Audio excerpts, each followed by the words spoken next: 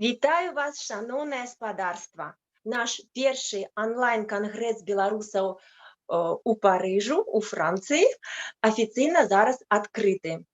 І я вас вельмі рада бачыць сёння.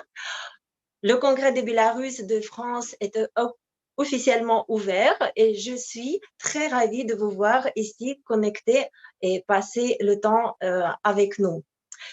Гэты кангрэс мы арганізавалі разам са згуртаваннем беларусаў у Парыжу і з вялізнай дапамогай беларусаў замежжа. Падзеі мінулых месяцаў паўсплывалі на жыццё кожнага беларуса. Становішча ад поўнага шоку ад болі і несправядлівасці хутка змянілася вялізным жаданнем нешта рабіць і дапамагаць і адстойваць сваё права на свабоду. Беларусы, мы падняліся і убачылі, як нас многа, што мы адна вялікая сям'я, што мы нацыя. Нешта змянілася ў сумленні кожнага з нас. Мы, тыя, якія жывуць за мяжой у Парыжу, у розных гарадах гэтага свету, мы зразумелі, што наша сумленне прачнулася ад некага сну, і нам захацелася размаўляць па-беларуску, нам захацелася ганарыцца нашай культурай, нашай краінай і нашым народам, які ў гэтыя апошнія месяцы нам паказаў, прадэманстраваў вялізную мужнасць. Так, мы вамі ганарымся, беларусы, беларусы, якія засталіся ў краіне. І мы будзем рабіць усё магчымае, усё, што залежыць ад нас, у тых, хто жыве за мяжой, каб вас падтрымаць, каб вы адчувалі, што мы разам, што мы нацыя, і мы паспрабуем у гэтым кангрэсе таксама наладзіць гэтыя масты з тымі, хто застаўся на радзіме, паслухаць нейкія ідэі, як мы можам дапамагчы, што мы можам зрабіць, абмеркаваць планы на будучыню. І самае галоўнае — аб'яднацца нам усім у жаданні давесці нашу краіну да незалежнасці і да дэмакратычнага жыцця. У гэтым годзе мы страцілі дарагіх нам людзей, лепшых сыноў краіны. Мы ніколі не забудзем іх подзвігу і будзем рабіць усё магчымае з нашага боку, каб мы хутчэй звярнуліся на краіну, у нашу краіну, і каб гэта несправядлівасць больш не паўтарылася. Гэта для нас вельмі важна. Як вы бачыце, я жыву ўжо доўга за мяжой і практычна забылася на родную мову, але таксама, як многія з нас за згуртаваннем беларусаў за мяжой, мы зараз стараемся размаўляць па-беларуску, і нам гэта вельмі падабаецца. Мы напоўнены гэтай ідэяй аб'яднання, і паціху, крок за крокам мы будзем і размаўляць па-беларуску, складаць песні, і будзем старацца, каб творчасць і культура Беларусі распаўсюджвалася па ўсяму свету. Сёння да нас далучаецца Алексей Ерахавец, адзін з арганізатараў гэтага кангрэса, прадстаўнік ад беларусаў замежжа і выканаўчы дырэктар фонду «Страна для жыцця». Я вельмі рада вітаць Алексея, і мы зараз паразмаўляем наконт нашых планаў на будучыню і тое, як ён уяўляе ролю беларускіх дыаспараў у сённяшні час. Алексей? запрашаем Алексея. Алексей повинен долучиться до нас. Так, Видимо, Алексей еще не появился. так, Алексей не появился. Так, зараз ми побачимо.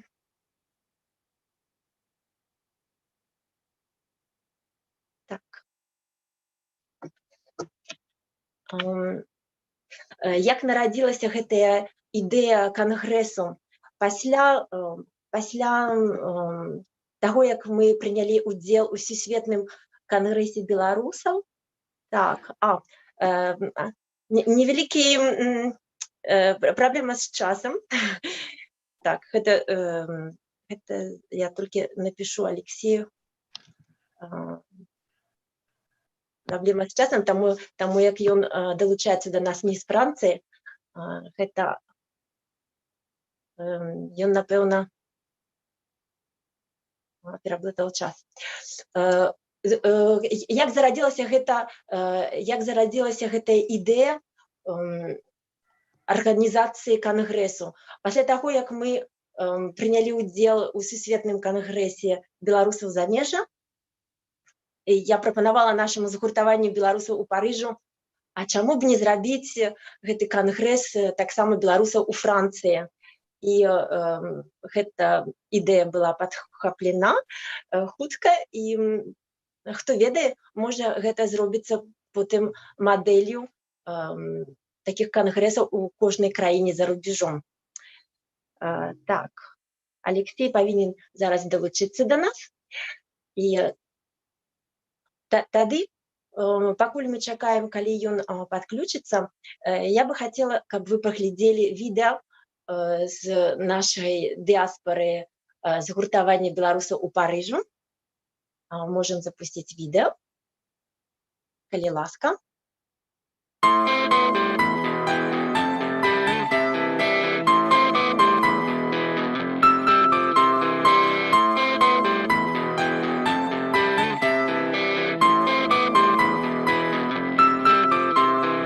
Мы не быдло, стадо и трусы, мы живой народ, мы белорусы с верой в сердцах, держим мы строй, знамя свободы над головой.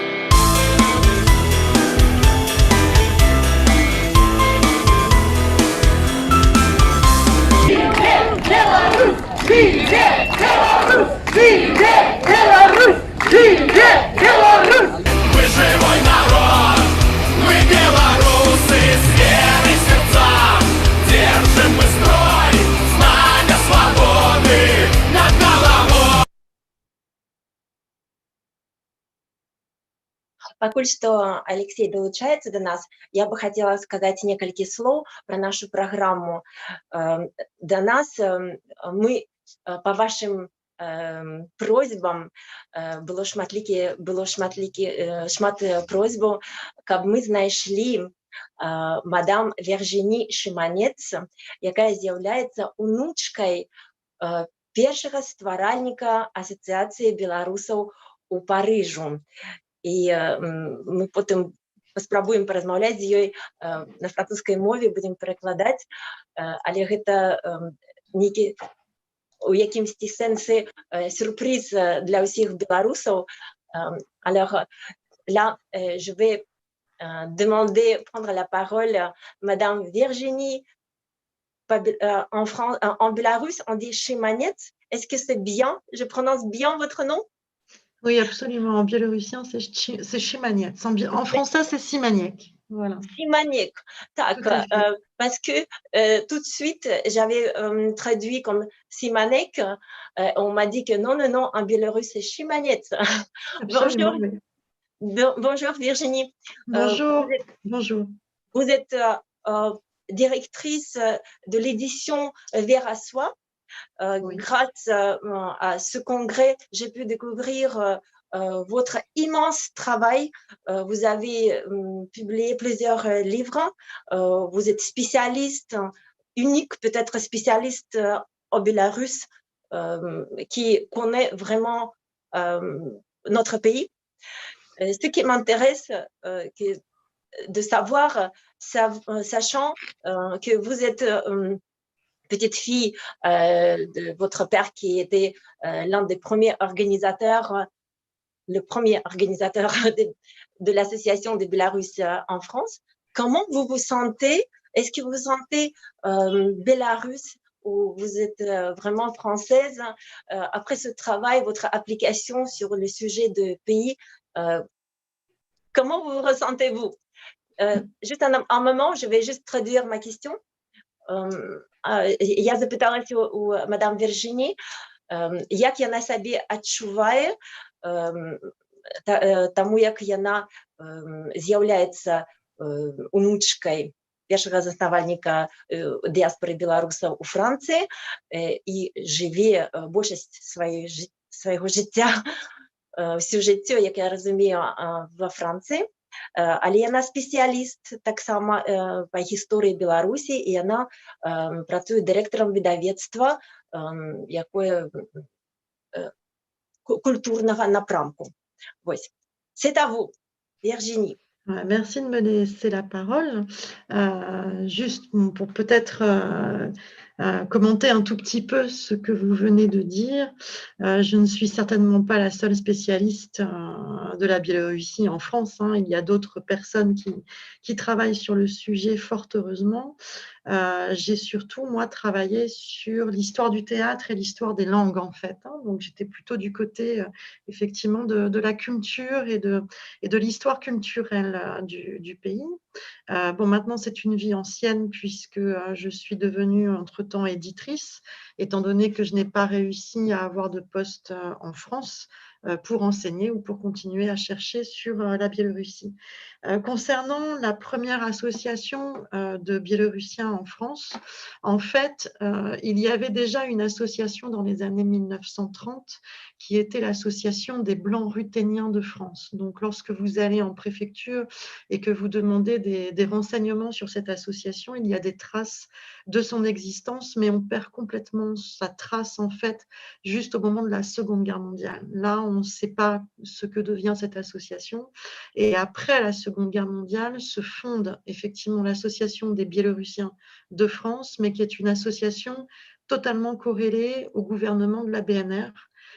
Et qui est donc une association absolument politique, puisque les buts de cette association ne sont pas seulement de s'entraider entre Biélorussiens de France, mais surtout de combattre l'Union soviétique et de faire en sorte que la Biélorussie regagne son indépendance. Donc c'est une association un peu particulière, qui n'a pas grand-chose à voir avec les associations qui ont ensuite été fondées. Et notamment au début des années 90, il y a eu une association France-Bélarus, qui a été France-Biélorussie, qui a été présidée par un certain Bruno Drevski. Et ensuite, il y a eu la fondation de Perspectives biélorussiennes que j'ai moi-même présidée à un moment donné. Voilà, donc ça, c'est un petit peu pour l'historique. Les associations sont devenues de moins en moins politiques, on va dire. Ensuite, comment je me sens moi? Écoutez, moi, c'est un petit peu compliqué parce que je suis née dans une famille biélorussianophone en France. Donc, on cite toujours mon grand-père, on cite toujours mon père, mais en fait, moi, j'ai envie de partager aussi avec vous que j'avais une mère française. Donc, voilà, je suis de langue maternelle française, on va dire, avec des grands-parents et un père biélorussianophone en France. Alors, comment je me sens? C'est un peu égal comment je me sens. Parce qu'en fait, on ne désigne jamais soi-même son identité, c'est toujours les autres qui vous disent ce que vous êtes. Et donc, en France, je suis souvent considérée comme biélorussienne, et en Biélorussie, je suis souvent considérée comme française. Donc, dans tous les cas, ce que je constate à 52 ans, c'est que partout où je suis toujours une étrangère, en fait. Je suis toujours atypique, je suis toujours une sorte de chat noir. Donc, en fait, voilà, après, tout dépend effectivement de ce que les gens ont envie de faire de cette biélorussianité ou pas. Voilà, il peut m'arriver de me sentir effectivement biélorussienne, biélorussianophone, ça peut m'arriver, mais c'est pas avec n'importe qui. Voilà. Je sais pas comment vous expliquer ça plus clairement. Je ne me Merci sens pas beaucoup. biélorussienne avec n'importe qui, effectivement. Ça, Voilà. c'est précieux ce Et... que vous dites. J'aimerais juste vous interrompre un peu parce qu'il faut que je traduise en Ah oui, moi en excusez-moi. français. Voilà, désolée. Là, je vous fais beaucoup de travail. Хотелось, тут мой белорусский, наверное, немножечко покажет свои лимиты. Я перейду на русский, чтобы лучше перевести. Спадарня Вирджини рассказала, что были также другие ассоциации в 30-е годы. Начиная с 30-х годов первая ассоциация была уже белорусов Франции. Были также ассоциации более культурные или же более политичные, которые была против Советского Союза. Вот именно своей целью являлась именно борьба против Советского Союза и осоветчивание белорусов. Вирджиния чувствует себя, как и мы. Хорошая новость, она в Беларуси, как и мы, те, которые за рубежом живут уже давно, в Беларуси мы себя чувствуем немножечко где-то чужими, а за границей тоже здесь мы себя чувствуем немножечко чужими, и в то же время чувствуем себя прекрасно и в Беларуси, и во Франции. Вот. Ну, она сказала очень хорошую вещь, что я себя ощущаю белорусской не со всеми, с избранными. Вот. И также у нее мама француженка, поэтому большую свою жизнь она прожила здесь, но она очень любит Беларусь и рада туда ездить. Merci beaucoup Virginie. J'aimerais profiter aussi et demander, je vais présenter que nous sommes aujourd'hui en compagnie avec nos présidents de diaspora de la communauté de Bélarus à Paris. Et je tenais qu'on participe à cette discussion tous ensemble et eux peut-être voudront aussi, nos présidents, Alice Terakvash et Anton Zhilazov, ils voudront vous poser quelques questions. Alice, parce qu'elle a insisté beaucoup que vous participiez à notre réunion webinaire. C'est à toi, Bonjour Alice. Bonjour Virginie, привітання господарства. Аліса Сракваш, так, президент, ко-президент Асоціації білорусів у Парижу. Я зараз перейду на французьку мову, каб розмовляти з Вірджинією, і будемо перекладати, я так само буду питання задавати і на білоруській, і на французькій мові. Ось моє перше питання, які ваші успаміни про асацыяцыі пра згуртаванне беларусаў у Парыжу. Чым жылі гэтыя людзі і як яны аб'ядноўваліся, як яны працавалі дзеля заховы культуры Беларусі, дзеля незалежнасці Беларусі. Je vais traduire. Avez-vous des souvenirs par rapport à des premiers Bélarusses de diaspora de Bélarus en France? Est-ce que vous avez ces souvenirs? Comment ils vivaient? Quel était leur quotidien? Comment ils ont participé? Quelle action il y avait à ce moment-là? En fait, je n'ai pas connu, enfin, moi je suis née en 1968, donc il y a vraiment toute une partie de cette histoire que je ne connais pas. J'étais beaucoup trop petite pour la connaître. Ces Biélorussiens, en fait, de France, pour ce qui est des plus âgés que j'ai pu connaître, j'ai quand même connu, enfin, très bien, je pense, le père Orochko, donc mon grand-père, bien sûr, Abramchik, je l'ai beaucoup moins connu, puisqu'il est décédé enfin, voilà, assez tôt. Enfin, moi, j'étais trop petite pour le connaître. Ce sont des gens qui vivaient, à ma connaissance, très pauvrement, qui avaient plutôt des métiers. Enfin, il n'y avait pas véritablement dans cette communauté des gens de culture, en fait. Et ça, c'est quelque chose qui est très marquant parce qu'il y avait beaucoup d'ouvriers, il y avait beaucoup de gens qui étaient en fait dans une situation de déclassement par rapport à ce qu'ils étaient en Biélorussie. Lorsqu'il vivait en Biélorussie, par exemple, mon grand-père pouvait être ingénieur et avoir une très bonne situation. Lorsqu'il est arrivé en France, en fait, il n'a jamais pu retrouver cette situation. Donc, c'était plutôt des gens qui vivaient assez pauvrement, y compris d'ailleurs du côté de la présidence de la BNR, qui ont dû survivre en s'entraidant beaucoup. Donc, les uns aidaient les autres à construire leur propre maison, par exemple. Enfin, il y avait beaucoup d'entraide de ce côté-là. Et après, pour ce qui était des réunions, il y avait vraiment deux grandes parties aux réunions. Il y avait la partie commune où les femmes, les enfants étaient là et puis tout le monde amenait de quoi manger. Et puis, c'était plutôt la fête à chaque fois que ces gens se retrouvaient. Et donc, ils étaient heureux de parler leur langue. Ils étaient, enfin voilà, il y avait ce côté très convivial, on va dire. Et d'un autre côté, il y avait l'aspect politique et ça ne concernait que les hommes. Donc, dans ce cas-là, les femmes et les enfants étaient priés d'aller voir ailleurs. Et donc, c'est aussi une des raisons qui explique que moi-même, toute petite, je n'ai pas du tout assisté à ces grandes réunions, à ces grandes commissions politiques. Bon, après, il faisait beaucoup de manifestations, hein, voilà, dès qu'il pouvait sortir dans la rue pour… Bon, après, il y a eu des événements historiques marquants dans cette communauté, et notamment ce qu'on a appelé, mais ça, mon père en parlerait beaucoup mieux que moi, puisque lui, il a vécu, ce sont des gens qui pouvaient, à cause de leurs opinions politiques et à cause de leur position politique anti-soviétique, être aussi arrêtés, déportés en Corse dans les années 60, lorsque Brejnev, par exemple, est venu en France. Tout ce beau monde, on a vu la police arriver et tout ce beau monde a été emmené en Corse, par exemple, de force. Donc voilà, c'était quand même assez… voilà, c'était un militantisme politique aussi assez fort. Et Merci donc, beaucoup, ça Virginie. laisse des traces. Ouais. Merci beaucoup, Virginie. Malheureusement, l'heure nous oblige un peu à raccourcir votre discours, mais j'ai une proposition. Comme ça, avec la pression de nous tous qui vous regardons maintenant, seriez-vous d'accord d'organiser, si on organise, participer, animer un congrès sur ce sujet avec notre communauté de Bélarus à Paris et parler plus par rapport à ce sujet des Moi, diasporas. je vous conseillerais vraiment d'aller vers les personnes les plus âgées qui vivent encore. Parce que moi, je Vous n'ai allez nous pas, mettre en comment vous contact dire… dans ce cas-là. Voilà, moi, je peux vous donner des contacts, mais elles existent encore, ces personnes. Elles peuvent vous parler directement. Mon père est encore vivant. Moi, on ne se parle plus beaucoup, mais lui peut vous parler, par exemple, s'il en a le désir. Je pense que si vous voulez vraiment des informations sur la diaspora et la vie de la diaspora, il faudrait que vous rentriez en contact avec ces personnes qui ont encore une mémoire à transmettre. Moi, je ne fais pas partie de la diaspora. Je n'ai pas immigré, en fait. D'accord. Je Alors, suis née en France, dans ce donc c'est cas-là, vrai que je n'ai pas le même regard.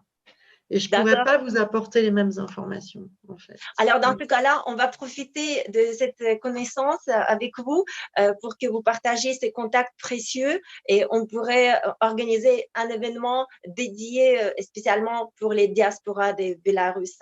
Voilà, si Vous le êtes thème est la d'accord? diaspora, absolument, oui, oui, oui, tout à fait. Tout à fait. Bon, merci Oui, beaucoup. Мы потім зробимо субтитри з перекладом того, что успоминал Вирджині, потому что ведеться запись, і потім ми зробимо субтитри, каб зрозуміти, якою було життя білорусаў того часу з 30-х гадоў. Вось гэтыя ўспаміны вельмі дарагія для нас і будзе цікава для ўсіх. Вось, таму я бачу, што Алексей до нас залучыўся, і мы звяртаемся до нашай праграмы. Merci beaucoup, Virginie. Merci pour votre participation. À bientôt. J'aimerais beaucoup qu'on ait l'occasion de vous rencontrer en vive voix, en présence. Maintenant qu'on connaît votre édition et vos livres sont très intéressants, j'étais visiter sur le site. Donc, je dirais à bientôt et merci beaucoup que vous avez trouvé ce temps précieux pour nous. Merci à vous. À très bientôt. Au revoir. À bientôt et bonne année et bonne fête. Merci. Au revoir. Au revoir. Au revoir. Алексей. Привитание, Алексей. Так, Алексея не вижу больше. Так, Алексей с нами? У меня пропала картинка. Да, Алексей? Привет. Да. Здравствуй, Алексей. Спасибо, Привет. что у тебя получилось к нам присоединиться.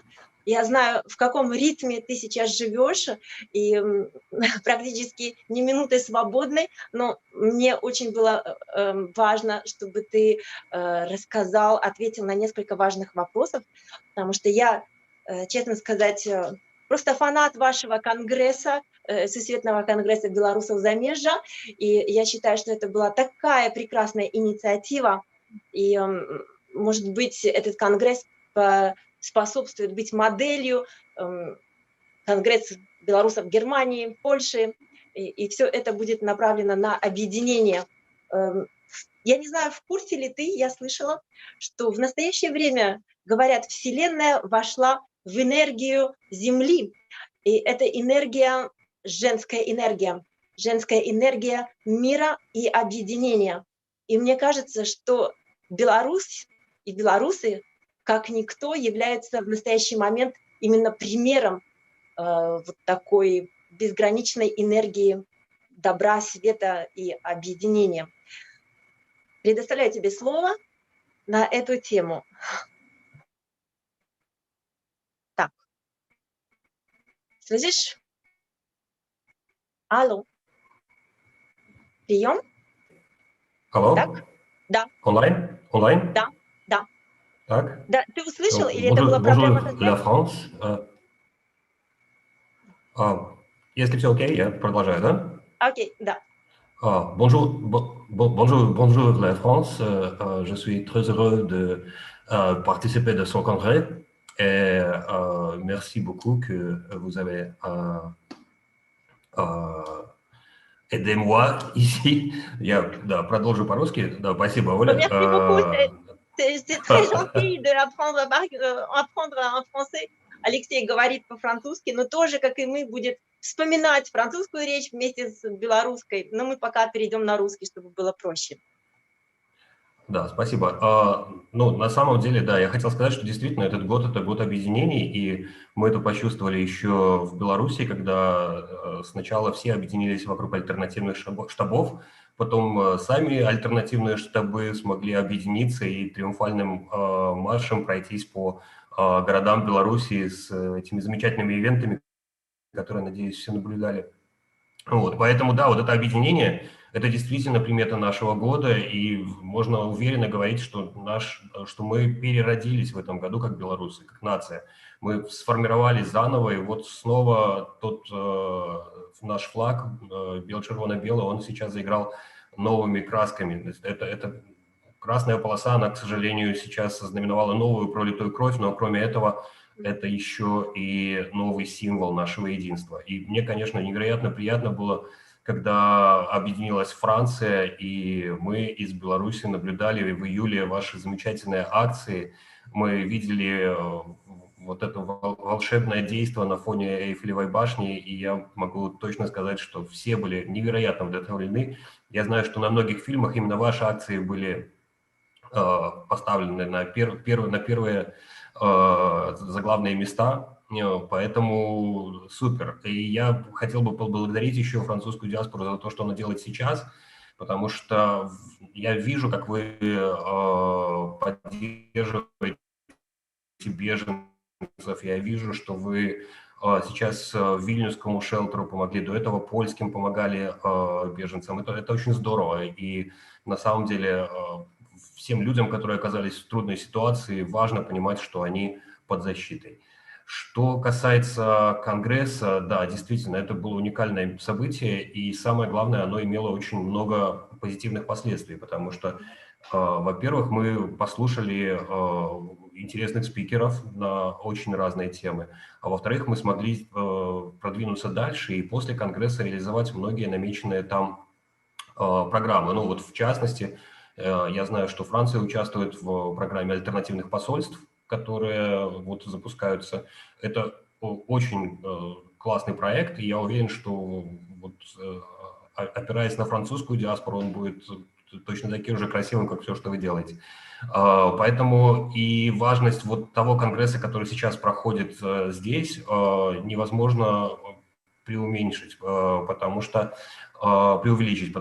на самом деле вот эта объединительная риторика, которая раньше не звучала, сейчас позволит французской диаспоре, я уверен, выйти на какой-то новый уровень единства и новый уровень проектов, которые будут сделаны. Поэтому спасибо еще раз, Ольга, что смогла пригласить. Мне жутко приятно, и это большая честь участвовать в таком событии.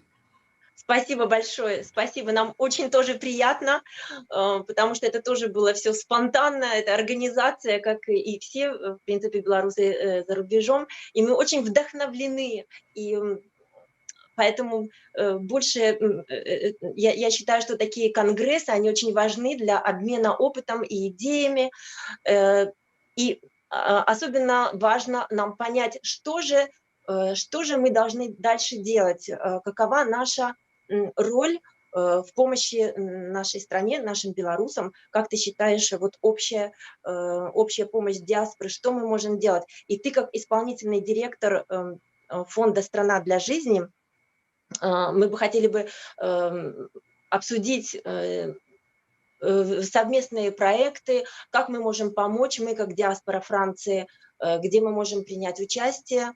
Вот, давайте поговорим об этом, Алексей. Да, спасибо большое. На самом деле я представляю фонд «Страна для жизни». Это фонд, цель которого это поддержка волонтерского движения, потому что именно волонтеры, и, к сожалению, эти люди часто оставались без помощи, и вот это побудило нас делать фонд, но мы вышли за рамки вот этого волонтерского движения, и сейчас у нас есть, например, активная программа по созданию шелтеров в городах, которые принимают беженцев, есть программа поддержки для студентов, которые вынуждены покинуть страну. И, конечно, для нас очень важно сделать совместные программы именно с диаспорами, потому что сейчас будет очень много проблем и с поддержкой на первое время беженцев, и с поиском трудоустройства. Я уверен, что у вас есть возможность в этом вопросе сильно помочь.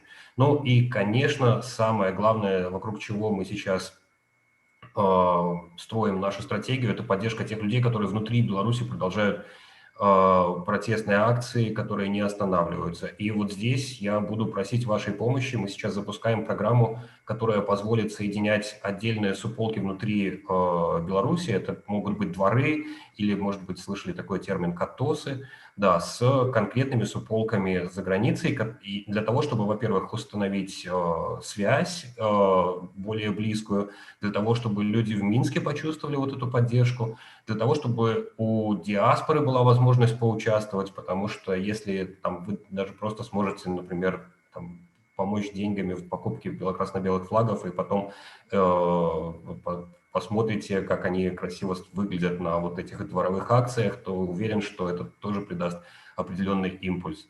Вот поэтому я надеюсь, что мы не потеряем наши связи и будем двигаться дальше только вместе.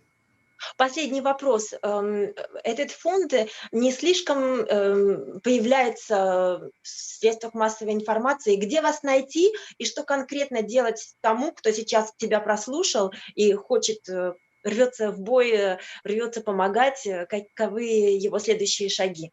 То есть он идет на сайт и записывается, если вот отдельные. Да, на сайте stranaфонд.com есть вся информация, есть форма для обратной связи для тех, кто находится в трудном положении, есть возможность сделать донаты, если это возможно. Вот. И на уровне наших связей с диаспорой я уверен, что мы можем какие-то более глобальные совместные проекты прорабатывать. Ну, я уверен, что мы можем через Алису всегда держать связь, через тебя, Оля, то есть Конечно. мы очень контактный фонд, мы опираемся на волонтерское движение, и действительно у нас больше 5000 контактов в Беларуси сейчас, людей, которые продолжают работу. И делают конкретную поэтому помощь, и делают конкретную, оказывают конкретную делают помощь. конкретную помощь, и Людям, которые рискуют конкретные собой. акции проходят. Да, поэтому, да, пожалуйста, если у вас есть возможность сделать какой-то донат на stranaфонд.com, то мы были бы очень признательны, и волонтеры получили бы эту поддержку. Ну и да, мы всегда ждем какие-то предложения от вас, может быть, у вас будут какие-то хорошие идеи, что мы можем еще сделать для того, чтобы помочь белорусам в Беларуси. Отлично. Спасибо большое, Алексей, за твое участие. Спасибо за важную информацию, которая нам пригодится. Мы желаем тебе и всем диаспорам, белорусам замежжа, представником якой ты так само з'являешься, всего самого доброго, терпения, смелости, здоровья, потому что у нас слишком много на нас навалилось, плюс еще ковид, такая ситуация, и змагаемся за свободу ковида, и у всех это новые правила по переездам. Так что терпение, терпение и еще раз терпение. Всего самого лепшего у Новом году. Дякую, Дякую, Алексей. дякую велике. Спасибо. Ольга, до побачення. До І побачення. поспіхів Конгресу. Дякую велике. Дякую. І ми зараз я бы хотела запросить Алису Саракваша и Антона Желязова, наших президентаў згуртавання беларусаў у Парыжу, каб яны нам распавялі, як жа гэта згуртаванне нарадзілася. Гэта вельмі цікавая гісторыя, і якія у нас планы, як нам добра працаваць разам. Аліса, калі ласка. Так, усім прывітанне яшчэ раз. Дякую, Алексей. Я хотела дадаць, што мы, французская диаспора объединенная, яна на сувязі з беларусамі замежжа, і для ўсіх пытанняў вы можете звязацца со мной, з Антоном, з нашай асацыяцыяй, і мы перададзім і будзем працаваць, можем далучыць вас да працы таксама. Таму звяртайцеся, калі ласка. Вось, ну, яшчэ раз прыемна вас усіх бачыць. Мне прыемна, што мы зараз праводзім гэты кангрэс, таму што ён не на пустым месцы з'явіўся. Па-першае, дзякуючы таму, што быў кангрэс беларусаў замежжа, а па-другое, таму што мы аб'ядналіся. Мы аб'ядналіся ў чэрвені, і мы працуем разам. Ужо вельмі доўга і зрабілі ўжо вельмі шмат маленькіх рэчаў, але гэтыя маленькія рэчы дапамагаюць людзям, якія змагаюцца за свабоду ў Беларусі.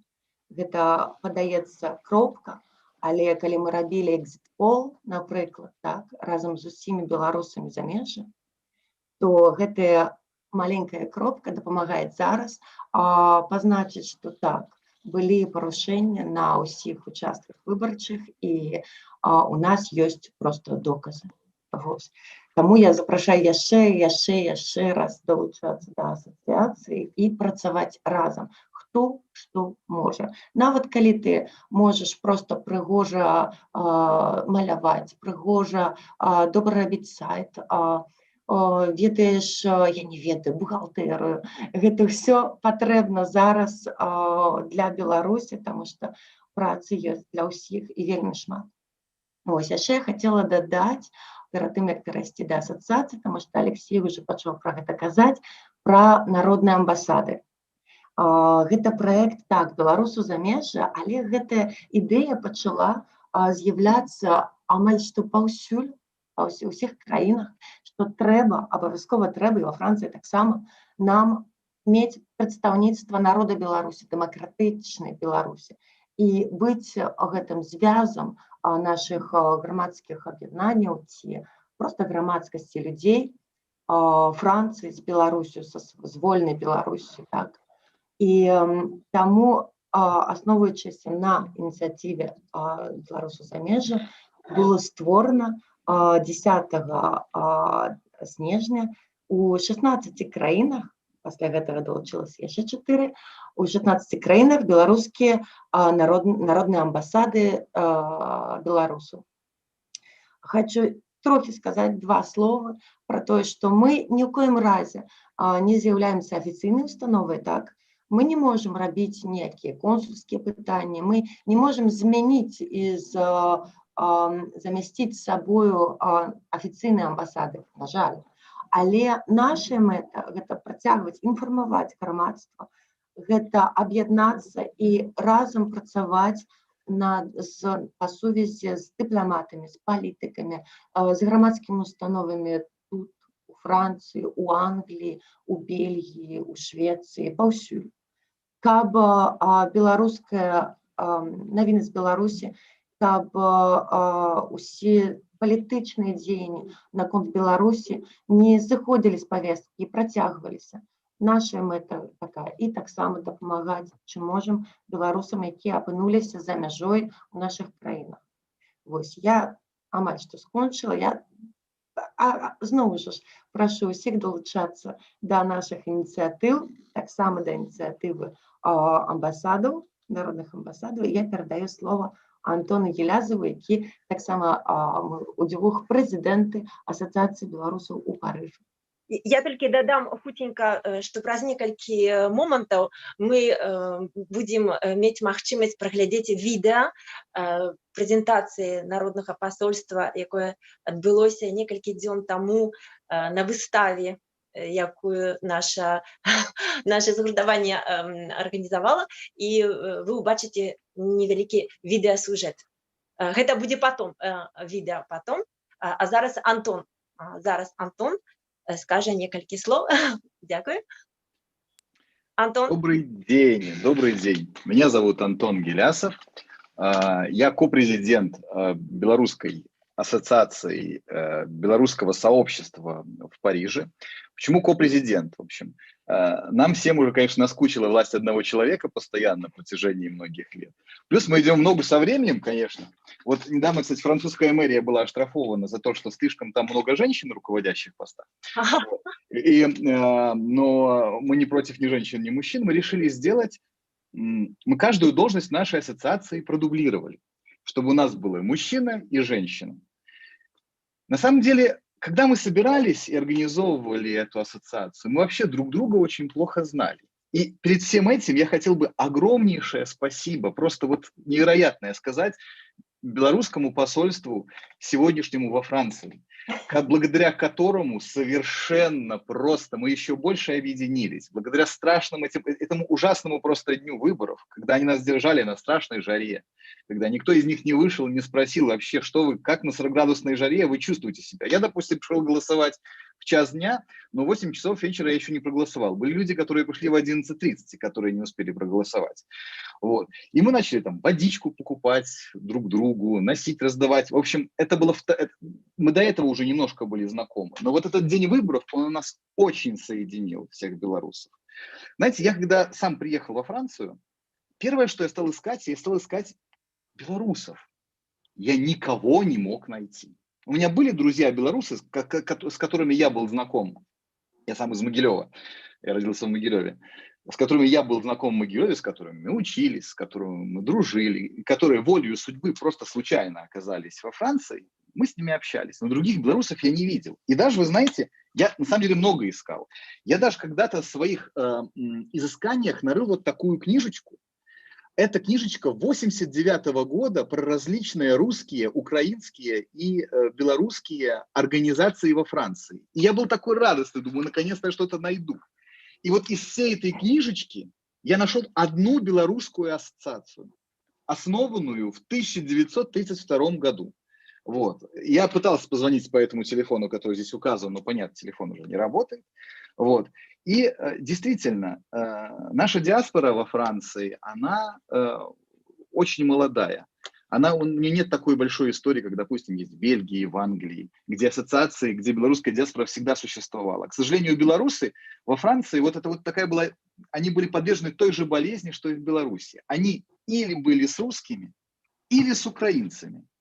Вот они всегда старались как-то связаться и сгуртоваться с теми, с кем-то, но не сами с собой. Поэтому я очень рад, что мы организовали эту ассоциацию. Я бы еще хотел сказать, что я, помимо того, что такой президент, я еще и православный священник Константинопольского патриархата. Вот. И я, знаете, у меня осталось 30 секунд. Вот. Я скажу, что буквально до той акции первой, на которую я пришел, я случайно увидел в Фейсбуке у кого-то там из друзей, подумал, Белорусы? Неужели? Во Франции есть кто-то? У меня один человек спросил, говорит, зачем ты пойдешь на эту акцию? Ну зачем она вообще тебе? К чему? Вот если бы ты был в Беларуси, пожалуйста, выходи, конечно, а тут свободное государство, тебя никто не тронет, ты защищен. Зачем это все? Зачем выходить здесь? И вот я здесь хочу поддержать Алису, которая сказала, что мы все делаем по капельке. Каждая капля каждого человека в Беларуси, который выходит, который рисует, который поддерживает, каждого человека, который здесь, который хотя бы что-то делает, маленькую какую-то часть на то, что он может сделать. Но если каждый из нас будет вот эту вот капельку маленькую делать, совершать это маленькое действие, я думаю, что перемены, которые настанут еще и еще и еще скорее. И последнее. Я все-таки хотел бы сказать, что инициатива создания народных амбассад, все-таки Алиса очень скромная, она все-таки принадлежит Алисе.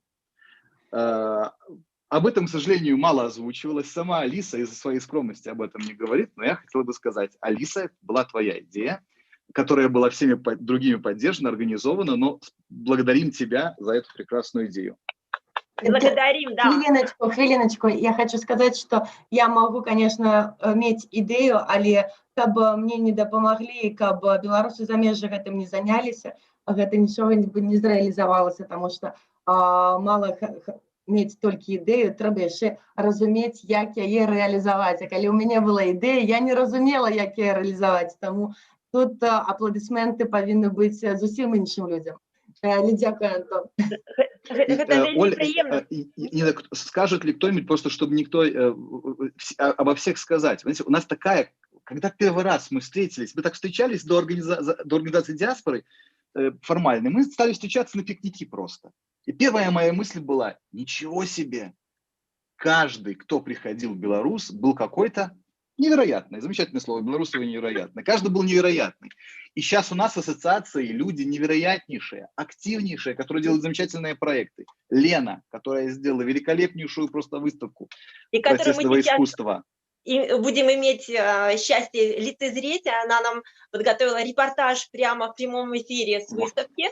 Вот, это все так здорово, вот эта энергия объединения, она безумно креативная, творческая, и мне было приятно тоже слушать от Алексея Ероховца, который только сейчас выступил, говорит, какая же у вас суперская команда во Франции, какие вы все молодцы. Вы сумели найти, каждый себе сумел найти дело, работаем слаженно, с любовью, я бы сказала, друг друга поддерживаем, и вот это дает также желание другим, мне кажется, присоединяться, потому-то мы разрастаемся, невероятно мы разрослись, и разрастаются наши проекты, и этот конгресс нацелен именно на это, чтобы все познакомились друг с другом и примыкали к определенным проектам, рождали новые, разрабатывали идеи и поддерживали друг друга.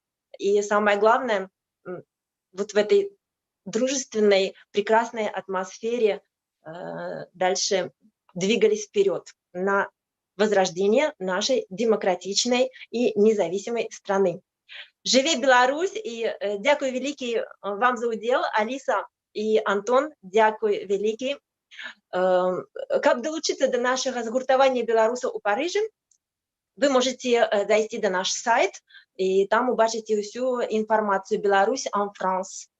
Вось, калі ласка, мы вас запрашаем.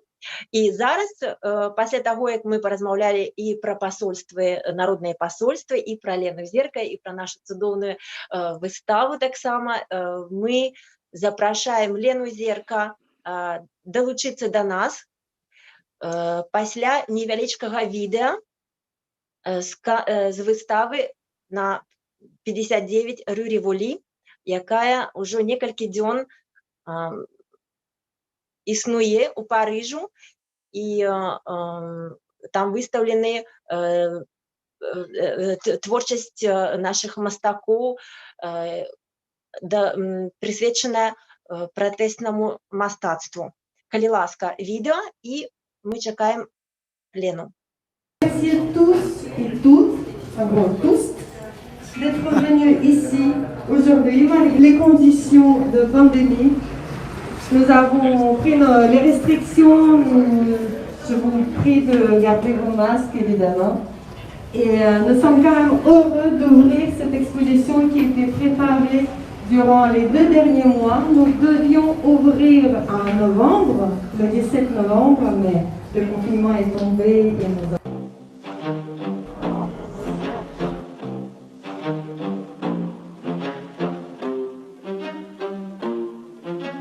White monkey flow, white monkey flow, white. White monkey flow, white monkey flow. Калі чуєш гэты м'юзик, тады разом з нами гоу. Ми покажем тобі, хлопче, як тусує наш район. На зранку было 11, зараз больш за мільйон. Каратей кажучи, ну чтоб ты понимал, гэта Беларусь, йоу, оцени запал. Прочитала мантру, голова за мной, прочитала мантру, голова за мной, прочитала мантру, голова за мной.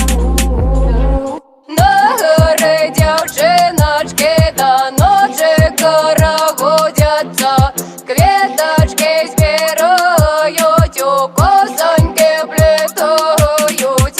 На горы девчиночки водять карагодики, кветочки збирають і песеньки співають. Прочитала мантру, голова за мной, прочитала мантру, голова за мной, прочитала мантру, голова за мной. Живе Беларусь! Прочитала мантру, голова за мной, прочитала мантру, голова за мной, прочитала мантру, голова за мной. Расширяй свою прану. Расширяй свою прану. Мы здесь можем повесить картины, картинки, но мы не знаем, мы не можем прочувствовать. Она сказала мне: Лена, мы не сдадимся, мы будем бороться до конца, мы победим. Про гэты символ я объявляю территорию 59 Рывали территорией вольной Беларуси. Живее Беларусь! Живи Беларусь!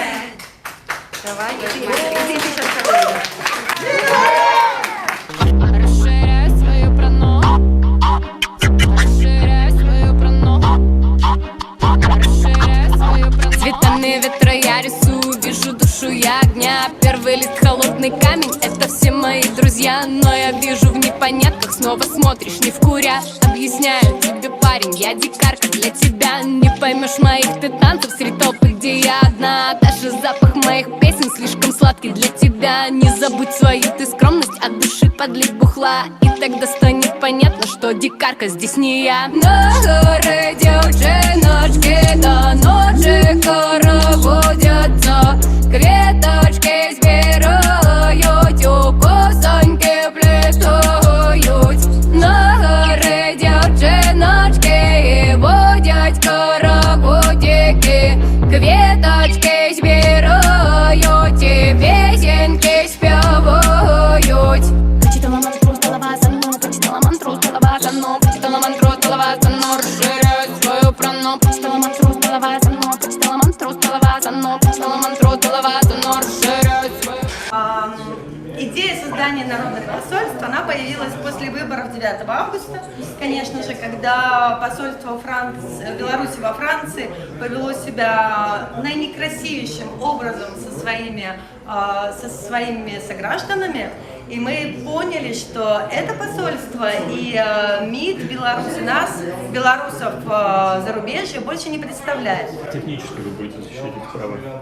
Наша функция, одна из самых главных, это чтобы Беларусь не сошла с повестки. Вторая, это чтобы наладить мосты между демократической Беларусью, между гражданским обществом Беларуси и демократическими странами, в которых мы находимся. Чтобы во время этого кризиса политического эти мосты не были потеряны, эти связи не были потеряны. А также одна из наших функций будет помогать белорусам, которые оказались в сложной ситуации в наших странах, информационно им помогать, чем можем. Диалога с посольством Беларуси во Франции не получилось, поэтому мы их сегодня не пригласили.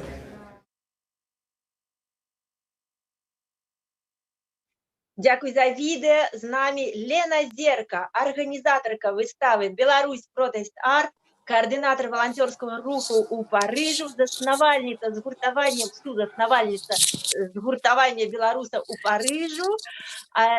Моє перше питання: Лена, як тебе хапае энергії на ўсё гэта? Прывітанне Ой. віншую цябе. Прывітанне, вось я таксама слухаю і думаю, ці не зашмат я на сябе ўзяла.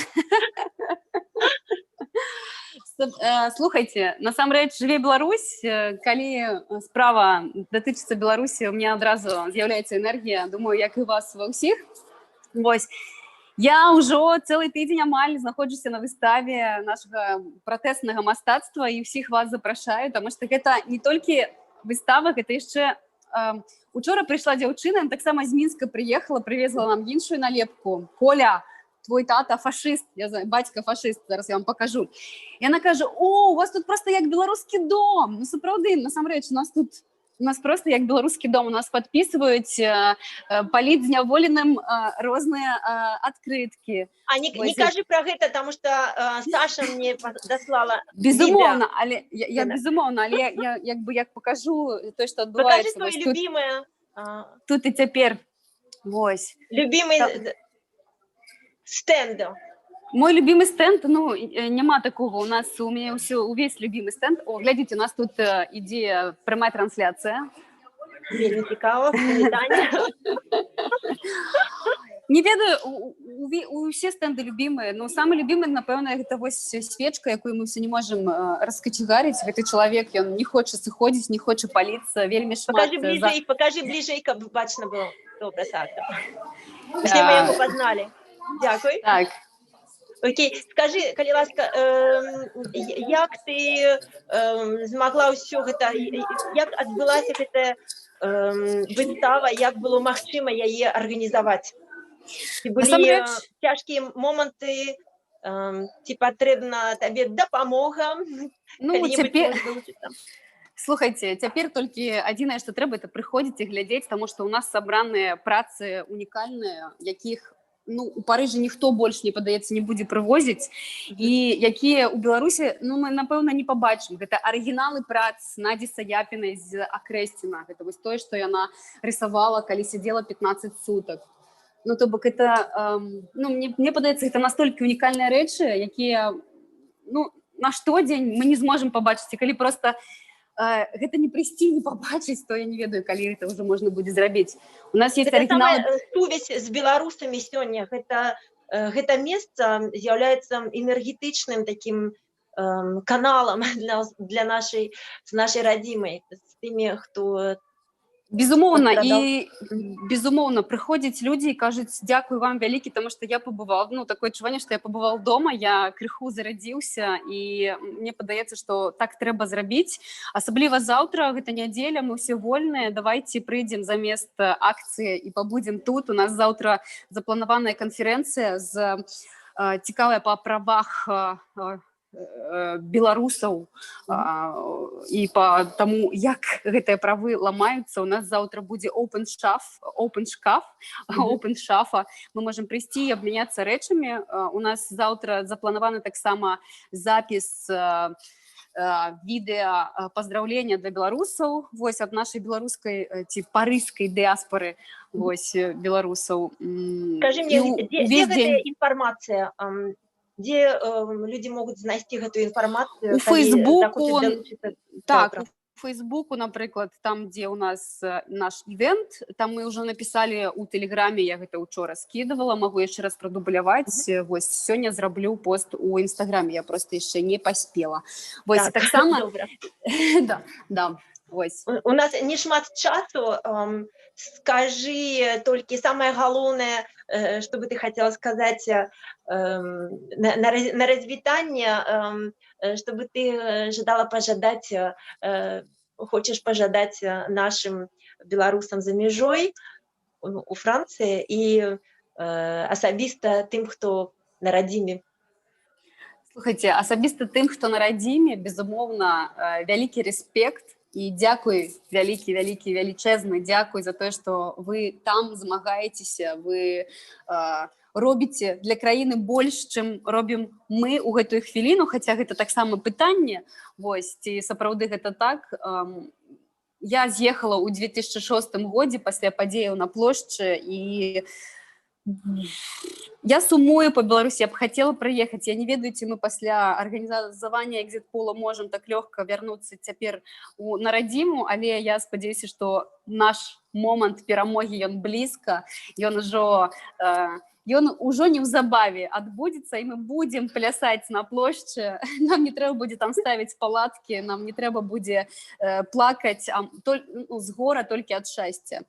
Вось. А нам, беларусам, Францыі, я б хацела пажадаць, каб мы ядналіся далей, мы вялікія малайцы, каб людзі, тыя, хто яшчэ хоча падключыцца да нас і да нашых праектаў, гэта зрабілі, зрабілі гэты крок яднання. Жыве Беларусь і да сустрэчы на выставе. Жыве Беларусь. Дзякуй табе вялікі, Лена, за тое, што ты робіш для беларусаў і тое, што ты арганізуеш. Таксама я бы хацела, каб ты казала некалькі слоў пра твой валанцёрскі праект. Ты з'яўляешся нашым каардынатарам валанцёрскага руху, арганізоўваеш дапамогу нашым бежанцам.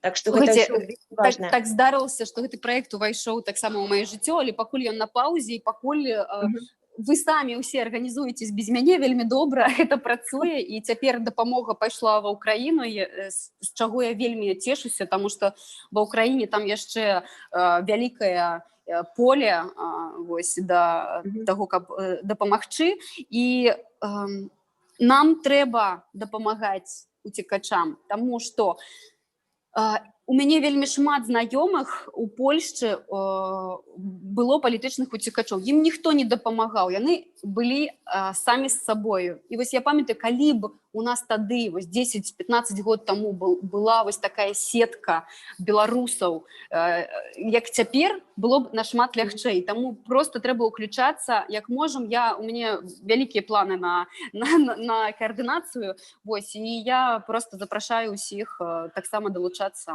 да гэтага праекту.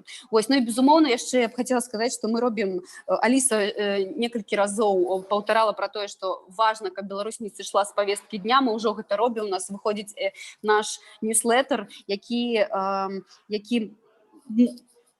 інфармуе пра тое, што адбываецца па-французску. Я просто хотела попросить яшчэ раз кожнага з вас, каб вы рассказывали пра гэта вашим сябрам і давалі спасылку на наш сайт belorussenfrance.fr, і каб там можна падпісацца на наш ньюслетер і атрымоўваць 2 разы ў тыдзень свежыя навіны па-беларуску, па-французску, без цэнзуру, прабачце.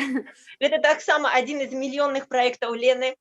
Дзякуй табе вялікі, Лена. Жыве Беларусь, і да заўтра, таму што я буду на выставе. Вельмі жадаю як мага хутчэй быць з вами. Жыве вечна. Дзякуй, Воля. Дзякуй табе. Пакуль. Пакуль, дарагая. І зараз з намі Страсбург, дыяспора беларусаў у Страсбургу. Пасля невялічкага відэа да нас далучыцца Михаил Куконин.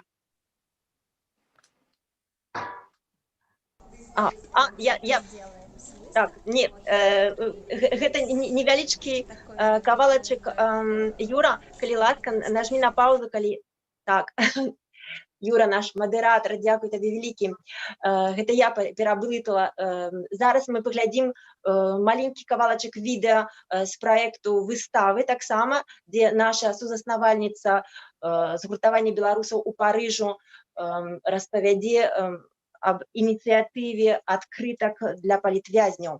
І потым мы далучымся да Михаила Куконина і будзем размаўляць наконт вашых акцый у Страсбургу. Поехали. Відэа Саши.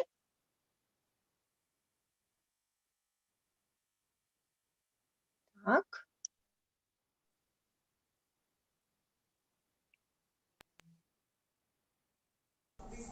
Так, запись делаем с выставки. Вот мы открылись. Такой, наверное, флешбэк на 15 число. 5 вечера, людей достаточно много. Я вообще хотела рассказать про некоторые наши проекты, которые будут проходить на выставке в поддержку политзаключенных.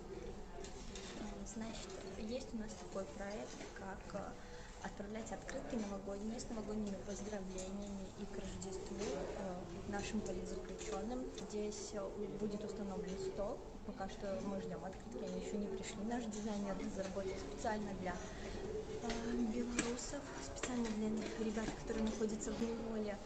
Каждый желающий, который захочет подписать для политзаключенного открытку, он сможет это сделать.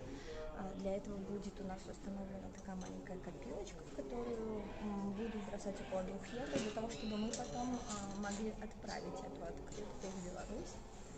Вот. Если это будут французы, то мы, конечно же, будем переводить такие открытки, либо с ними вместе параллельно подписывать, потому что не принимают на иностранных языках никакую корреспонденцию в местах не столь отдаленных. Поэтому вот будет такая штучка у нас. Значит, вторая штучка, которую мы придумали, в общем, придумали не мы, а штаб Виктора Бабарика буквально, наверное, 10 дней назад. И мы нашли ее в интернете, нам очень понравилось, мы решили присоединиться и помочь. Называется этот проект этот называется «Политзек».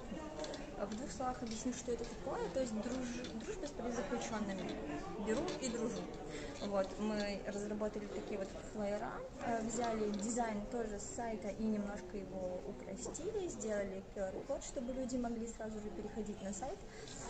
Суть в том, что ты переходишь на этот сайт, и там есть список политзаключенных. Нажимаешь «Подружиться» на сайте с одним, либо с несколькими, и потом тебе приходит задание каждую неделю. Например, такое задание было: напиши другу письмо. Там что-то вроде бы каждый день или просто одно письмо. И отправь. И когда ты отправляешь это ему письмо, ты фотографируешь, ты постишь где-то в соцсетях, подписываешь, что ты отправил такое письмо такому-то своему другу, и отмечаешь группу, например, в Инстаграме «Политзеки», и они тоже это распространяют. Все это сделано для того, чтобы про ребят не забывать. Я знаю, что у Максима Знака уже на сегодняшний день больше 150 друзей, поэтому проект работает медленно, но верно. Я думаю, мы будем расширяться. У нас, в общем, будет выставка кипит, смотрите, как круто все. Вот вышиваем Еву, короче. Морально мы пытаемся поддержать всеми способами, поэтому вот этих вот 2 проекта, которые сейчас у нас есть, я еще раз повторюсь, «Политзеками» и новогодние поздравления рождественские, мы, в общем-то, плотно сейчас этим занимаемся во время выставки в Париже. Я побежала, вот, привет в 19 число, надеюсь. Так, была небольшая проблема со звуком, смысл, надеюсь, вы поняли. Это была Саша Угначева, одна из основальниц парижской нашей діаспори, згуртування.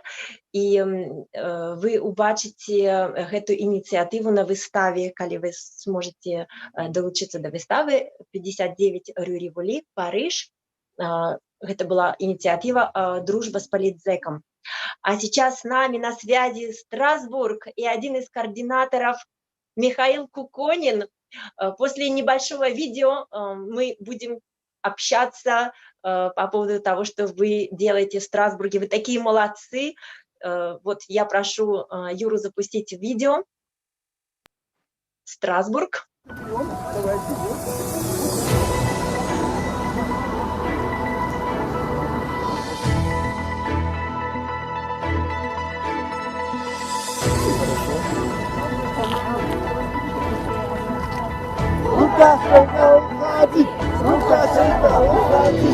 Против диктатора, против его цепных псов, которые пытали, убивали.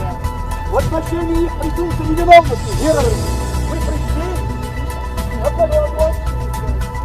Была пионером и таким, скажем, главной республикой, которая поддерживала борьбу Беларуси.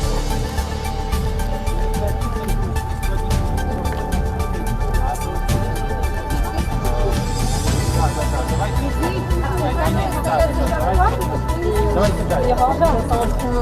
Оля будет взрывать.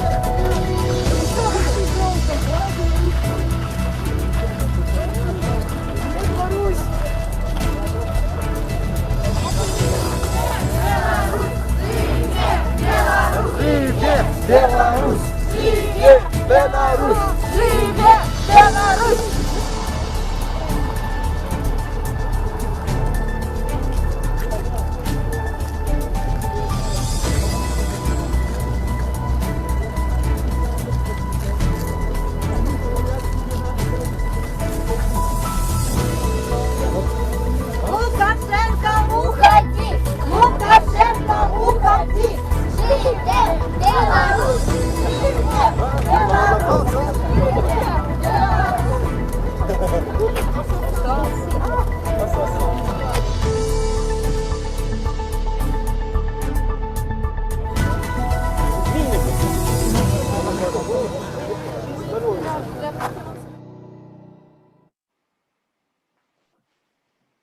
прекрасное видео, огромная работа проделана страсбургскими белорусами.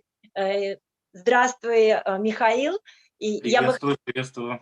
я бы хотела, чтобы вы рассказали несколько слов о вас.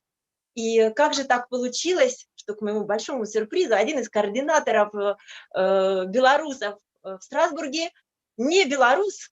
Как-то получилось, что вас тянула такая тема, и вы активно этим занимаетесь сейчас. Ну, Вам слово. во-первых, для меня, в принципе, быть белорусом на сегодняшний день – это нормальное поведение любого адекватного человека, потому что когда происходят убийства и насилие, то, что делает нас людьми – это эмпатия, это сочувствие. Соответственно, для того, чтобы оставаться человеком, нужно было что-то делать, не сидеть сложа руки. И по большому счету не было другого выхода, как начинать какие-то действия. И у нас очень интересная ситуация. Оказывается, в Страсбурге у нас активных участников вообще движения белорусов, пожалуй, меньшинство. То есть у нас больше русских, украинцев, французов, есть поляки, есть представители других национальностей. На митинги кто только не приходил, и грузины. Все это, извините, все это невероятное представление сделано, в общем-то, по сути, благодаря участникам, даже не белорусам, да, а много кто присоединяется. Идею организоваться сделала девочка из Петербурга, значит, видео монтировал парень из Киева. Да, выходили те, кто, по сути дела, ассоциировал себя с Беларусью.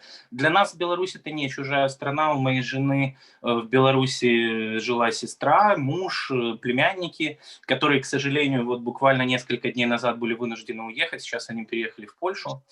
Вот. Но когда мы видели, что происходит там остались тети, дяди, мы понимали прекрасно, что сидеть, сложа руки, мы не могли. Соответственно, и движение, по большому счету, оно начиналось очень спонтанно, как Антон рассказывал, в Париже, благодаря посольству. Ну, у нас все это тоже рождалось благодаря действиям Лукашенко. Кстати, мне очень понравилось видео про выставку современного искусства. Очень жалко, что я не смогу там побывать. Я подумал, что не хватает там одного экспоната еще, это мавзолей Лукашенко. Я не знаю, может, кто-то уже додумался. Следует подумать над реализацией. Лена, это вам. Потому что уже очень интересно, да, очень Михаил, интересно. приезжайте на выставку, мы вам напишем аттестацию. Déplacement couvre-feu. Спасибо, с на радостью. перемещение. И, соответственно, наши действия в Страсбурге, они развивались изначально довольно хаотично. Мы собирались, мы общались. На первых митингах было, по-моему, 5 или 6 человек. Я туда приходил вместе со своими детьми, с женой, которая была беременна в тот момент. И как-то все постепенно, потихонечку начинало организовываться. Мы поделили как бы наши действия, наши направления действий на несколько направлений. Одно из них это были манифестации. Манифестации выполняли для нас несколько функций. Одна из этих функций – это, конечно, привлечение внимания людей. Вторая функция – это показать, в принципе, Беларуси, что мы с ними. Ну и третья функция, как оказалось, очень часто была еще и терапевтическая. Это была своего рода даже психотерапия для тех людей, которые находились, которым не с кем было поделиться, которые не видели вокруг себя единомышленников и сопереживающих людей. И, соответственно, они приходили и проезжали по 100, по 200 километров для того, чтобы просто принять участие в двухчасовой акции. И получали от этого истинное удовольствие. Более того, самое интересное, что мы со всеми этими ребятами очень сильно подружились. И сейчас общаемся. Поэтому как бы вот эта беда, которая произошла, она нас всех вместе сплотила и открыла, как тоже было сказано Антоном, действительно уникальных, интересных людей, которые занимаются разными делами, разными проектами. Кроме манифестаций, мы также занимались работой на региональном уровне, то есть связывались с мэриями, связывались с представителями властей, продвигали наши идеи. У нас есть один очень активный тоже деятель, это Женя Крыжановский. Например, после вручения премии Сахарова он совместно с мэром Страсбурга Жанной Барсегян 16 числа давали пресс-конференцию прямо из Европарламента, где рассказывали о том, что происходит, о проблемах, о выходе возможном из этой ситуации. В дальнейшем он провел телеэфир на Арте, очень такой интересный, если кто-то не видел, рекомендую посмотреть, и также дал дал интервью Пока. Не мог бы ты нам в чат сюда прислать ссылку, чтобы люди смогли подключиться, посмотреть потом? Я на самом деле попробую, потому что я кидаю в чат с телефона, у меня на компьютере нет вебки. Но если что, я потом смогу скинуть в чат вам в Телеграм, и вы сможете расширить. А мы распределим. Это все очень интересно, да. Вот. Соответственно, конкретные действия, которые мы предпринимали, мы искренне надеемся, повлияли и не только на дачу этих пресс-конференций, но на то, что мы обратили внимание действительно и мэра Страсбурга, и руководителя региона Гранд-Эст к проблематике, когда они действительно понимали, что то, что происходит в Беларуси, те протесты, которые происходят в Беларуси, это, пожалуй, самые мирные протесты, которые были, с моей точки зрения, вообще за всю историю существования современного мира. И это поражает. Поэтому, если и есть по-настоящему мирный народ, то это однозначно белорусы, но, опять же, насколько он борется, и вот хочется ассоциировать себя с Беларусью сегодня. Ой, как приятно вы говорите, здорово, спасибо большое, Михаил. Пожалуйста. Кроме всего прочего, мы совместно также с ребятами, с Алисой Саракваш, с Антоном, связывались, писали большое количество писем в евроинституции, представители ОБСЕ, связывались с вице-президентами этой ассоциации, получили прямые контакты, выходы на них для того, чтобы обратить их внимание, получали ответы. И вот в этот момент на самом деле я понял одно, что такое единение людей, которые объединяются вокруг одной общей идеи, оно открывает все двери на самом деле. Оно находит возможность объединиться людям открытым и людям, которым не все равно. И по большому счету, вот как оказалось сейчас, и мне хочется к этому прийти в конце концов, сегодня хочется быть белорусом. И вот это на самом деле у вас есть то великое счастье, которое вы смогли в мире создать, что сегодня ассоциировать себя с Беларусью – это круто. Это такой вот Я настоящий... сейчас расплачусь, как вы говорите, красиво, Михаил. Ну, пожалуйста, не надо плакать, я думаю, надо... Давайте поплачем вместе у мавзолея Лукашенко. Нет, это просто вы говорите, мои слова тоже, я, как и многие из нас, мы в невероятном восторге, и просто мы в каком-то приятном шоке находимся от того, как белорусский народ отреагировал на события, как он себя ведет уже несколько месяцев, как это длится, эта борьба. И для меня сейчас белорусы – это действительно пример торжества света и добра. Мы на пути. И я бы хотела, чтобы весь мир это увидел, они вдохновились белорусами и присоединились к этой колоссальной энергии вот, света, потому что свет, он сильнее, он победит. Конечно, цена дорогая. Мы спали 26 лет в таком сне, в который нас погрузили специально, пытаясь раздавить. И вот вдруг проросло. Белорусы, которые не хотели себя считать белорусами, они сейчас гордятся, они столько родили творческих проектов, столько инициатив. И самое, вы знаете, что меня потрясает, когда мы смотрим, ну, мы тут все 24 часа в сутки смотрим по каналам, по ютубам, по телеграммам то, что происходит в Минске, в Беларуси вообще. Я поражаюсь, как люди, несмотря вот на этот страх, даже как жить, вот каждый день ты боишься за свою жизнь, тебя могут арестовать, тебя могут покалечить. Они идут с цветами, с песнями, они улыбаются, они рады, потому что они перебороли самый главный, я считаю, самого главного врага уже это страх. И теперь их уже не остановить, не спинить и не стремать. Мы движемся к победе. Ну, Михаил...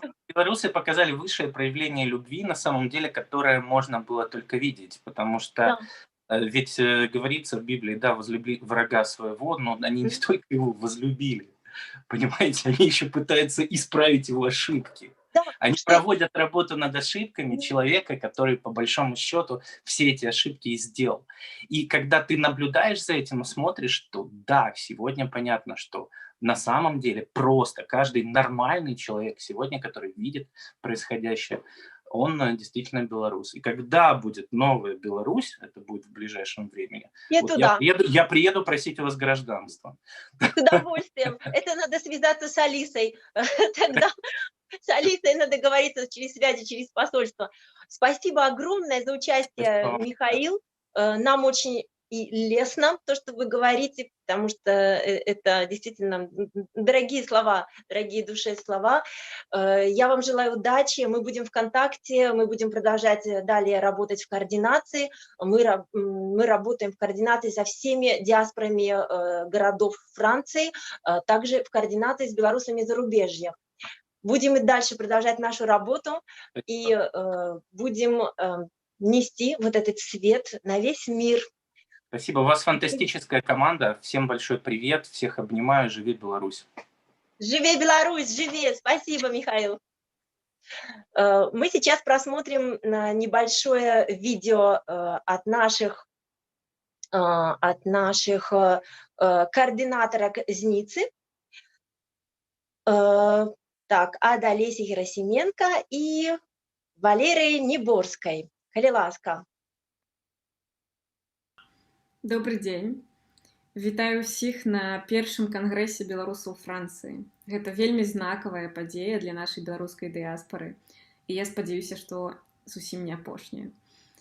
Мяне клічуць Алеся, і сёння я прадстаўляю дыяспору беларусаў Ніцы. Хаця ўсё ж такі часткова я адношу сябе да дыяспоры Парыжа, таму што я пераехала ў Ніцу толькі 2 месяцы таму. Першая справа, якую я зрабіла, калі пераехала ў Ніцу, гэта я знайшла суполку беларусаў, якія жывуць тут, і сустрэлася з імі. І я была вельмі рада гэтай сустрэчы, таму што я пазнаёмілася са шматлікімі цікавымі, таленавітымі людзьмі, з якімі мы ўжо сустракаліся шмат разоў і арганізоўвалі розныя мерапрыемствы. Зараз я дам слова Леры, якая вам распавядзе, як увогуле беларусы Ніцы сустрэліся паміж сабой першы раз улетку, яшчэ да выбараў, і як яны сарганізаваліся першы раз, і як з таго часу гэтае мерапрыемства адбываецца тут даволі часта. Жыве Беларусь! Мы пераможем! Всем привет, меня зовут Лера, я гражданка Республики Беларусь. Последний год я учусь во Франции в Ницце. Это были первые президентские выборы в моей стране, которые пришлись на мой осознанный возраст и на четко сформировавшуюся гражданскую позицию. Поэтому, наблюдая за новостями своей страны еще в июле, уже было невозможно молчать. Это меня побудило организовать манифестацию в поддержку белорусов в Ницце. Это объединило белорусов на Лазурном берегу. Фраза «мы не знали друг друга до этого лета», она актуальна не только для белорусов, которые проживают на территории своей страны, но и для всех белорусов за межой. Я верю, что в Новой Беларуси у нас будет особенный праздник в конце лета, который будет называться День рождения белорусской нации, тому, что мы верим, тому, что мы можем, и мы переможем в итоге. Живи Беларусь!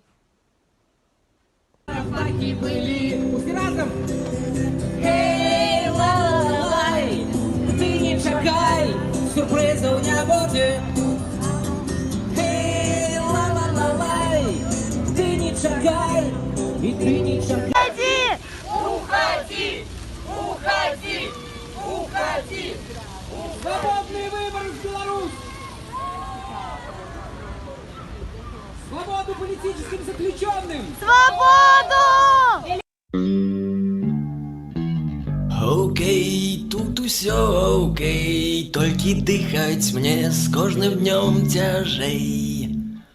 Паветра зусім няма, колькі не ўдыхаю, усё дарма. Глядзець на брудны горад і крэмзаць мемуары не варта вачэй і не варта рук. І я гляджу на зоры, і я гляджу на хмары, і слухаю власнага сэрца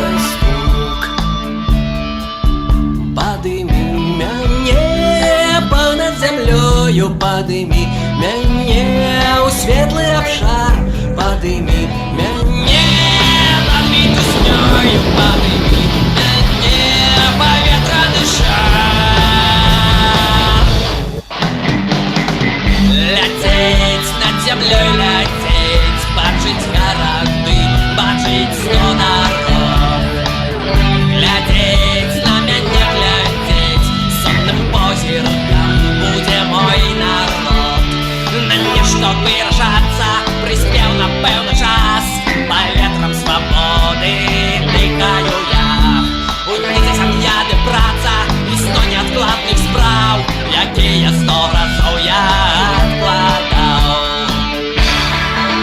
Падымі мяне понад зямлёю, падымі мяне ў светлы абшар, падымі мяне над песнёю, падымі мяне паветраны шар. Жыве Беларусь! Жыве! Беларусы ўсяго свету! Мы разам! Верым! Можем! Пераможем! Гэта было відэо з Ніцы, з Лазурнага берагу і з гэтай атмасферай сонечнай. Я таксама пазнала там некаторых нашых з Парыжу. А зараз да нас далучаецца Ліён і кіраўніца беларускай культурнай асацыяцыі Беларт ці Беларусь Арт, а таксама кіраўніца дыаспары ў Ліёне Надзея Крывашанова. Привитание, Надея. Добрый день. Добрый день. Мы долго чакали, калі мы начнем говорить, размаўляць. Але ж вялікае дзякуй.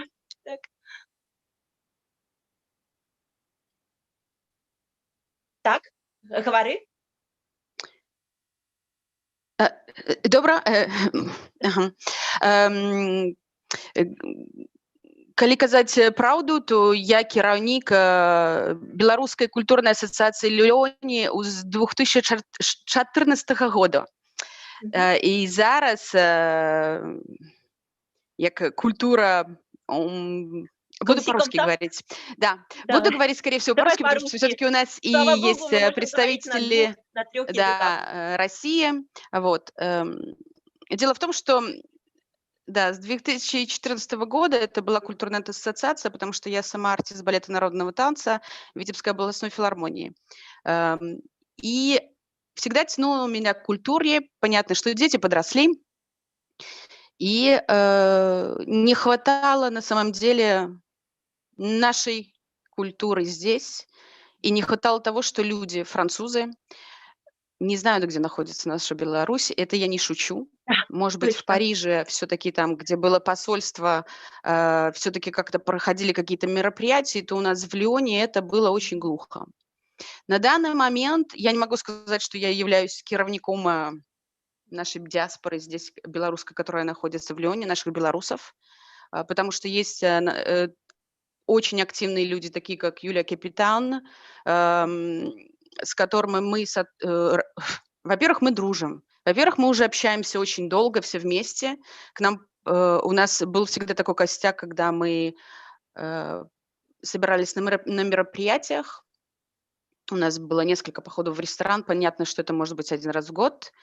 Вот. И на данный момент сейчас мы, конечно, сплотились, разделились, можно сказать. Что, конечно, все-таки есть еще люди, которые поддерживают нелегативное государство, правительство. Да, есть еще такие люди, хотя, конечно, люди сами по себе неплохие, но они есть. И, конечно, сплотились мы те, которые все-таки против насилия, то, что именно происходит сейчас у нас, потому что спасибо большое Михаилу, потому что он очень Кукокин, Михаил, я не знаю, настоящее его имя или нет, спасибо его, потому что он на самом деле очень разъяснил про терапию, что, скорее всего, да, на манифестации мы выходим, потому что мы не можем находиться в нашей стране сейчас и помочь людям.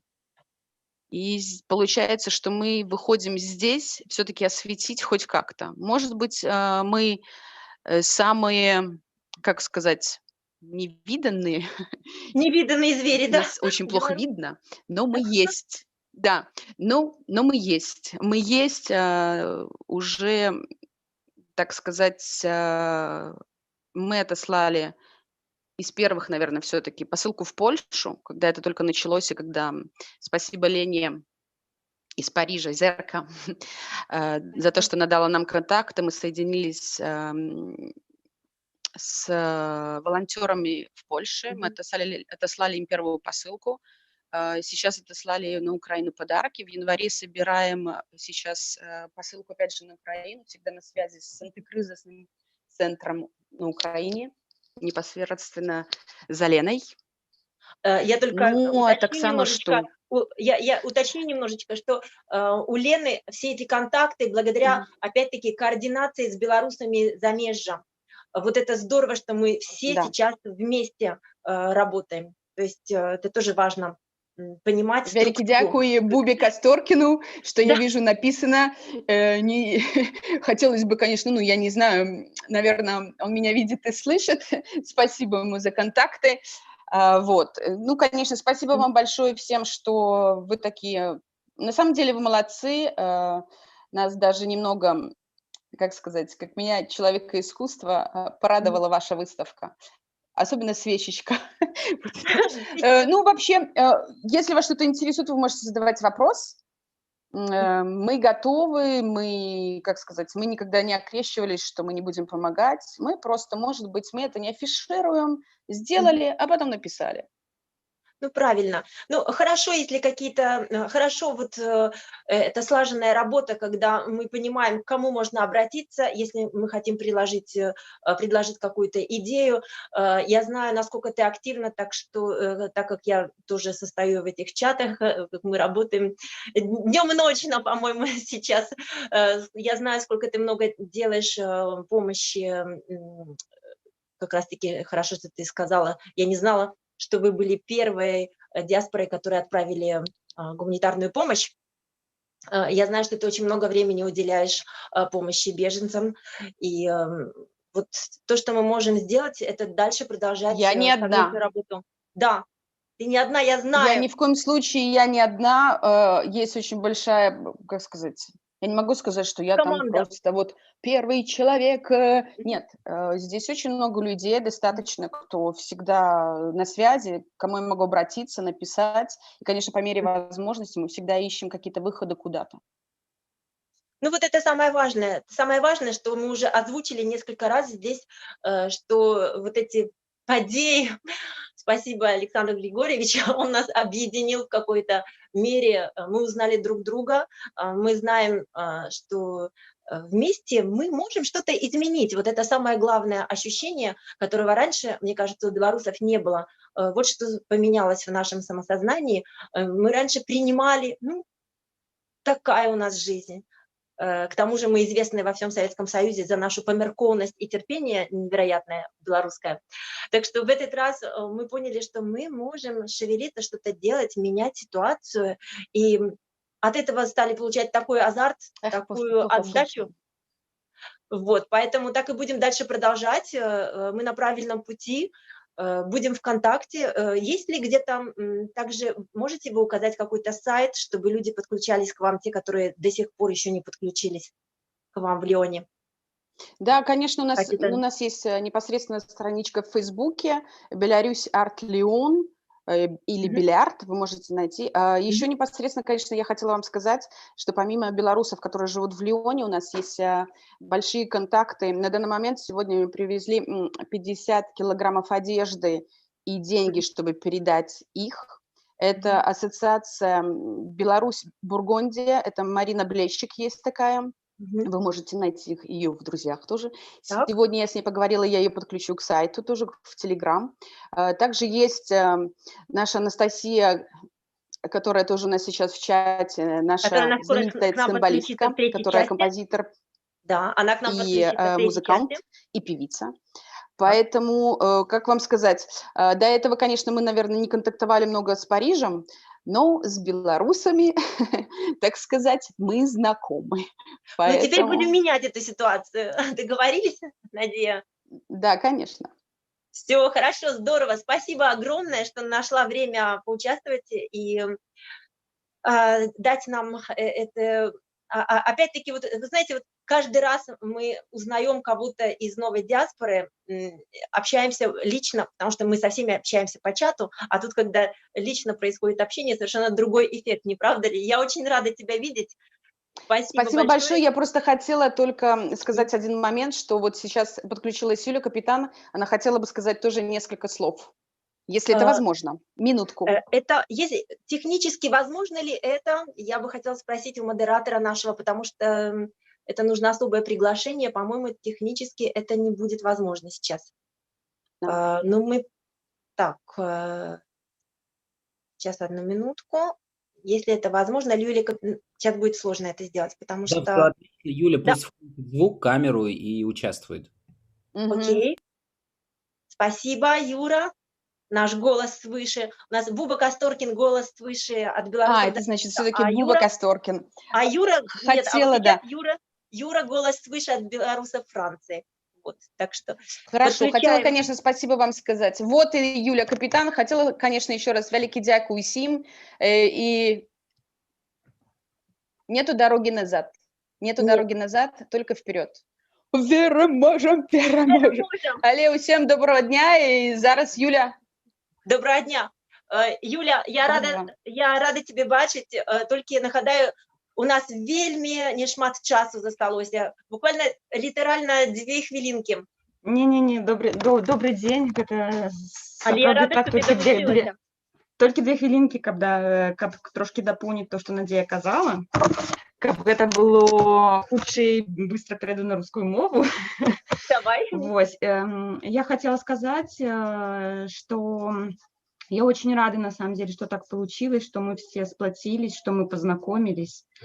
И я хотела добавить, что мы, белорусы Леон, это не только Леон. Мы очень тесно сотрудничаем, и на наши манифестации приезжают девочки и из Женевы, и из Аннеси, и из Гренобля. Очень много молодых ребят, на самом деле действительно молодых, там до 25 лет, которые на каждую манифестацию, это от них требуют и средств, и времени.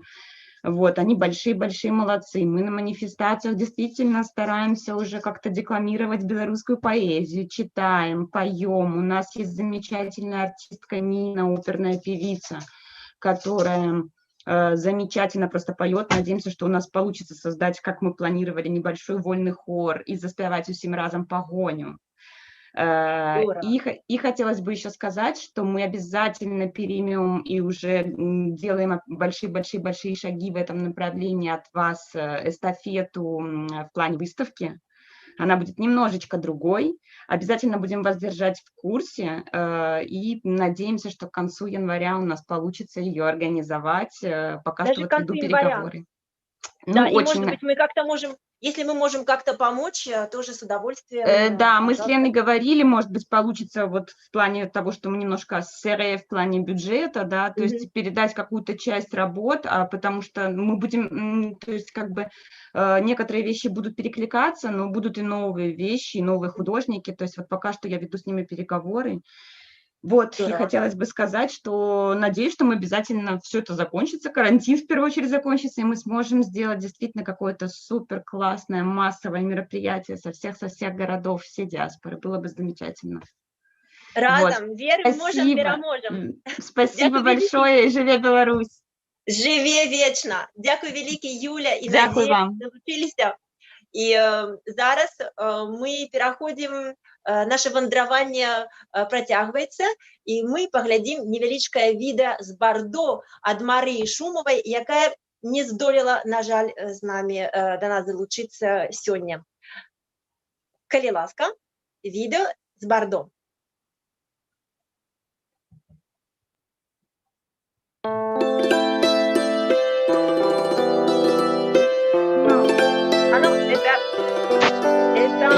Я бы так сказала, что это Леон. Это Леон, да. Спасибо. Да, все правильно, это я переоблытла, все правильно. Давайте сначала еще раз, пожалуйста, пусти, Юрочка. Извини, я переоблытла. Сейчас будет...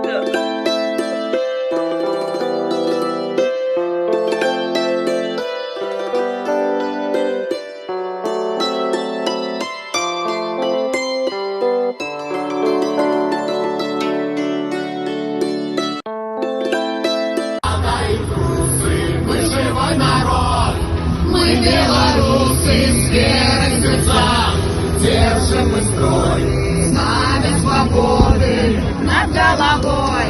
Мы не быдло, стадо и тусы, мы живой народ. Мы белорусы с верой в сердцах держим мы строй, знамя свободы над головой.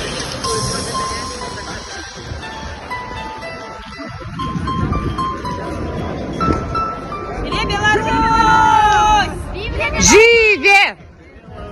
Живе! Живе! Живе! Беларусь! Гэта была наша ліонская дыаспора, відэо з ліонскай дыаспоры, гэта я пераблытала спачатку.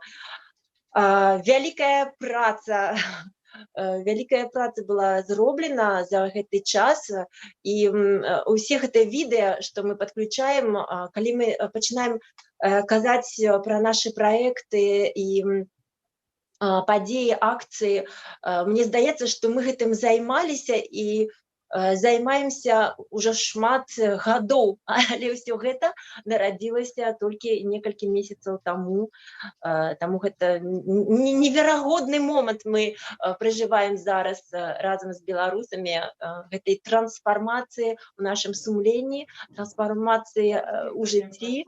І зараз я прашу Юру падключыць нам відэазварот з Бардо ад нашай каардынатаркі Марыі Шумавай. Калі ласка.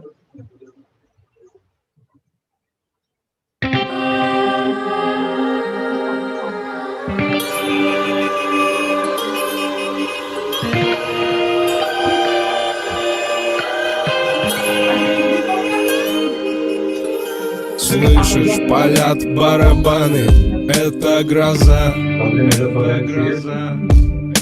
У тех, кто стоял в стороне, открылись глаза. Стали близки вера, надежда и боль. Надежда и боль. Бог, не играй в молчанку, небо нам приготовь. Солнце встает, солнце, неси нам тепло. Три черепахи против стаи волков. Лето костры раздувает после длинной зимы. Белые чайки со взглядом орла, теперь это мы.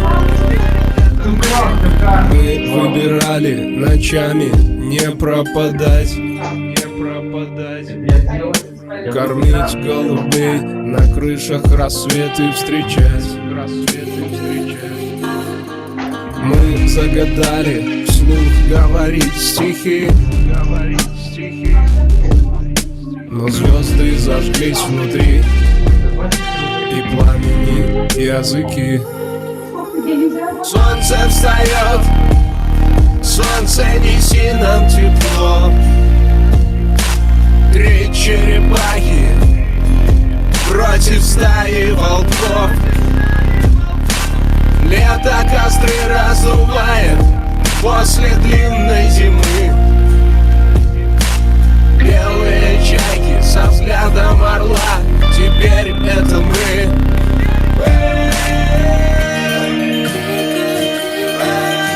Теперь это мы. Белые чайки со взглядом орла, теперь это мы.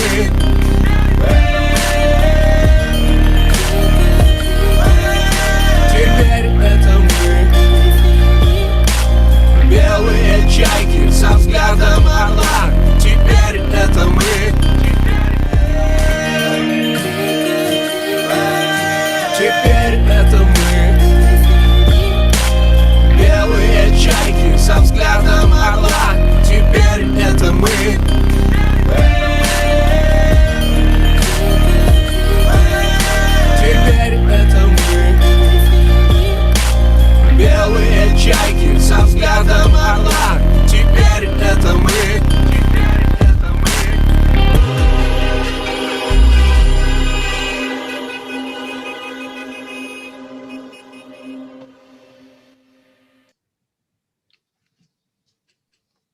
Гэта былі беларусы Бардо. Дзякую вам за вашу працу. Дзякую, Марія Шумова. І зараз мы пераходзім, да нас далучаецца наш парыжскі актывіст, калі ён паспеў далучыцца, Георгій Пракапович, выпускнік гістарычнага факультэта БДУ. Ён падрыхтаваў выступ на тэму неабходнасці зменаў ад Беларусі да Беларусь.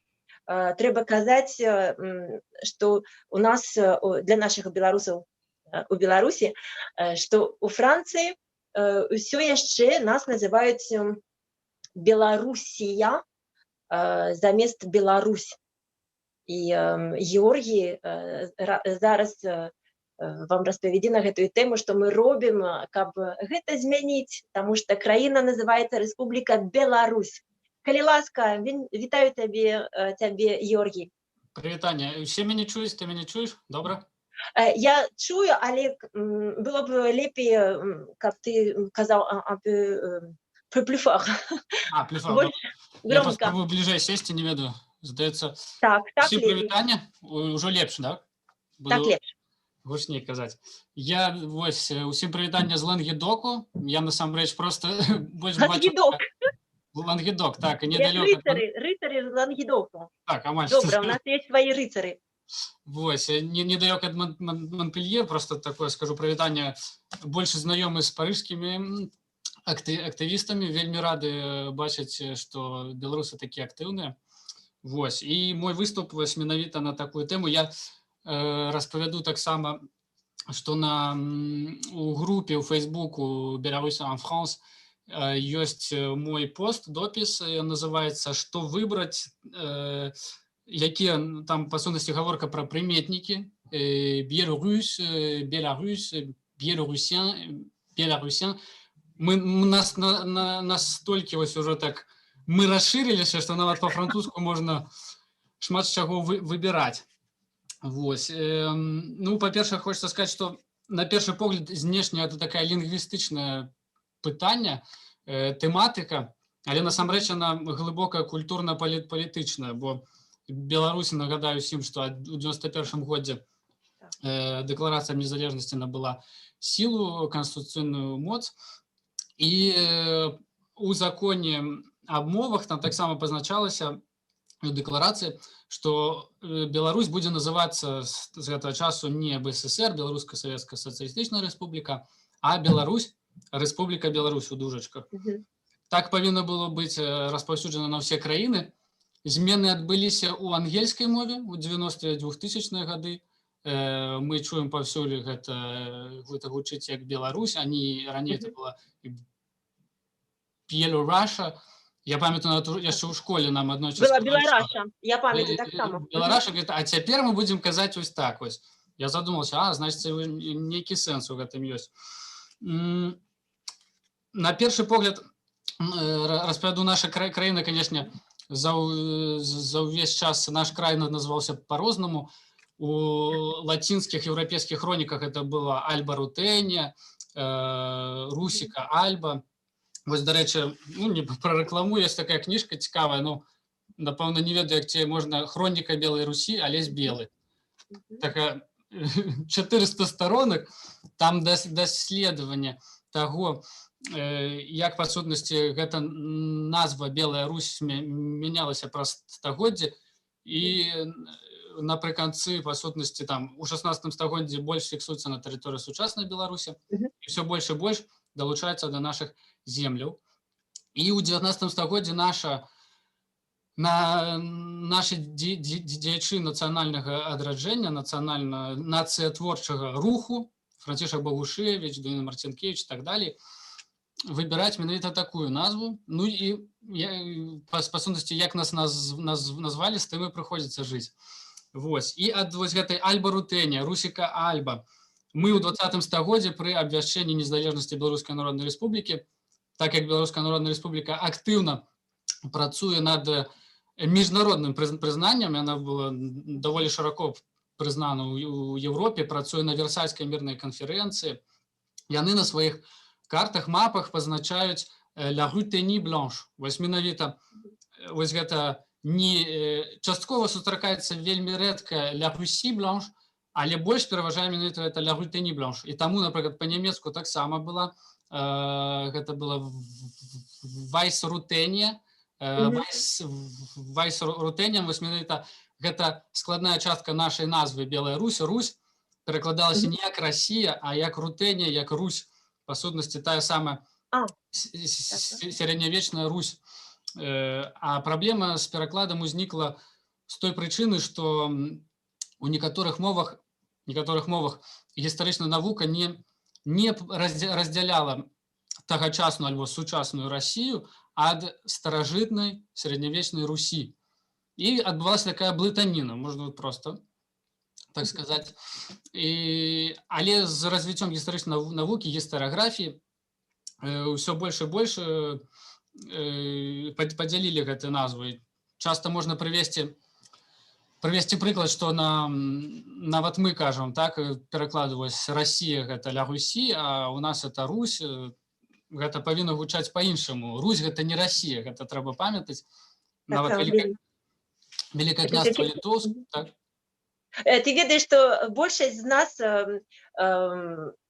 нас беларусаў, якія за мяжой, я думаю, я не ведаю, як справы на радзіме, мы бы хацелі называцца ВКЛ. Мы хотим Великое княство Литовское.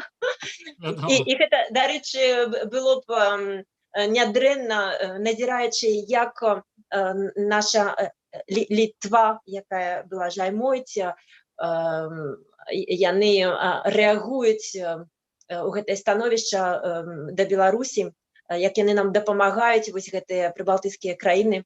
Таму, я думаю, сам Бог велел, каб мы аб'ядналіся аднойчы, можа быць. Гэта праўда. І што тычыцца, гэта часам мы імкнемся падзяліць нейкую спадчыну гістарычную, а нам, нават я памятаю, першы дзень на гістарычным факультэце нам сказалі, мы вас тут навучым, што Великае княства Літоўскае гэта не беларуская, не літоўская дзяржава, гэта сярэднявечная дзяржава, спадкаемцам яе з'яўляюцца там многія сучасныя краіны. І нагадаю, што Великае княства Літоўскае называлася поўная назва Великое княство Литовское, Русское, Жамойцкое. Жамойцкое, так. И вот это складные частки составные Литва, Русь, что отповедала территории заходняя Беларусь, там не буду поглубляться в детали, это была Литва, а Полочина, вот это Поднепровье, Могилевщина, Центральная Беларусь, это называлась Русь.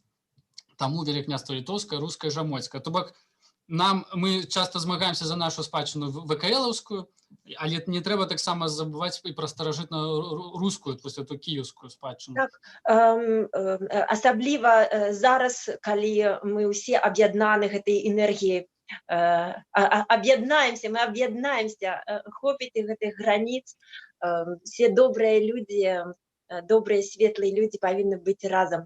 Дзякуй вялікі, Георгій. На жаль, у нас няма больш часу. Калі ты хочаш сказаць яшчэ некалькі слоў на заключэнне, мы...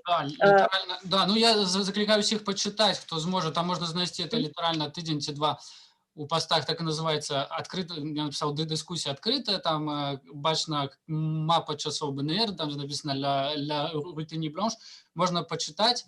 Так само вось, можна сказаць, што апошняе зазначу, тому што шмат хочацца сказаць, але ведаю, што час абмежаваны. Просто не трэба, часам нам скажуць, што нічога не мяняецца, але насамрэч все мяняецца. Нават Нідерланды нядаўна сказалі, што папрасілі там літаральна год ці два таму, больш нас іх не называць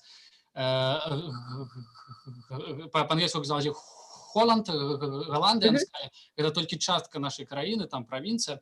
Просим нас назвать Нидерланды. Так само Грузия просит, как их назвали по-іншаму. Я с тобой цалкам згодная, что у кожнай назве есть таксама палітычны сэнс. И гэта Беларусія была не здарма, каб мы сябе адчувалі савецкім советской державой и забыліся про нашу гісторыю. Таму гэта есть сэнс. Покажи, калі ласка, яшчэ раз гэтую книгу на заканчэнне. Вось, а я ўжо Я уже планую з тобою відеоконференцію на эту тему. Да, буде вельми цікаво. Тому що це вельми цікаво тобі слухати, вельми цікаву інформацію ти кажеш. Тому ти згоден? Згоден, так, можна. Згоден, так, добре. Починаємо працю. Дякую велике, Георгій. Усім дякую. І до зустрічі. Дякую за твою працю. Живе Білорусь. Живе вічно. І зараз ми долучаємося, до нас долучається Федор Кулеўніч, ще один наш парижський активіст, і він нам розповідає на конт стягів, вельми цікаві речі зараз робляться в Білорусі, і так само за межою на конт створення і дизайну нових стягів. Привітання, Федор. Привитание, добрый день, поважное господарство. Я надеюсь, меня слышно? Да? Так. Здравствуйте.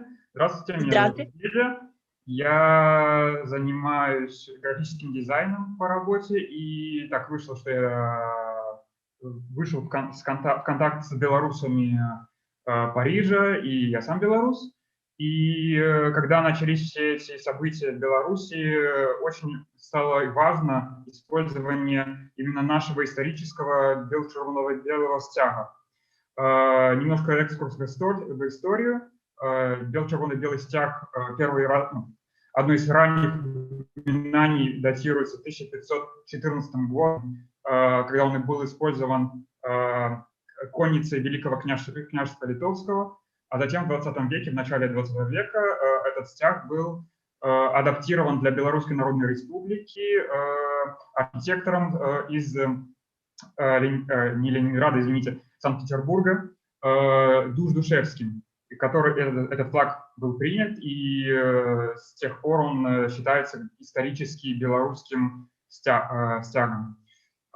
И когда начались все эти события в Минске и по всей Беларуси, люди стали объединяться с помощью телеграм-структур в свои группы по районам, возник вопрос самоидентификации внутри своего сообщества, внутри Беларуси, и чтобы также показать своим соседям, что вот мы из этого района, и вот вначале это было немножко в качестве шутки, но все это вылилось в довольно серьезные события в том плане, что районные структуры действительно стали достаточно сильным оппозиционным движением, и эти флаги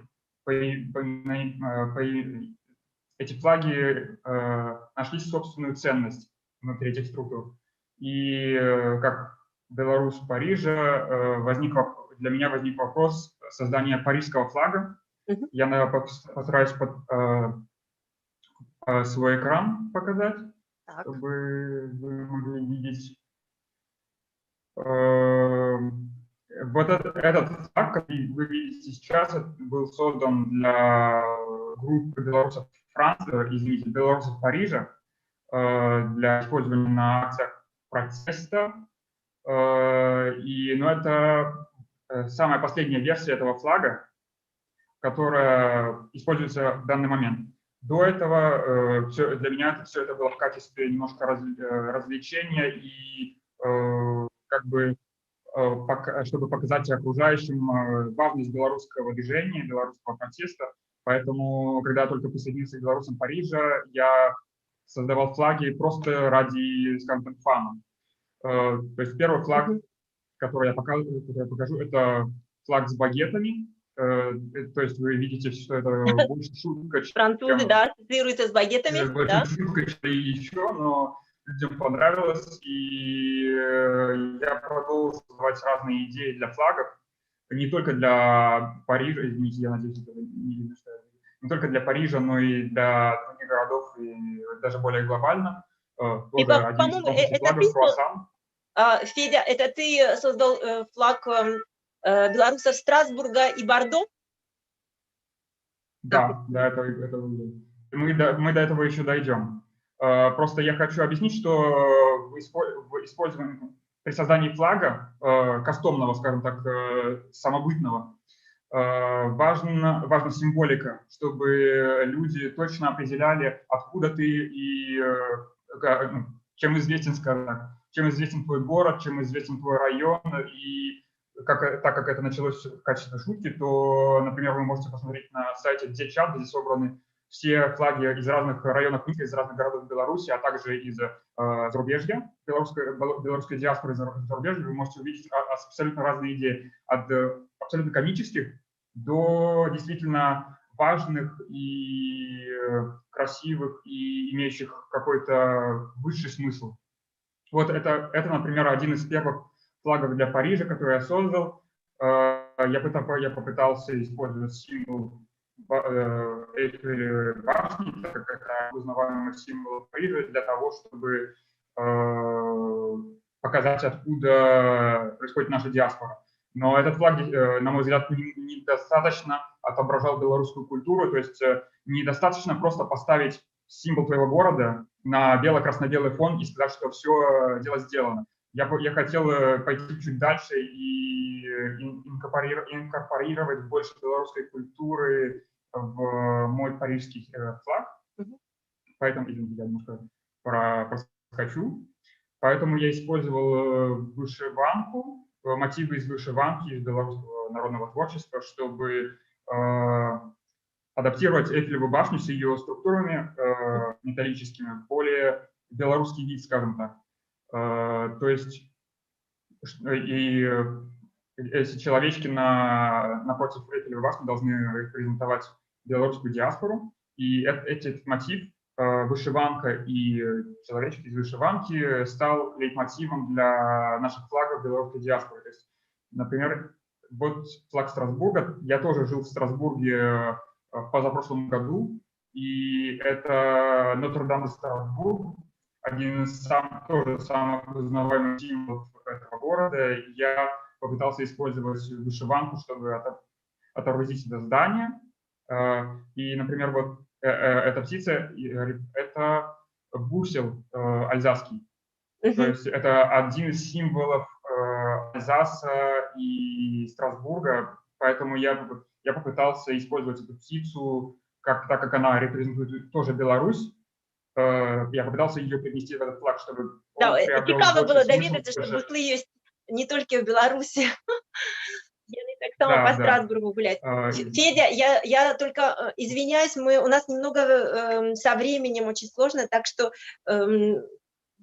по самым важным пунктам ты огромную работу за последнее время провел с помощью в дизайне. Я напомню также, что это Федор нам подготовил баннер для заставки Конгресса белорусов Франции, великолепный, который очень так адлюстровывает нашу реальность зараз. Я завершаю, я только хочу рассказать немножко про флаг Бордо, который я не был уверен, что используется на самом деле, но, как я увидел из предыдущего видео, он все-таки используется, потому что у меня не очень много контактов с Бордо, чему я очень рад, что он используется все-таки. Вначале мы пытались пойти более по шуточному пути, скажем так, использовать бутылки вина. Как вы можете видеть здесь, извините за фразы, это больше действительно были шуточные флаги, поэтому я и прошу не воспринимать это всерьез. Как вино из Бордо, то есть бутылки вина, красный мотив. Но мы решили все-таки инициировать наши флаги белорусской диаспоры, посему я вернулся к вышиванке более или менее с человечками, но проблема в том, что очень сложно из вышиванки сделать более органические объекты, например, как грозду винограда. То есть мне пришлось все-таки создать эту грозду самому из с помощью вектора, и поэтому этот флаг немножко отличается от других, но я надеюсь, он все равно отображает идею этого белорусов Бордо и отображает, откуда они. Но это только они могут мне ответить на этот вопрос. Я надеюсь, что кто-нибудь мне отправит. Мы спросим у Марии Шумовой. Да. Мы спросим у Марии Шумовой, она нам скажет, я уверена, что ей и с ее командой, им всем очень понравится такая реализация шедевральная.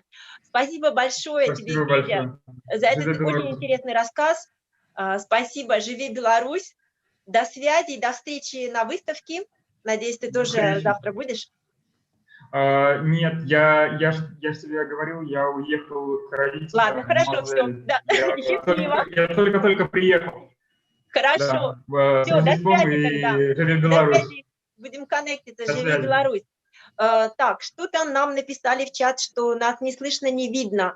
Все ли хорошо со звуком? Проверка связи. Можно отключить экран Феди. Завис экран Феди. Так.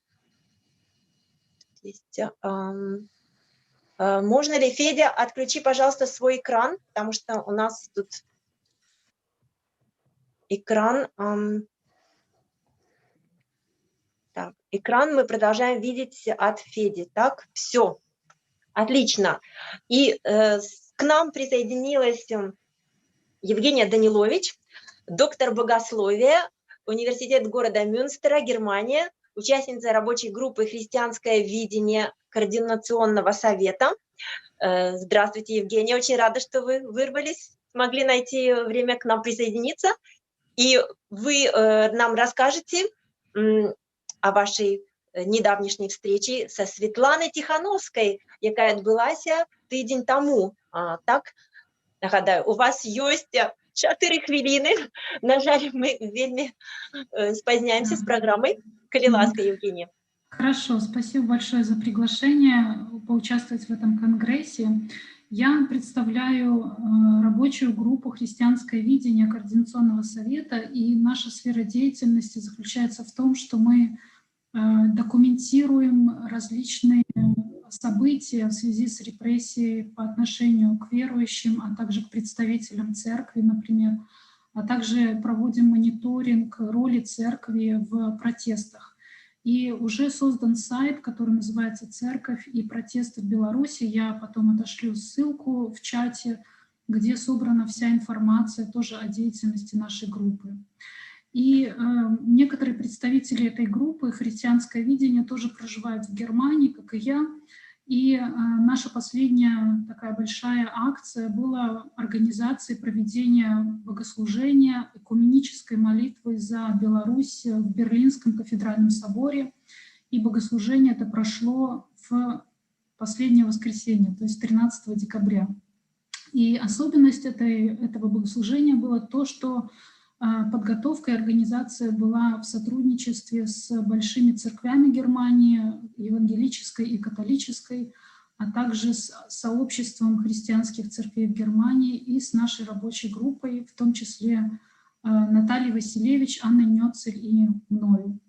И это богослужение, в нем приняло участие около 170 человек, и для всех, я думаю, понятно, что в состоянии сегодняшней ситуации в связи с ковидом, с пандемией, это все-таки такое было большое событие, вот, но все меры предосторожности соблюдались.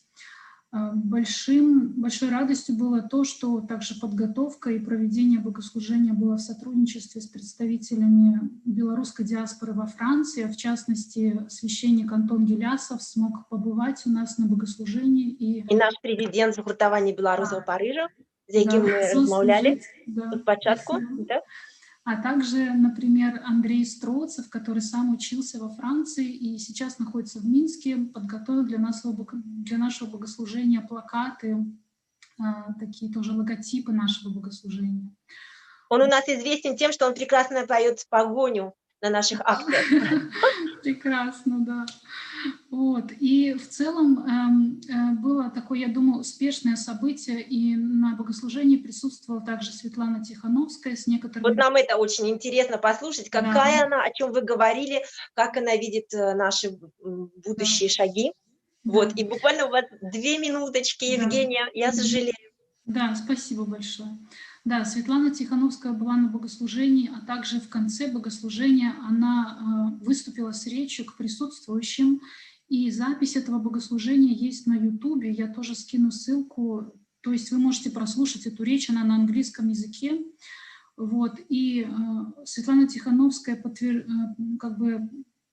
ну, так сказать, сделала большой акцент на том, что роль церкви в протестах тоже достаточно значимая, и голос церкви люди хотят услышать. То есть она назвала также некоторые личности, некоторых людей, которые пострадали во время протеста именно в этом контексте церквей, например, католического епископа Тадеуша Кондрусевича или священника православного Владимира Дробышевского, который только за то, что он стоял в одиночном пикете с плакатом «Спыните гвалт», получил 25 суток ареста.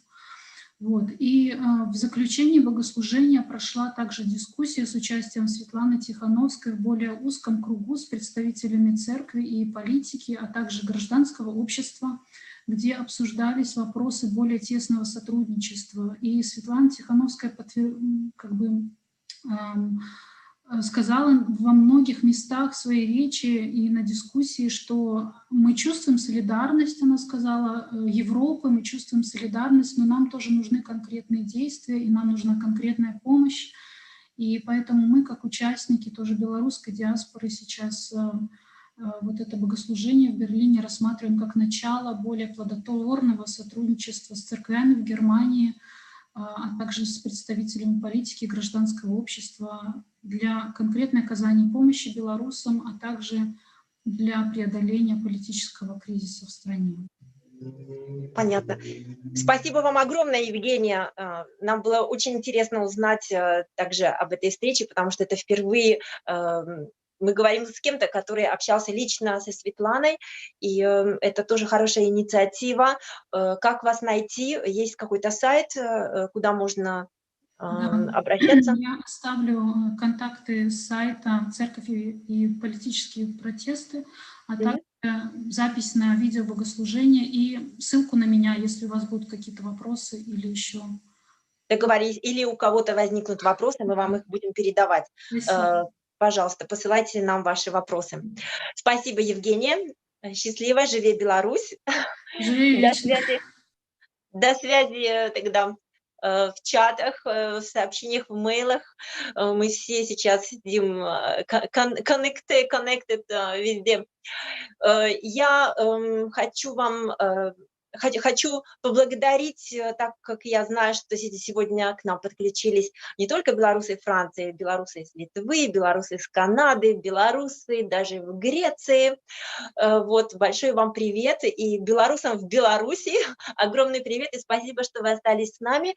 И следует далее вторая часть, музыкальный хит-парад. Привет от наших любимых белорусов, белорусских артистов за мяжой и в Беларуси. И вы сможете прослушать музыку, которую нам артисты послали специально для нашего конгресса. Некоторые видеозаписи были созданы специально для нашего конгресса, а некоторые нам переслали так музыку с клипами. Но очень всем хотелось до нас долучиться, и некоторые до нас долучаться артисты у третьей части. Сюрприз программы, але, як вы ведаеце, конец года, все артисты вельмі занятыя. Пачынаем наш музыкальный хит-парад, и на ім вы послушаете музыку нашей цудоўнай Лунаты, композиции аранжировки Алексея Ищенко, група Ілі-Ілі з Менску, лідер якой до нас пазней долучыцца, Дима Ісіневіч і Михась Зуй, таксама Джей Морц, Нака, група Нака і Настя Шпаковская. Вось, добрага вам музычнага моманту і сустрэнемся пазней у трэцяй частцы з нашымі любімымі артыстамі у прамым эфіры з Менску. Жыве Беларусь! Заставайцеся з намі!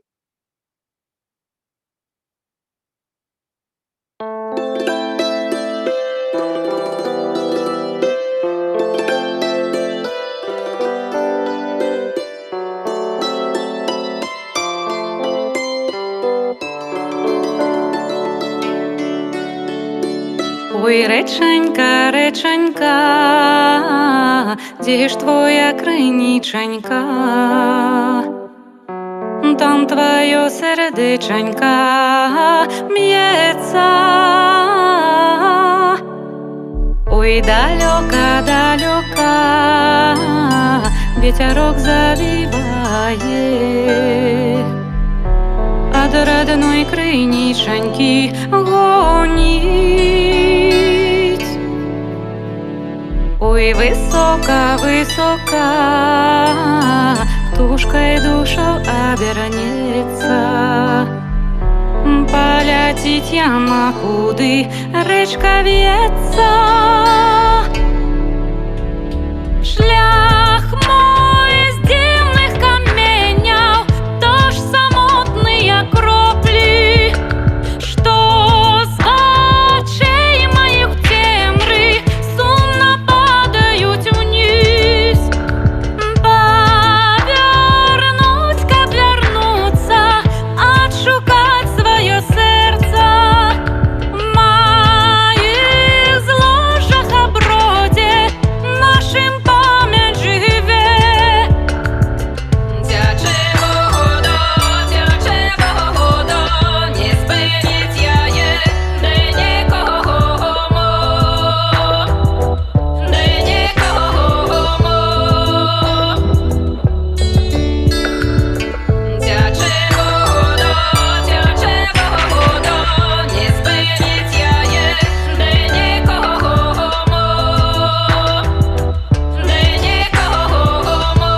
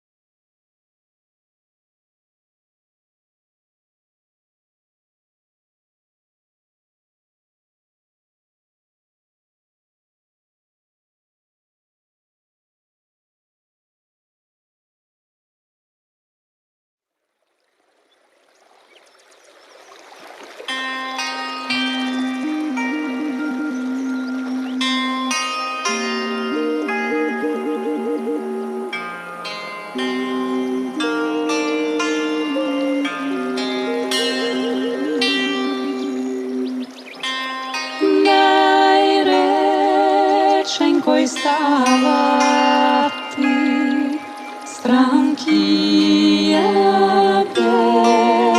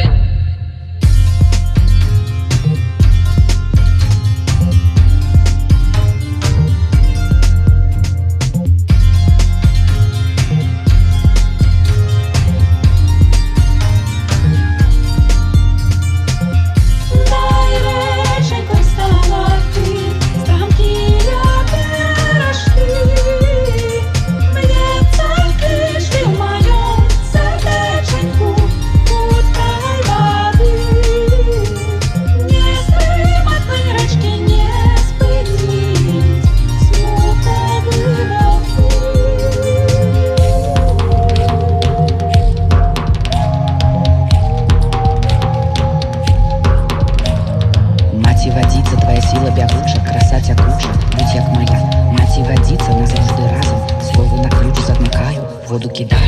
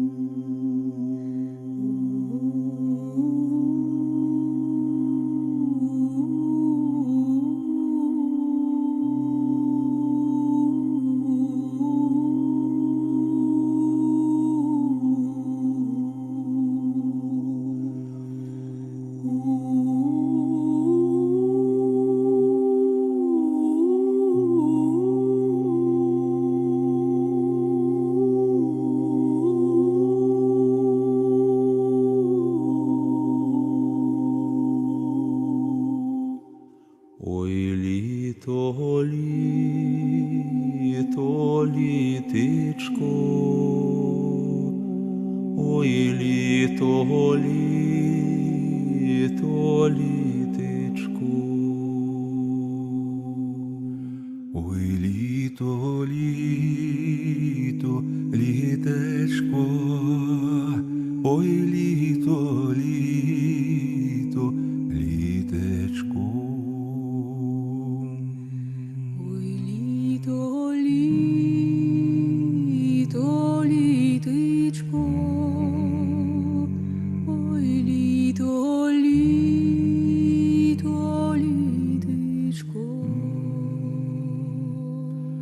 Поспіло жито, житечко, поспіло жито, житечко, поспіло жито, житечко, поспіло жито, житечко. Ой, літо, новина, ой, літо, новина, поспіло жито, ярина, поспіло жито, ярина. Ой, літо, новина, ой, літо, новина.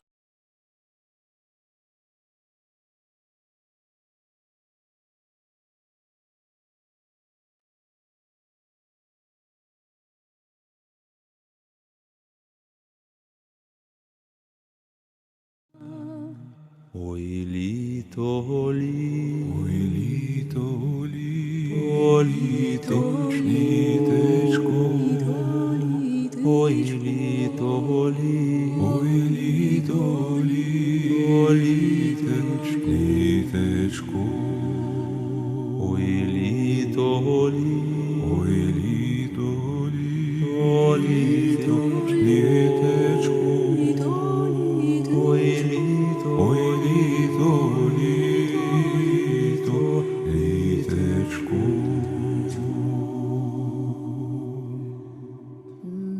Ой, літечко, поспіло жито, житечко. Ой, літечко, поспіло жито, житечко. Ой, літо, новина, поспіло жито і ярина.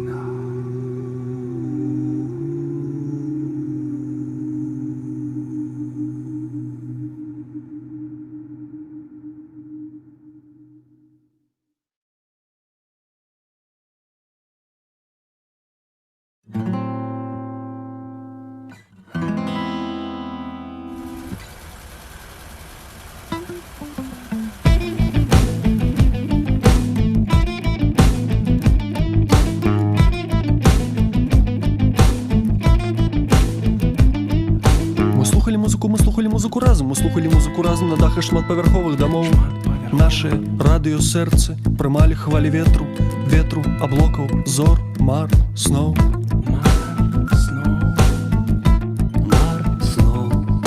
Мы крочылі разам вясною, прасталы чарнеючы снег. Незнаёмы раён, вільготныя кеды, пранізліва вецер, таннае піва, размовы і смех.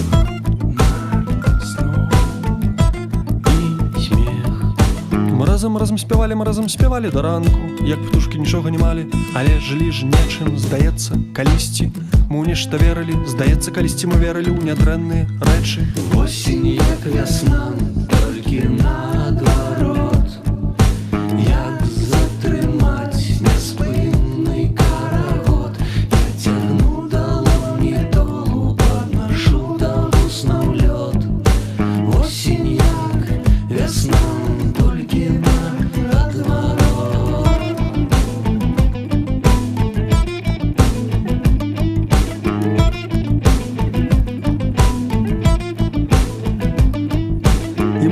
Мы зразумелі разам раптоўна, што за намі ніхто не прыйдзе, што не будзе ніякага знаку, што калі не глядзець на ўсход, дык сонца ніколі не ўзыдзе.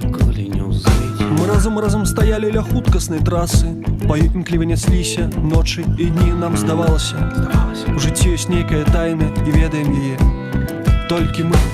Осень, як вясна, толькі наадварот.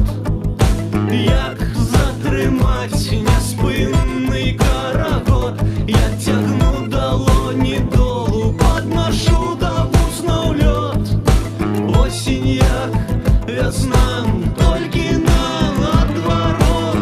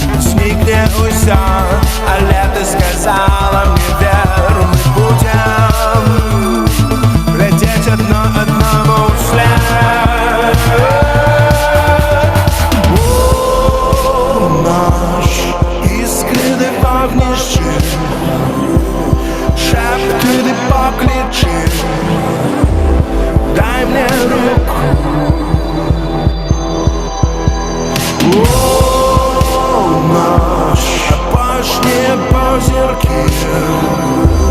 Свет больше не будет таким. Дай мне руку.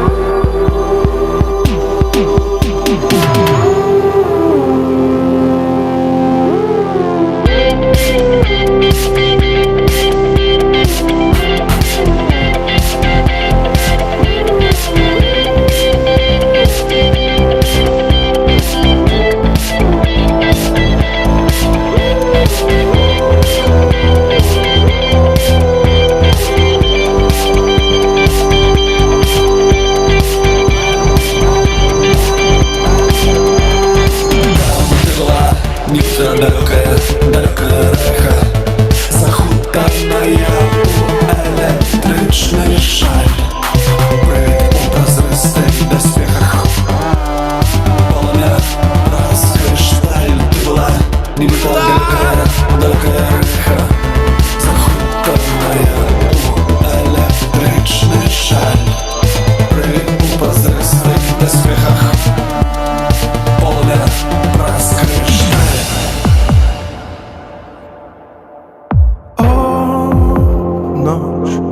Іскри вогнищі, шепти ти покличи, дай мне руку. О, ночь, опошние позерки, свет больше не будет таким, дай мне руку, дай мне руку. Дай мне руку, дай мне, дай мне руку,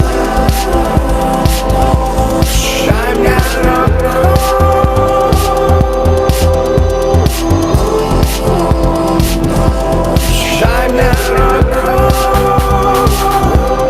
дай мне.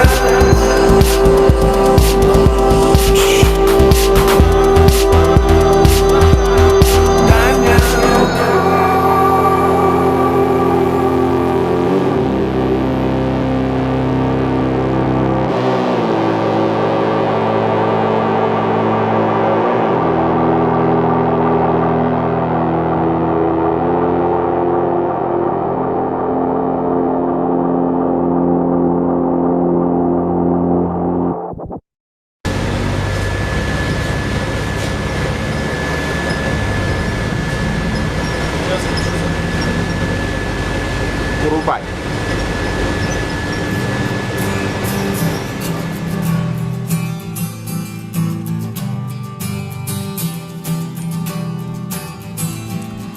Поспробуй вспомнить гэтыя матывы, гэта сэрца бачыць фотонегатывы нашага дзяцінства, нашае шаленствы, снег і выбух коркаў, з Новым годам зоркі. Все гэта таму, што нехта вырубіў святло і хочацца здзейсніць нешта, чаго не было. Все гэта таму, што, мабыць, бачым адно аднаго, так цягне і гэта вабіць. Не зробіш нічога, нічога, нічога.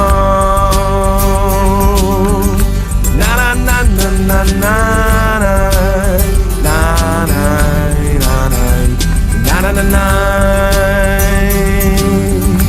на-на-на-на, на-на-на-на-на-на. Подых навальницы, озера Тимора.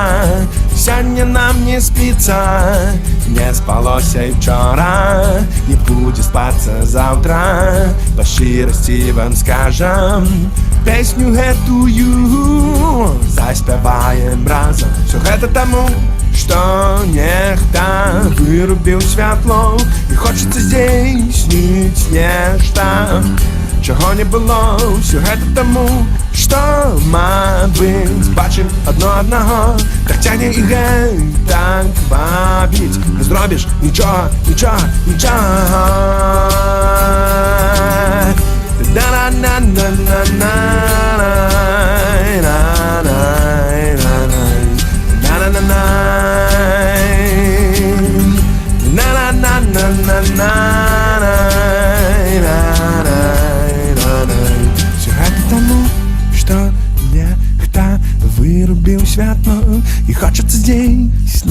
нешта, чаго не было. Всё гэта таму, што, мабыць, бачым адно аднаго. Так цягне так вабіць. Не зробіш нічога, всё гэта таму, што нехта вырубіў святло. І хочацца здзейсніць нешта, чаго не было. Всё гэта таму, што, мабыць, бачым адно аднаго. Так цягне так вабіць. Не зробіш нічога.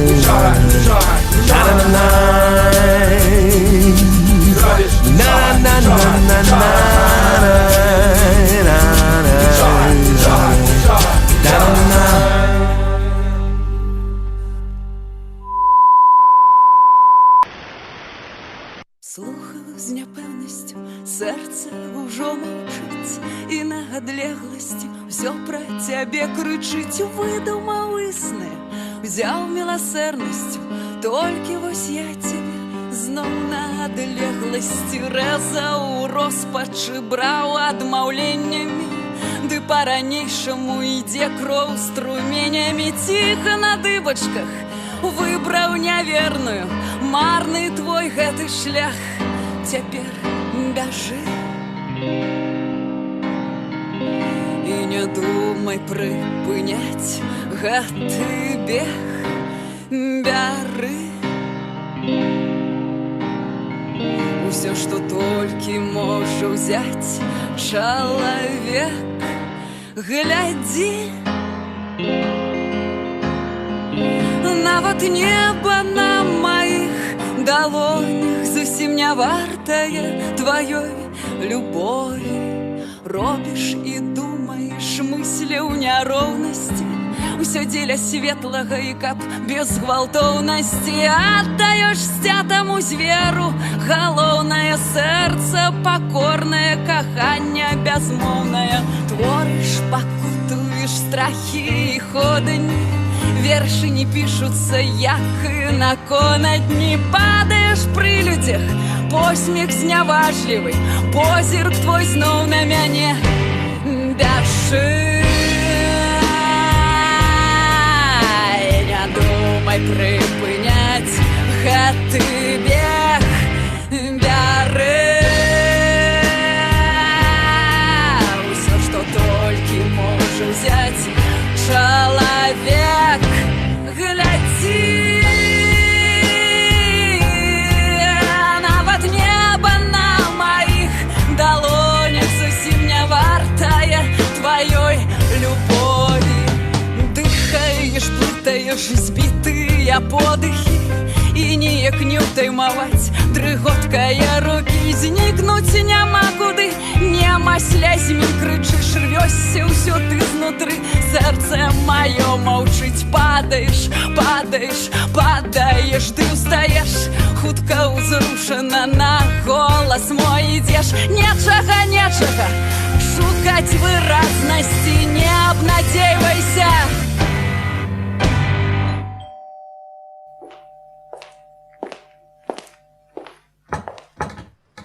Добрый день. Не могли бы вы взглянуть, может быть, вы встречали где-нибудь эту женщину? Нет? Извините. Бяжи, не думай прыпыняць гэты бег. Бяры усё, што толькі можа ўзяць чалавек. Глядзі,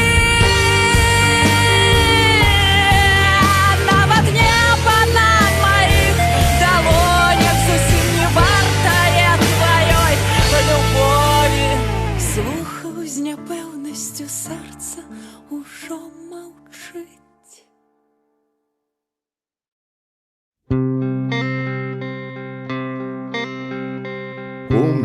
себя в подростковом пальто. Мы шалопутными были мальцами, но подлецами не был никто. Где вы учились быть подлецами? Мы не на то направляли умы, были наивны, немы, разгильдяями, но негодяями не были мы. Где вы учились быть негодяями?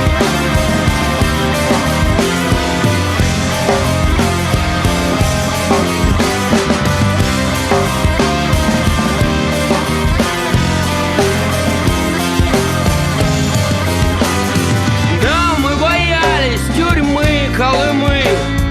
Жить мы хотели нормальными жизнями, но шабализами не были мы. Как удалось вам стать шабализами? Да чтоб не сдохнуть в грязи и пыли, мы продавали поэмы, повести. Только мы совесть продать не могли. Вам не понять это людям без совести.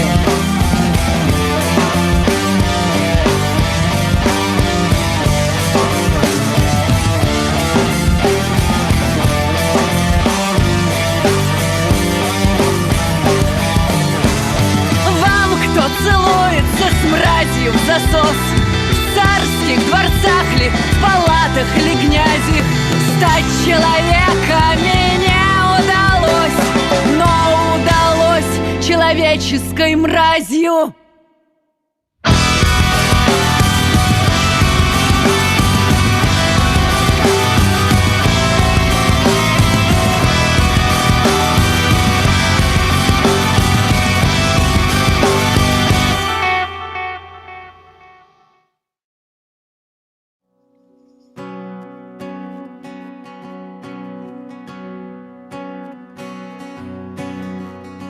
Пасля навальніцы знаходзяць адзін аднаго ў пяску і дзівіцца.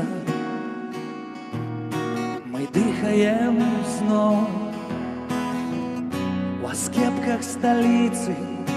Холодное солнце, галоўнае мае быцца. Мы дыхаем зноў, дыхаем зноў. Спалоханыя, бяскрылыя, ці вартыя гэтай долі мы? Дыхай свабодна, мілая, прагна глыткамі доўгімі. Дыхай на поўныя грудзі нам, ветразі да аблокаў дом. Ляці, не глядзі ў мінулае, нібы матылёк на сваё святло. Пасля навальніцы ці водаразону забыт, нібыта нам снится. Мы дыхаем зноў, і цёпла ў сталіцы. Усё адбылося, што ўрэшце павінна адбыцца. Мы дыхаем зноў, дыхаем зноў. Спалоханыя, бяскрылыя, ці вартыя гэтай долі мы? Дыхай свабодна, мілая, прагна глыткамі доўгімі. Дыхай на поўныя грудзі нам, ветразі да аблокаў дом. Ляці, не глядзі ў мінулае, нібы матылёк на сваё святло. Пасля навальніцы зламаныя спіцы, пакінуты ровар і колы спыніліся быцца. Мы спознімся зноў.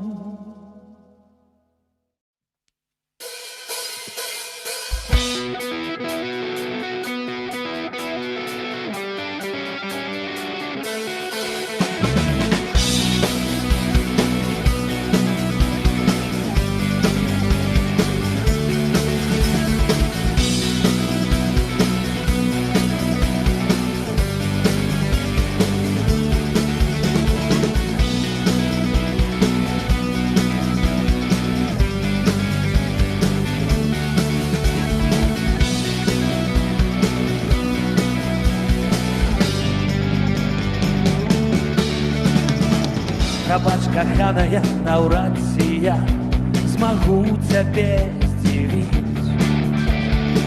Мы маем цвёрдыя характары, даводзіцца плаціць. Всё гэта стомаю тлумачыцца, смываецца вадой. Эти провайдеры змагаюцца за право быть с тобой. Здрасте, сдаёмся, это моё солнце. Сдаёмся, это моё солнце. Мы прачынаемся і снедаем, і дзень бярэ разбег. Мы абдымаемся, мы ведаем, што хутка пойдзе снег.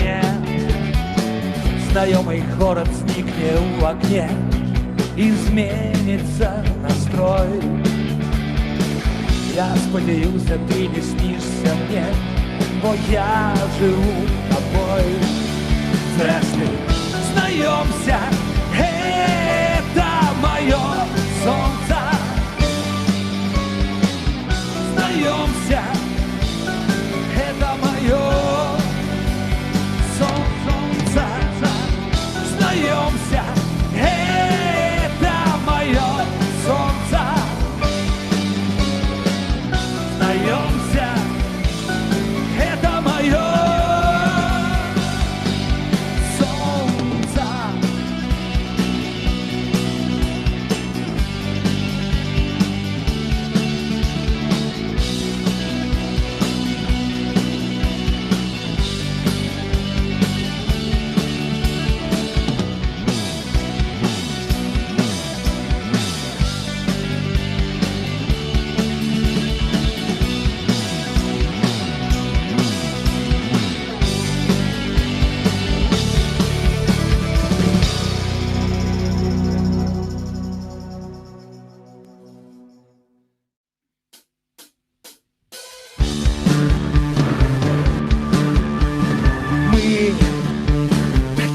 Запололенные, Лиза в окнами монохром и незалежные светлофоры.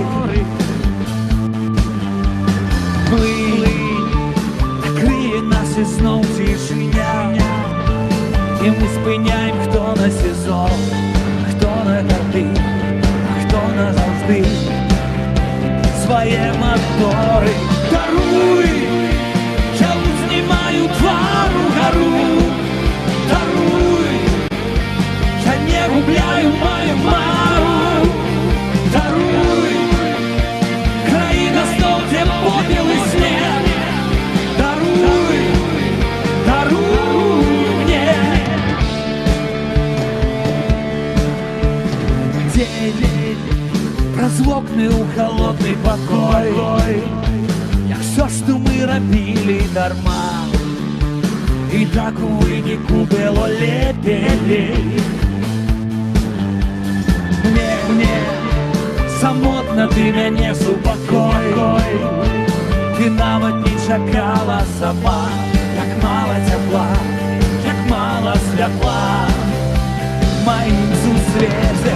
Даруй, я узнімаю твару гору, даруй, я не губляю мою мару, даруй, країна знов, де попіл і сніг, даруй, даруй мне.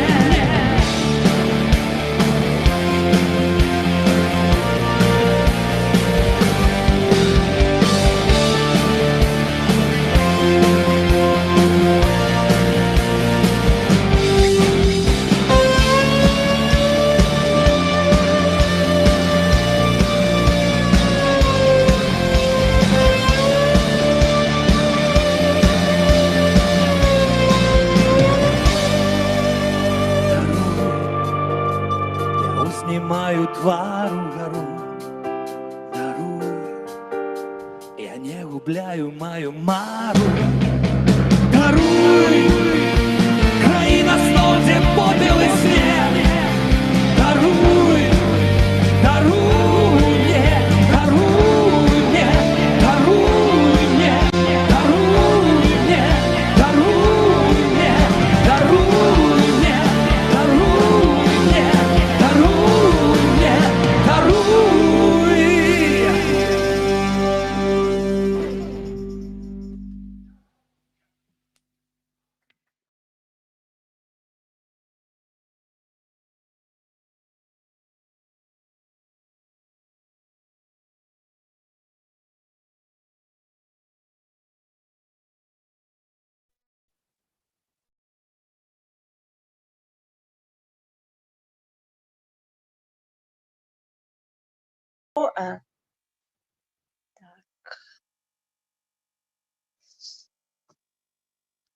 Добре, зараз думаю, што вы мяне чуеце.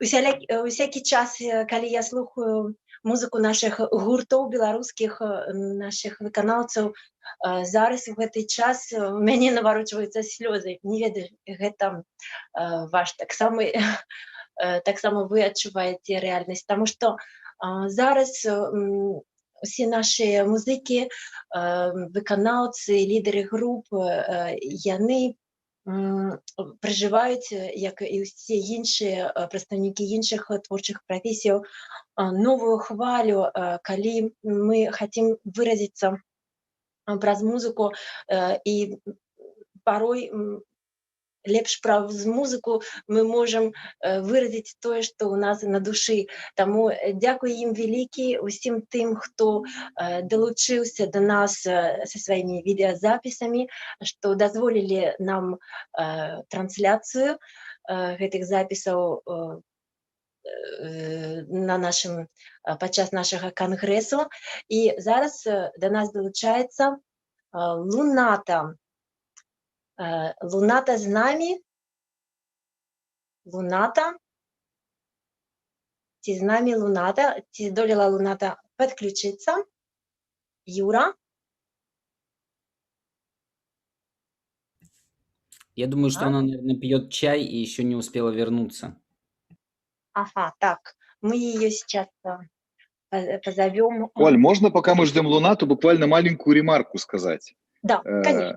Вот я когда смотрю все видео групп, тех современных групп, которые участвуют... А ты можешь, Антон, себя активировать? Активируй себя, пожалуйста, будет лучше. Да, я себя активирую. Здорово. Вот. Значит, я когда смотрю те видео, выступления групп, клипы, которые снимают группы, которые участвуют в новом движении за новую Беларусь, это всегда как-то круто, это как-то замечательно. И вот это всегда очень интересно, видеть этот контраст. Контраст «я батьковский», который не обладает никаким вкусом, никакими вообще... Он совершенно неинтересный. Он какой-то вот такой застывшая такая... Он по заказу, потому что он не по от души, не заказу. от сердца. И видишь этот невероятный креатив, клипы, песни, чувства, эмоции. Это тоже очень интересное такое явление. Я с тобой полностью сразу согласна. можно смотреть, смотришь клип, и сразу ты можешь определить, этот человек, он ебатьковский, или этот человек, который за новую Беларусь. Слушай, ты замечательные слова сказал, спасибо, что поддержал, потому что я думаю, все то, что идет от сердца, это энергия любви, энергия света, добра, она невероятная, и она просто не может не заполнить сердца других людей. Когда это из-под палки, когда это по заказу, это совершенно другая история. Вот так же, как последняя песня Владимира Пугача группы Джей Морс «Даруй», тоже имеет свою под собой очень большую базу, даруй, сенс такие, что даруй тем, кто молчал, кто не устал ранее, а зараз новое поколение вершит эту революцию. В общем-то, можно сказать, что в основном, наверное, основная часть людей, которые встали, это были молодые, да, а потом это так разрослось, что уже просто все оказались затронуты этим движением. Это не протест, это вот народ встал и заявил на всю силу. О, смотрите, у меня спадарня Лили так само долучається до конгрессу. Моя спадарня Лили, да, почекай. Вось. І ми протягуємо нашу програму з нашай дорогой Лунатай. Гэта артыстка, беларуская артыстка, з якой я мела гонар пазнаёміцца, распрацоўваючы гэты кангрэс, рыхтуе гэту праграму. І мне Надзея з Ліону, координатор Леона, мне досылает контакт нашей Анастасии Лунаты, и я для себя открываю неимоверный талент. І я просто думаю, що дякуючи гэтаму кангрэсу і ўсім нашим акціям ми повинні ведаць сваіх герояў у лицо, у твар, мы повинні ведаць сваіх артыстаў, тому что артисты нас натхняють, і Анастасія уже некалькі гадоў вельмі добра справляецца со своей миссией нести белорусскую культуру в массы. Так что я предоставляю слово Анастасии, и она себя лучше представит, чем я, потому что это человек очень мегадеятельный, и всего даже, наверное, я и не обозначу. Пожалуйста, Анастасия. Да, слово вы меня тебе. слышите? Да, может, чуть-чуть погромче говори. Замечательно. Добрый день, шановное господарство и сябры. Дальше буду продолжать на русском, потому что гораздо проще. Представлять, как я могу себя представить. Не хочешь, как я мучиться, да? По-белорусски узгадывать мову? Ну ничего, это придет. Разговаривать трудно, но несмотря на то, что мне не с кем разговаривать на белорусском языке, все, чем я сейчас занимаюсь, я выпускаю альбомы на белорусском, именно сочиняю песни на белорусском языке, и это мое натхнение. Вот. Ну, по поводу того, что... Я хочу добавить, что заставкой к конгрессу была песня «Погоня» в аранжировке Анастасии и в исполнении с ее командой. Это замечательно, это так круто. Это было в рамках проекта «Голоса» «Спевай годно». Так? Да. Замечательно. Спасибо. Ну, как себя еще представить? Уже за меня все представили. Спасибо большое. Ну, можно сказать, что я приехала 8 лет назад во Францию. Была немножко растеряна, потеряна, потому что, как некоторые участники говорили, белорусов было не найти. Может быть, в Париже совершенно другая ситуация. Ну, я познакомилась 1-2 и все. Ну, то есть это нельзя сказать, что это прям суколка, которая существовала здесь, в Безансоне, откуда я. Вот, ну, и как только у меня я получила право на работу, я села, подумала, что же я буду делать во Франции. Было множество вариантов пойти отучиться, получить новую профессию, но я сама себе сказала, почему бы и нет, почему, если не я, то кто? И мне очень захотелось познакомить всю Францию, ну, по крайней мере, те регионы, в которых вот здесь я работаю, с белорусской культурой. Поэтому я получила через несколько лет, стала лауреатом проекта «Орфеюс» со знаменитым музыкантом Жорди Савалем. Приезжала к вам, кстати, в Париж на несколько концертов. В 2015 году я создала ассоциацию мультикультурную, и с которой я сейчас реализовываю театральные, музыкальные проекты.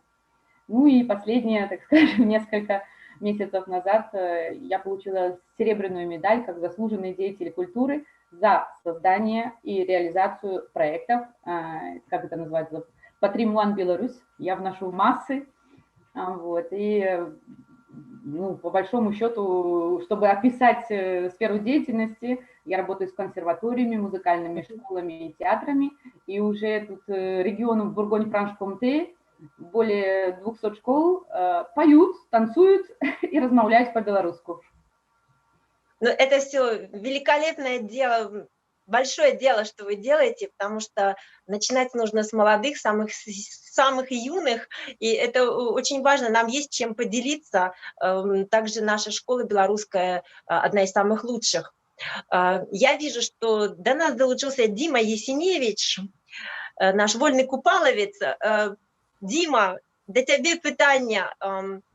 Коли буде у тебе час, у нас здвинулась программа, и коли буде у тебе час вернуться до нас праз паўгадзіны ці не, потому что я ведаю, что артисты вельмі занятые, и Дима, ты выбрал для нас момент, я тебе вітаю, я тебе вельмі рада бачить. Мы некалькі спазняемся з праграмай. Калі мне ввести? Так я послухаю вас. А так, добре, тоді поки що можеш відключити камеру, як хочеш, ми порозмовляємо, і потім я вас об'явлю, і долучиться Михась, тому що я бачила, Михась буде з нами. Ось, дякую велике. Окей.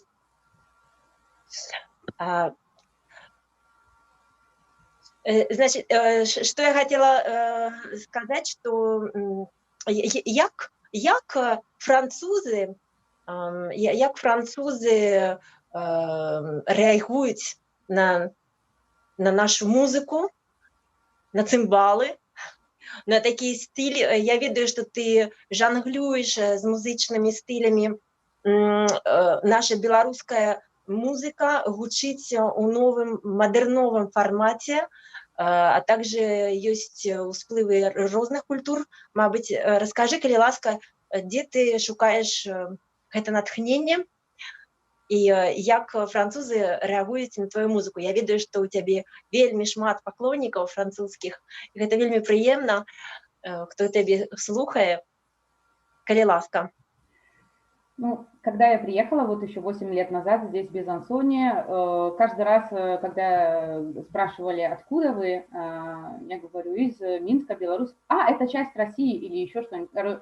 Мне было просто, так скажем, неприятно, и я подумала, что я могу сделать, чтобы поменять эту ситуацию.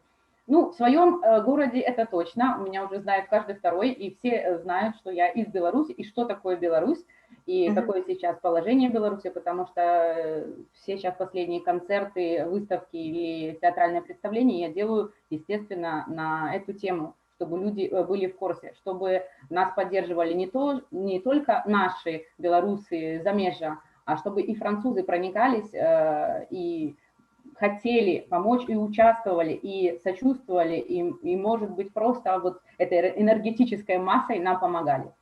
Вот. А по поводу музыки, да, я пишу на белорусском языке свои песни, и я познакомилась с очень многими музыкантами здесь, во Франции, поэтому у меня родилась такая интересная идея, почему бы нет соединить несоединимые стили, например, аутентичную музыку соединить, например, с музыкой индейцев Латинской Америки. То есть у меня очень много экспериментов. Это что-то, что могло прийти в голову только белорусские. Здорово.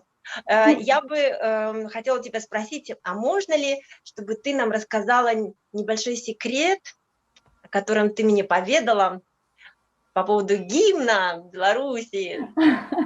Расскажи, пожалуйста. Когда вот именно я участвовала в проекте «Годно спеваем по-белорусски», пела свою, так скажем, версию видения гимна Максима Богдановича, у меня, естественно, родилась идея, почему бы нет. Ну, я всегда себе задаю такой вопрос, если не я, то кто? Почему бы и не сочинить новый гимн, и который я в новом году, в январе, представлю слушателю. Это, ну, это трогает до глубины души, я думаю, не только меня. Этот гимн, то есть к тебе пришло в голову такое, и стихи, и музыка именно под воздействием последних событий? Ну, конечно, конечно, потому что мы всем сердцем с Беларусью, и у меня тоже осталось очень много друзей, знакомых, артистов, и музыкантов, и это, конечно, все ужасно. И если хоть что-нибудь мы можем сделать, как только что мы разговаривали, хотя бы по капельке, хотя бы словом, хотя бы песней, делом, хоть каким-нибудь мы можем изменить ситуацию, мы это будем делать. И, естественно, я в том числе. Поэтому сейчас мои планы, я работаю над вторым альбомом, который будет называться «Уздоуж воды», только на белорусской мове. И над выпуском гимна, над выпуском своей версии видения гимна именно сейчас. Максим Богданович, да, но это уже, это замечательно, это история, это культура, но почему бы нам не создавать культуру сейчас?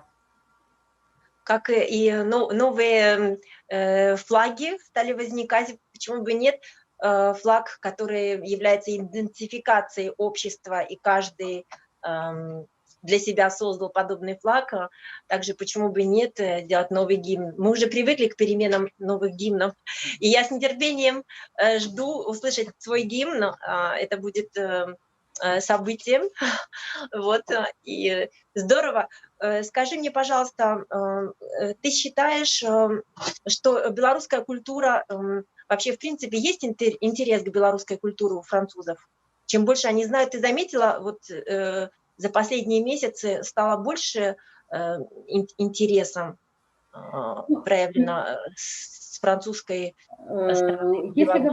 Если говорить о интересе, если человек не знает, какой интерес может родиться и от чего, только от того, что он слушает словосочетание «Беларусь», нет, конечно. Единственное, когда ты начинаешь что-то делать и делишься этой культурой, когда ты поешь, когда ты играешь, например, когда я и выступаю, и играю на цимбалах, и не только, так скажем, белорусскую польку или какие-то классические произведения, а если я играю, например, латинскую музыку и использую этот инструмент во всей своей красе, конечно, это даже не вызывает интерес, они просто в шоке от того, что существует такая школа игры, от того, что это инструмент наш, так скажем, национальный, и французы, конечно, в шоке. Поэтому за последнее время, конечно, интерес очень сильно увеличился, потому что я могу сказать, благодаря всем нам, вот как Надя Кривошанова, только что мы держали связь с Леоном,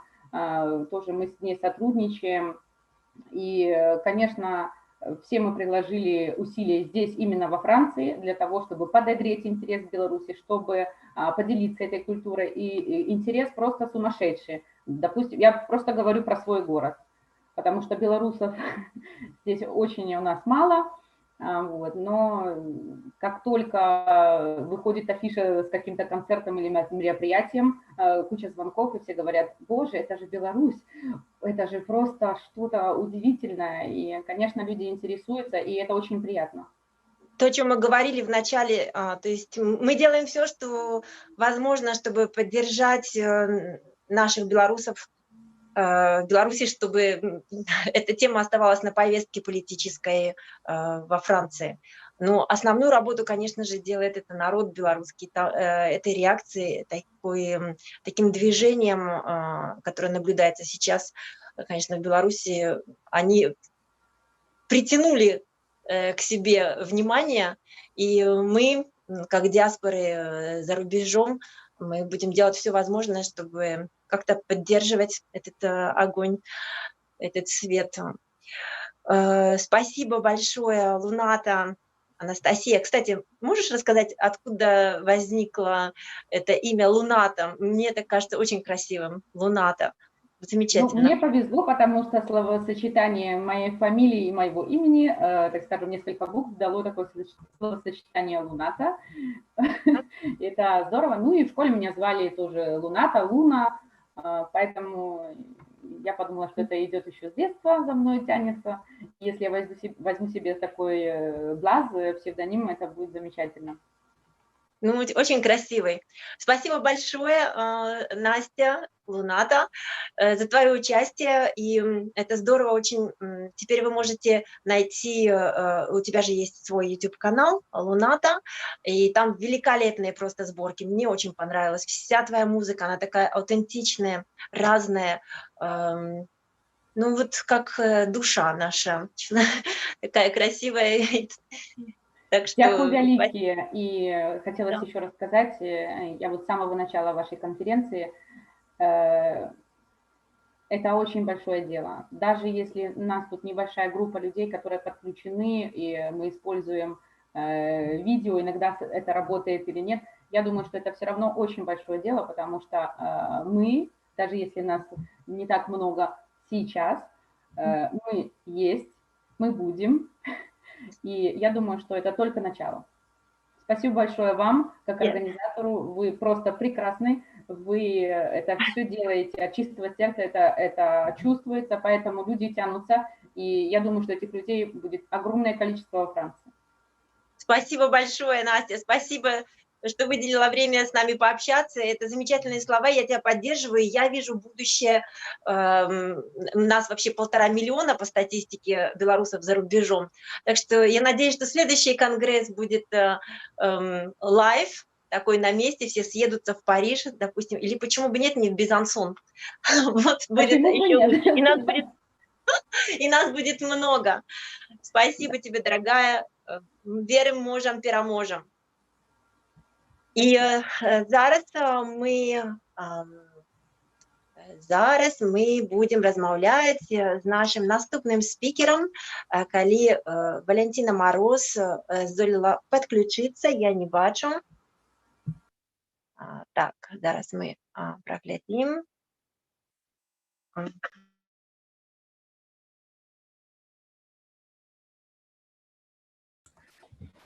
Бачно? Привітання. Бачно, привітання. Привітання, шановне господарство. Валентина, як я рада вас бачити сьогодні. Так само. Пробачте, але я так само буду розмовляти на російській мові. Нічого. Хочете, щоб я одна мучилась? Я роблю свой все магчимое, это тяжко после таких годов. Валентина Мороз, режиссерка и педагог лаборатории социального театра, и она разом з нами подключилася з Менску.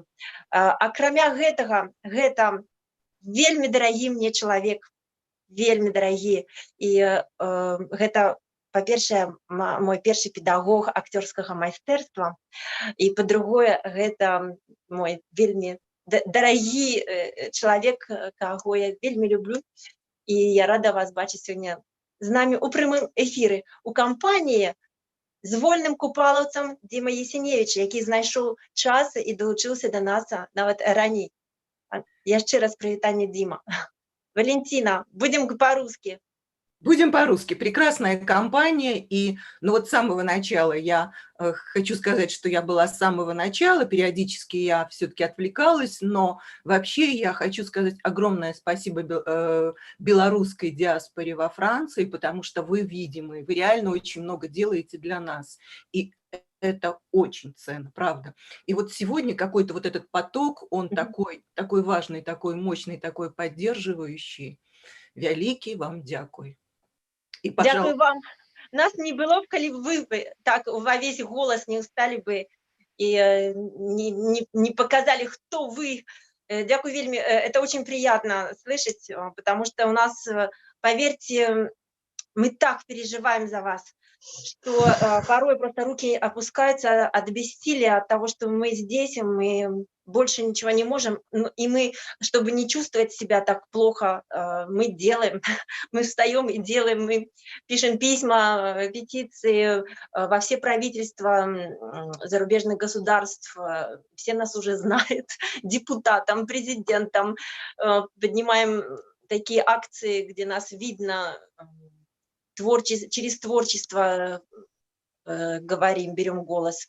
В общем, спасибо большое, это очень дорого будет, я думаю, всем услышать ваши слова, что это видно, нас видно и как-то имеет какой-то сенс то, что мы робим для вас, потому что все это мы делаем для вас. Безусловно, это очень важно. Это очень важно, и, пожалуйста, не останавливайтесь. Не будем до конца.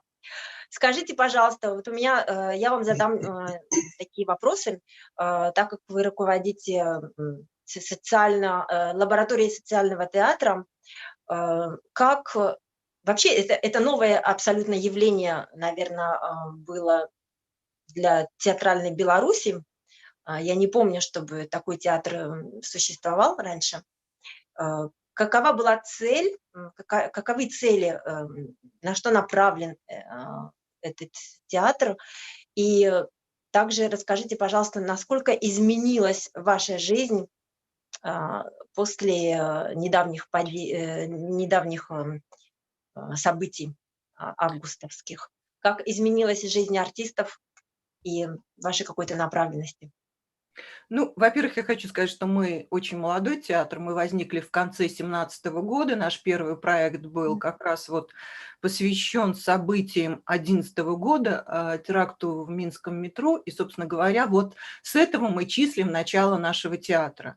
И он возник на базе курса, творческого курса в учебном заведении, где я преподаю. И изначально, поскольку ребята все умные, хорошо образованные, мы поняли, что нам интересно заниматься театром, который исследует проблемы нашего белорусского общества. То есть остросоциальные проблемы. И все наши проекты, они таковы. И вот тут, собственно говоря, и причина наших нынешних проблем, потому что мы вступили в 2020 год. Ну, в общем, все мы вступили с одной общей, опять же, проблемой – это ковид. У нас предполагалось, что до лета будет несколько международных проектов, которые, естественно, отменились, потому что страны просто закрылись на локдаун, ушли ну, практически в изоляцию. И было пару проектов, которые мы должны были тоже выпустить, но, к сожалению, мы не смогли выпустить эти проекты, потому что мы все-таки люди ответственные, мы понимали, что зрителей собирать не надо. Следующий момент – это то, что у нас нет своей площадки, мы арендуем площадку, и с площадками, с независимыми тоже была проблема. Ну, в общем, у нас все случилось уже весной. Ну, а дальше начались нынешние события, и опять же, те наши планы, которые мы заложили на осень, они тоже не осуществились, именно потому что мы зависим от помощи европейской. Мы в этом смысле сейчас тоже не можем рассчитывать на финансовую поддержку со стороны. Мы не финансируемся государством. Вот, и, ну, что я могу сказать? Я могу сказать, что сейчас, конечно, мы не выходим к зрителю, именно потому что у нас просто, мы проектный театр, не репертуарный, я еще раз говорю, что государство нас не поддерживает, поэтому в какой-то момент приняли решение, что мы не расходимся, но все уходят в свободное плавание, то есть все зарабатывают деньги каким-то образом, а мы потихоньку готовим свои проекты, которые тоже связаны с событиями, которые сейчас происходят в нашей стране. Мы работаем с драматургом, мы работаем с художником. У нас сейчас в работе 2 проекта, с которыми мы сможем выйти к зрителю только тогда, когда ситуация изменится. К сожалению, это так. Вот то, что я могу сказать. Скажите, пожалуйста, насколько я знаю, в настоящее время одна из ваших артисток находится на Окрестино. Она не на Окрестино, да, я могу сказать, у нас группа маленькая, 14 человек, и из них за это время 6 человек уже прошли через вот административные аресты и отсидели в Жодине, Барановичах, на Окрестино. Сейчас это Кася Чекотовская, она, кстати сказать, известный драматург и прекрасная актриса, да, она вот в минувшее воскресенье после воскресного марша была задержана, и сейчас она отбывает административное наказание, она получила 17 суток ареста. Насколько я знаю, она переболела еще недавно ковидом, то есть тоже состояние не очень хорошее, и, конечно, все это не помогает делу. Да, к сожалению, это так. Она действительно переболела ковидом, она, в общем-то, еще не восстановилась до конца, и это, безусловно, усложняет ситуацию, и понять, что там с ней происходит, к сожалению, тоже невозможно. Но мы надеемся, что после того, как она выйдет, вернется к нам, вернется из плена, как это сейчас принято говорить, мы сможем дать ей возможность, ну, восстановиться. Скажите, а есть какая-то возможность передачи ей носить и какая-то связь, чтобы понимать вообще, что происходит, в каких она условиях содержится и что необходимо? Пенитенциарная система ведь очень замкнута, она закрыта. Сейчас выяснить, что с ней происходит, мы не можем. Она расскажет об этом только после того, как она выйдет, извините, из тюрьмы. Это звучит очень, конечно, странно. немножко... Мы уже начинаем привыкать к этому, да? Да, да. Ну, мы, в общем-то, привыкли. Это уже 6-й человек, плюс еще два молодых человека, наших девочек. Они тоже прошли через арест, через сроки. 10 и 15 суток тоже. Вот. А что касается передач, есть определенные дни, это раз в неделю. В данном случае вот в Барановической тюрьме это вторник, и во вторник мы повезем ей передачу. Ну, еще возможность, опять же, пишите, пожалуйста, письма. Все люди, которые проходят через заключение, говорят, что это очень-очень важная подпитка такая, важная помощь. Это то, что их поддерживает. Ой, очень здорово, что вы это напомнили, потому что я не знаю, если вы подключились в начале в самом, мы тоже говорили о том, что у нас одна из инициатив отсылать, то есть люди приходят, посетители приходят на нашу выставку в Париже и отправляют, пишут несколько слов поддержки политзаключенным через инициативу Политзек, и французам мы переводим на русский, белорусский язык. Потому что, насколько мы знаем, корреспонденция на иностранном языке не доходит до адресата, поэтому мы переводим. Вот. Но это, конечно, каждый по капельке кто-то что-то может сделать, одно письмо, одну открытку не заставит слишком много труда, а все-таки эффект ощущение себя не одиноким в этой камере, я представляю, это все ужасно, через что люди проходят, самые светлые, добрые, наши прекрасные белорусы. Ну да, они не чувствуют себя одинокими, потому что надо сказать, что камера рассчитана на 5-7 человек, а сидят в ней человек 17, то есть они даже спят иногда по очереди. Но в любом случае они понимают, что о них помнят, что их любят, что их ждут. И это, конечно, очень важно. Это невероятная поддержка. Вот, очень хорошо. Всем диаспорам на заметку, пожалуйста, активируемся и все пишем письма и говорим об этом соседям, знакомым, друзьям. Пусть нас будет много.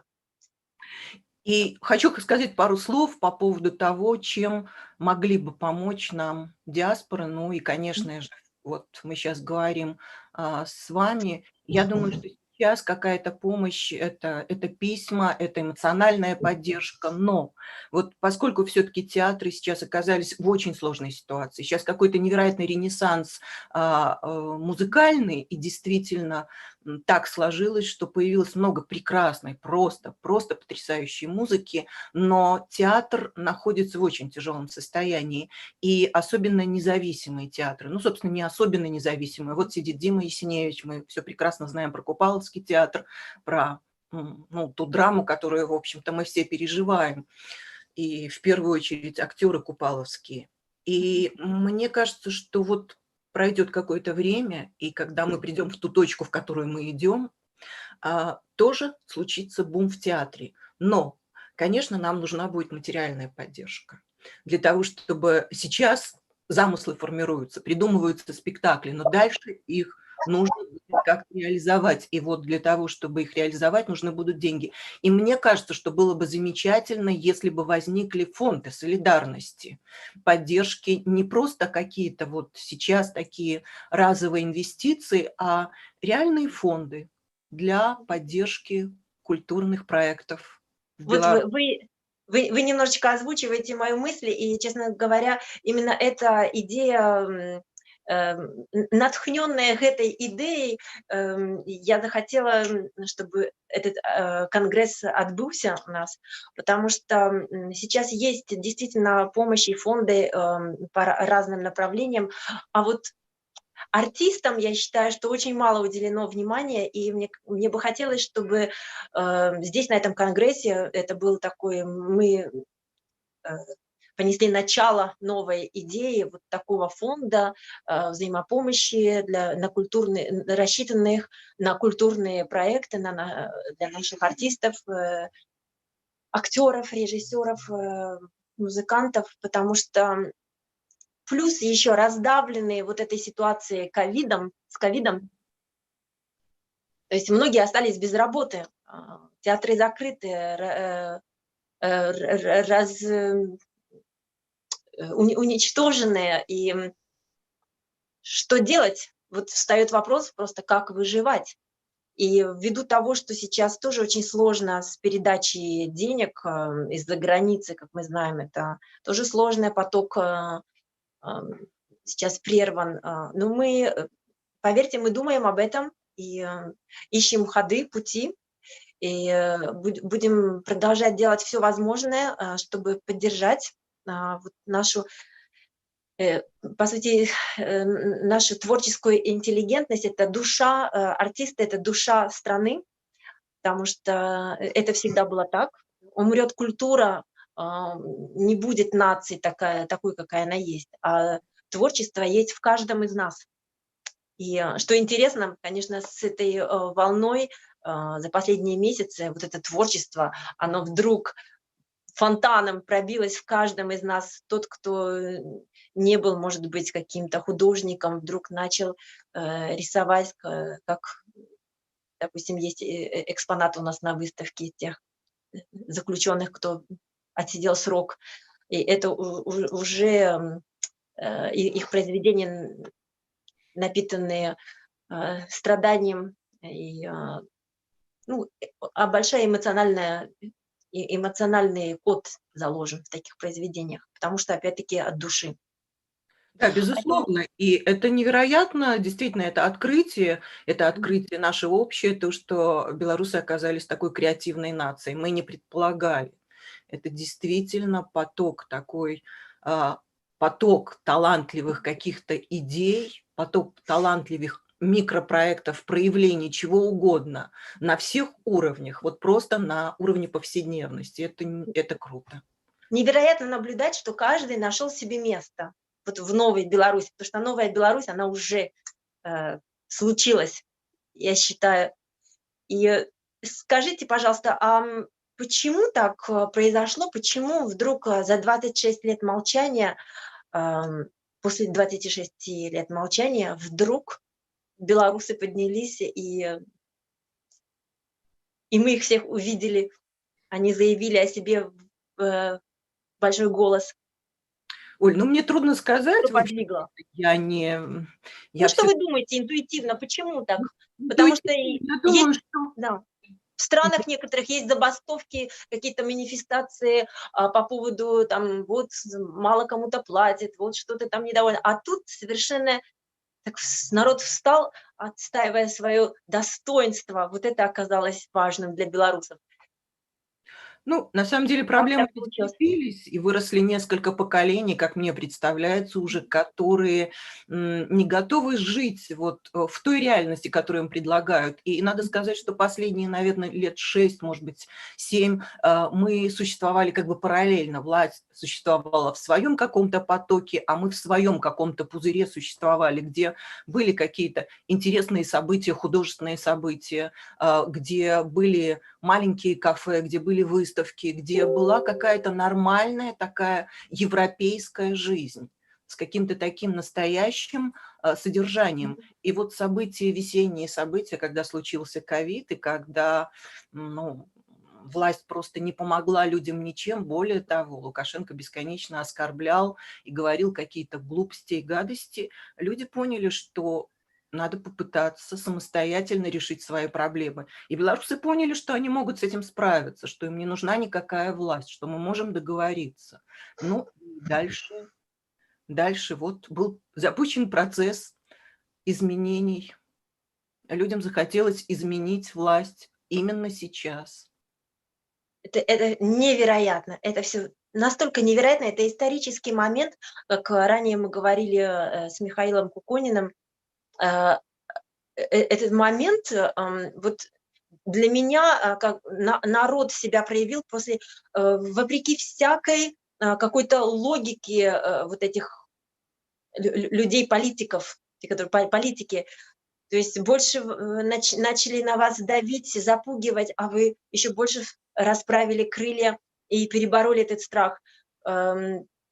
Были потери, ушли от нас люди, дорогие люди, белорусы.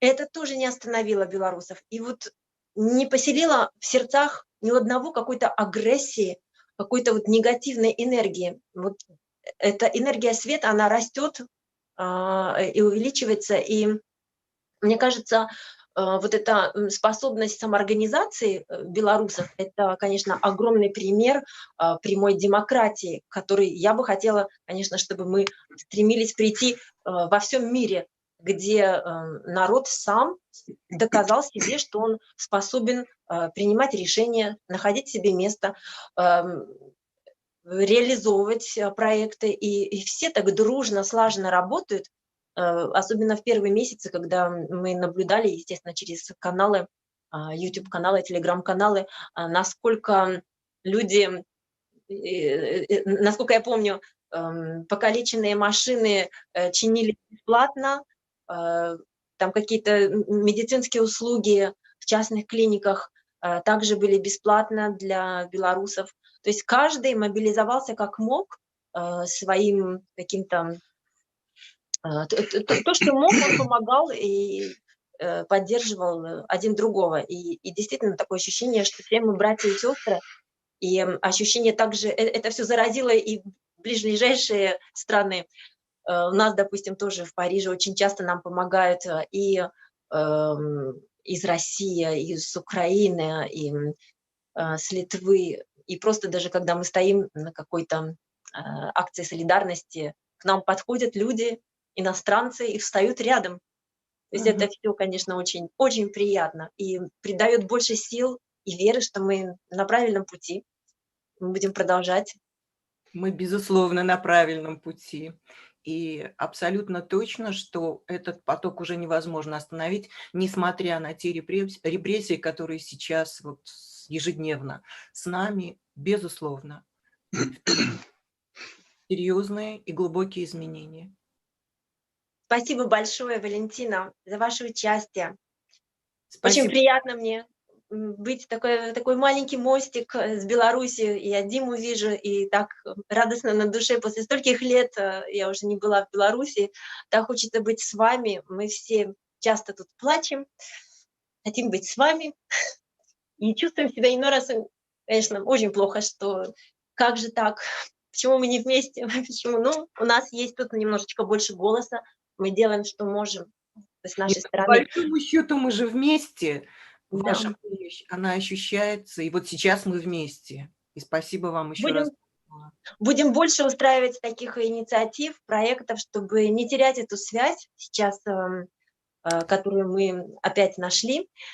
И я услышала ваши слова. Мы будем с большим энтузиазмом прорабатывать тему какого-то проекта поддержки культурной сфере белорусов. И будем на связи.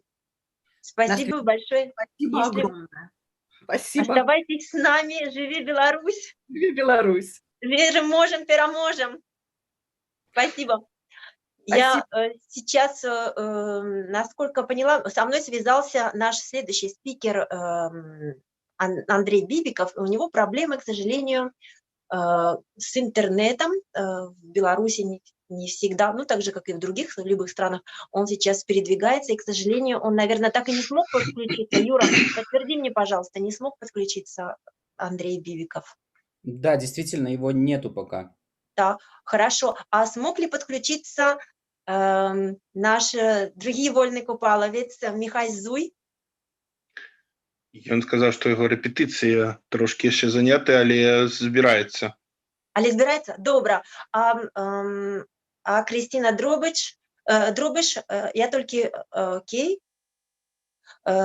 Зараз хвіліночку, я толькі ёй адкажу, таму што яна таксама скончыла рэпетыцыю і хацела бы далучыцца.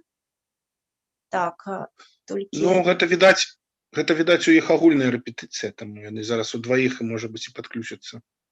Давай, я увогуле так шчасліва, што вы знайшлі гэты момант, таму што я ведаю, як гэта жыццё артыстаў нашых у канцы года. Столькі вы рыхтуеце розных праграм, фільму, здымкі, рэпетыцыі. І як я ведаю, Дзіма, ты, нягледзячы на ўсё гэта становішча цяжка з ковідам, ты заўсёды быў задействован, як сказаць, задзейнічаны. задзейнічаны ў шматлікіх тысячы праектаў у адзін час. І тое ж самае працягваецца. Мы цябе бачым у дуэце Чин-Чин з Міхасём. Ты лідар, адзін з лідараў Ілі-Ілі. Ты вольны купалавец. Ты робіш шмат праектаў. Раскажы, калі ласка, як тваё жыццё зараз у гэты час? Мы уже пачалі размаўляць, так разумею, з табой, да? Так, мы пачалі размаўляць. Замест Бібікова. Так, мы будзем тады размаўляць з табой. Мне вельмі падабаецца твая кампанія, таксама, таму будзем пераходзім. Прывітанне. Мы зараз нас хто-небудзь чуе, не? Ці мы з табой тэт-а-тэт размаўляем? Усе чуюць. Усе чуюць. Гледачы ёсць, да? Дмітрий Есеневич, купалавец, з намі на сувязі. Прывітанне. Я павінен растлумачыць, што Вольга гэта моя аднакурсніца, і нават не проста аднакурсніца, а трошки больш, таму што мы з ёй шмат партнёрылі, так сказаць, на сцэне. Вось мы такія клёвыя партнёры адзін з адным. Можа быць, яшчэ калі-небудзь давядзецца сыграць што-небудзь ці заспяваць дуэтам нават. А я вельмі бы хацела. Мы гэта зробім. Зараз гэта магчыма на адлегласці, але калі спяваеш у адной студыі, гэта прыемней, конечно. Добра, ну гэта будзе магчыма ўсё наперадзе. Гэта для мяне сюрпрыз. Дзякуй вялікі. Я не смею спадзявацца рабіць дуэт з табой. Наш першы дуэт быў на 4-м курсе. Меў нейкі поспех у тэатральнай акадэміі. Так што у нас тут прыватны разговор будзе. Размаўляем, добра. Слухайце, ну бачыце, не гледзячы ні на што, ўсё ж такі застаецца месца для усмешак, вось для сустрэчы, гэта адбываецца зараз непасрэдна тут і цяпер. Вось мы усміхаемся, слухаем адзін аднаго. Наконт працы, слухайце, я вам так скажу, што я думаў, калі я сыйду з Купалскага тэатра, у меня в прынцыпе ўсё па плане, таму што мне было так усяго шмат звалілася, што я хацеў пайсці ў нейкі акадэмічны водпуск ці што, каб неяк разгрэбсціся і прывесці галаву ў парадак. Ты можаш расказаць тое, што можаш расказаць? Так што я зараз адпачываю трошки ад тэатра, скажем так. Што было? Было напярэдадні, ну як не напярэдадні, а ўжо падчас гэтай першай хвалі, якой у нас не было яшчэ прызната ў Беларусі, па-рублеўскай здымаў Беларусьфільм з прыгоды Пранціша Вырвіча па яе кнізе здымалі. Я удзельнічаў там, меў галоўную ролю, здымаўся, гэта было дзесь 1,5 гады назад, там ці 1,5. Потым Янкоўскі Купалу зняў фільм, які адбылася прэм'ера ў Маскве зараз. І прэм'ера была перанесена праз цэлы год зараз, вось толькі была прэм'ера. То бок праектаў было шмат, але ізноў усё праз адно месца, таму што гэта і ковід, і туды-сюды, і нічога не атрымалася. Фільмы ўсе недзе на полках, і як заўжды мы ўсе ізноў не займелі ніякае славы, скажем так. Вось. Ну, можа быць, гэта будзе на перспектыву. Гэта ўсё скончыцца, лепшыя часы прыйдуць, я ведаю гэта.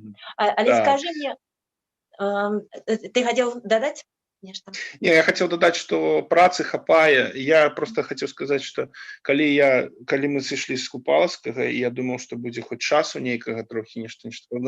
Нема ізноў часу, і ізноў нейкія, як ты кажаш, праекты, нейкія працы, і прыходзіцца неяк гэта ўсё лагістычна абстаўляць. Ну вось. Як я ведаю, ты працуеш днём і ноччу.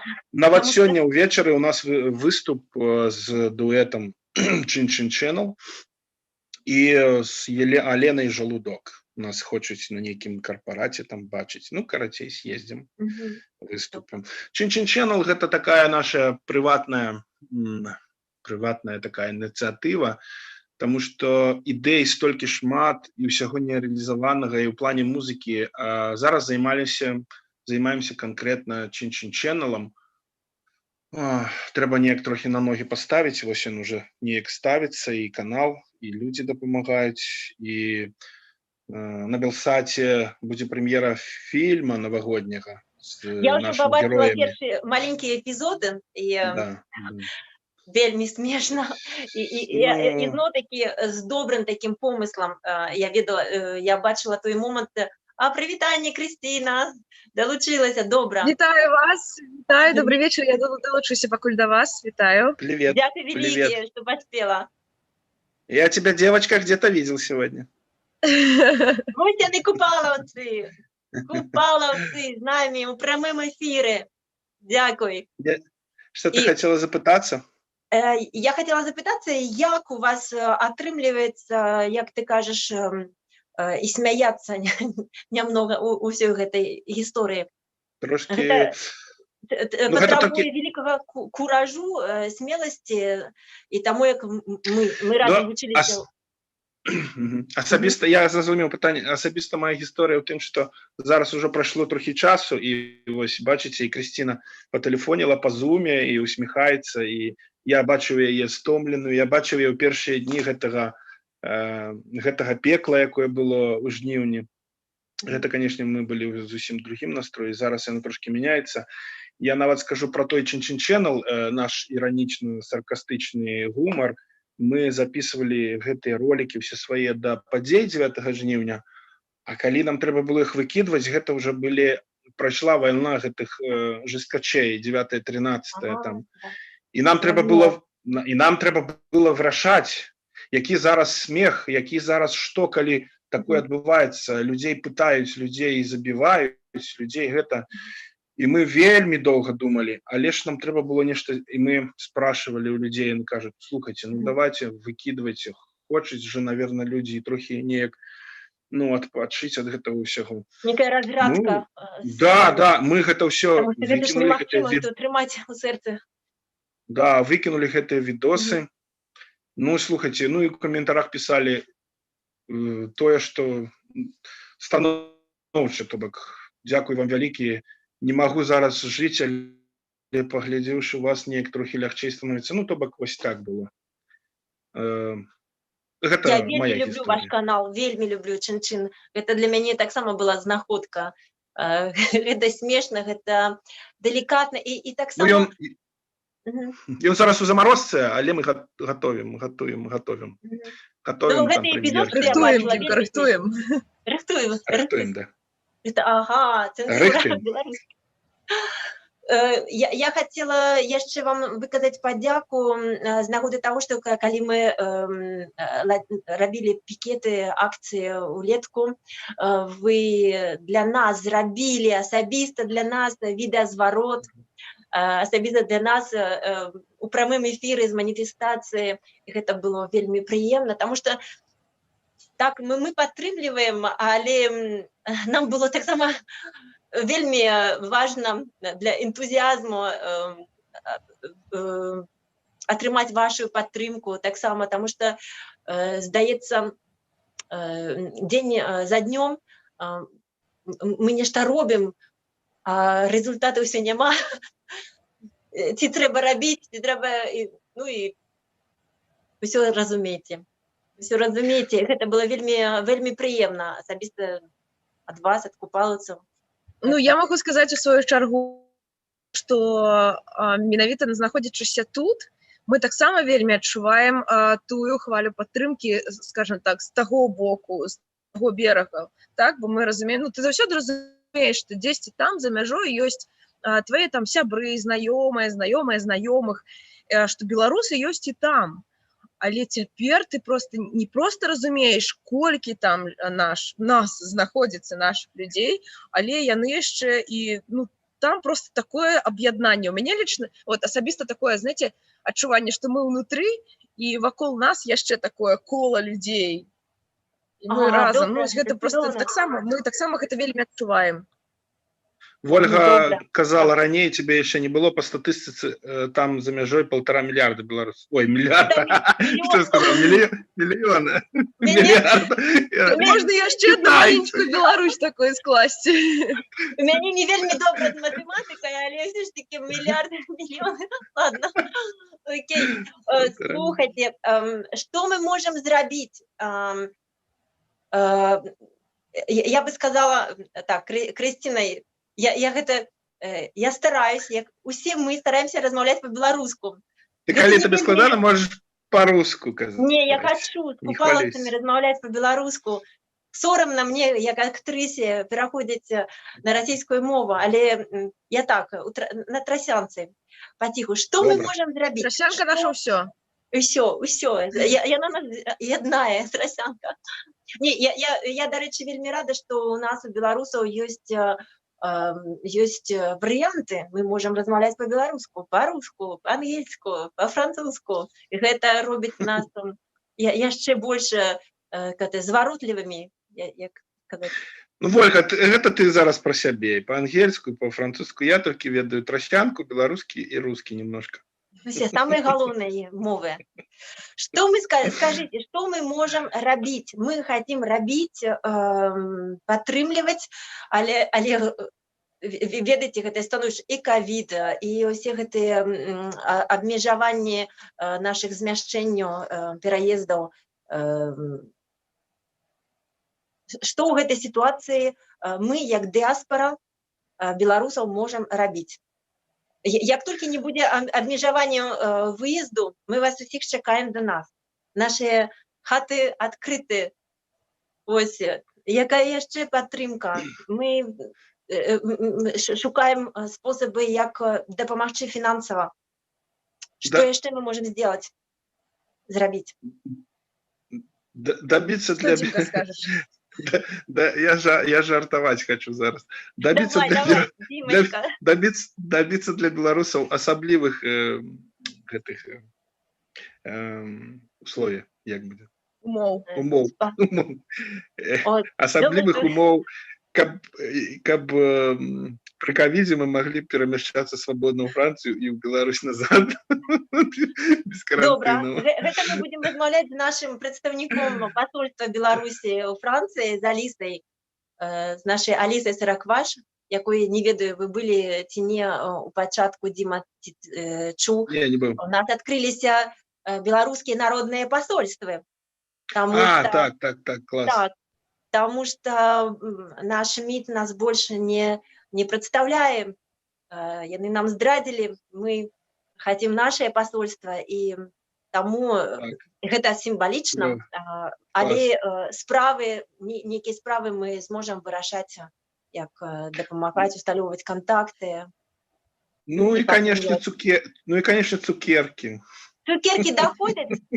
Напишите адрес, вышлем цукерки. И вина французского. Акрыціна, что вы. Шампанского, калі ласка, але пасля. Яно не пашкодзіць ніколі. Шампанского с шампани. Шампани, коньяк и арманьяк. Мы что у нас яно хутка скончыцца. Записываю. Таму нам патрэбны будзе ресурсы. Не, насамрэч, я, канешне, не ведаю там усёй заканадаўчай штукі, так? Але мне здаецца, што гэта таксама працэс вывучэння беларусаў за мяжой, так? Калі якія правы яны маюць свае, так?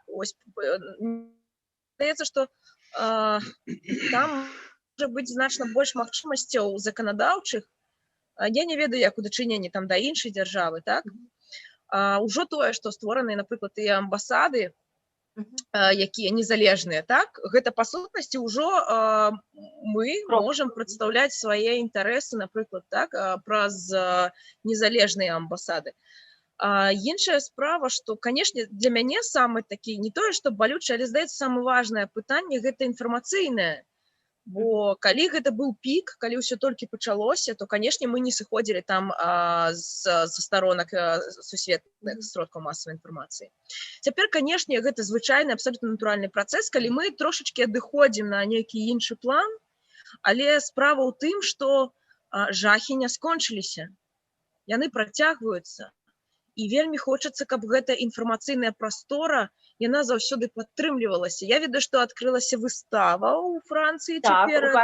Так. Праблема, Крысціна, дорогая, так, праблема ў тым, што мы з-за локдауна таксама вымушаны былі спыніць нашыя акцыі, але як толькі гэта было дазволена, мы выйшлі нават тыдзень, 2 тыдні таму мы арганізавалі 2 акцыі. На жаль, не заўсёды даходзіць, калі мы дасылаем матэрыял на каналы, тэлеграм-каналы, не заўсёды ён уключаецца, каб распаўсюджваць. А мы зрабілі некалькі акцый памяці Романа Бондаренко і ўсім палітвязням і загінулым. Таксама ўсё, што на павестцы, мы падтрымліваем.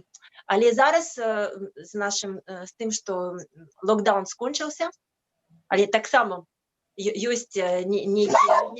Господарыня Лілі далучылася.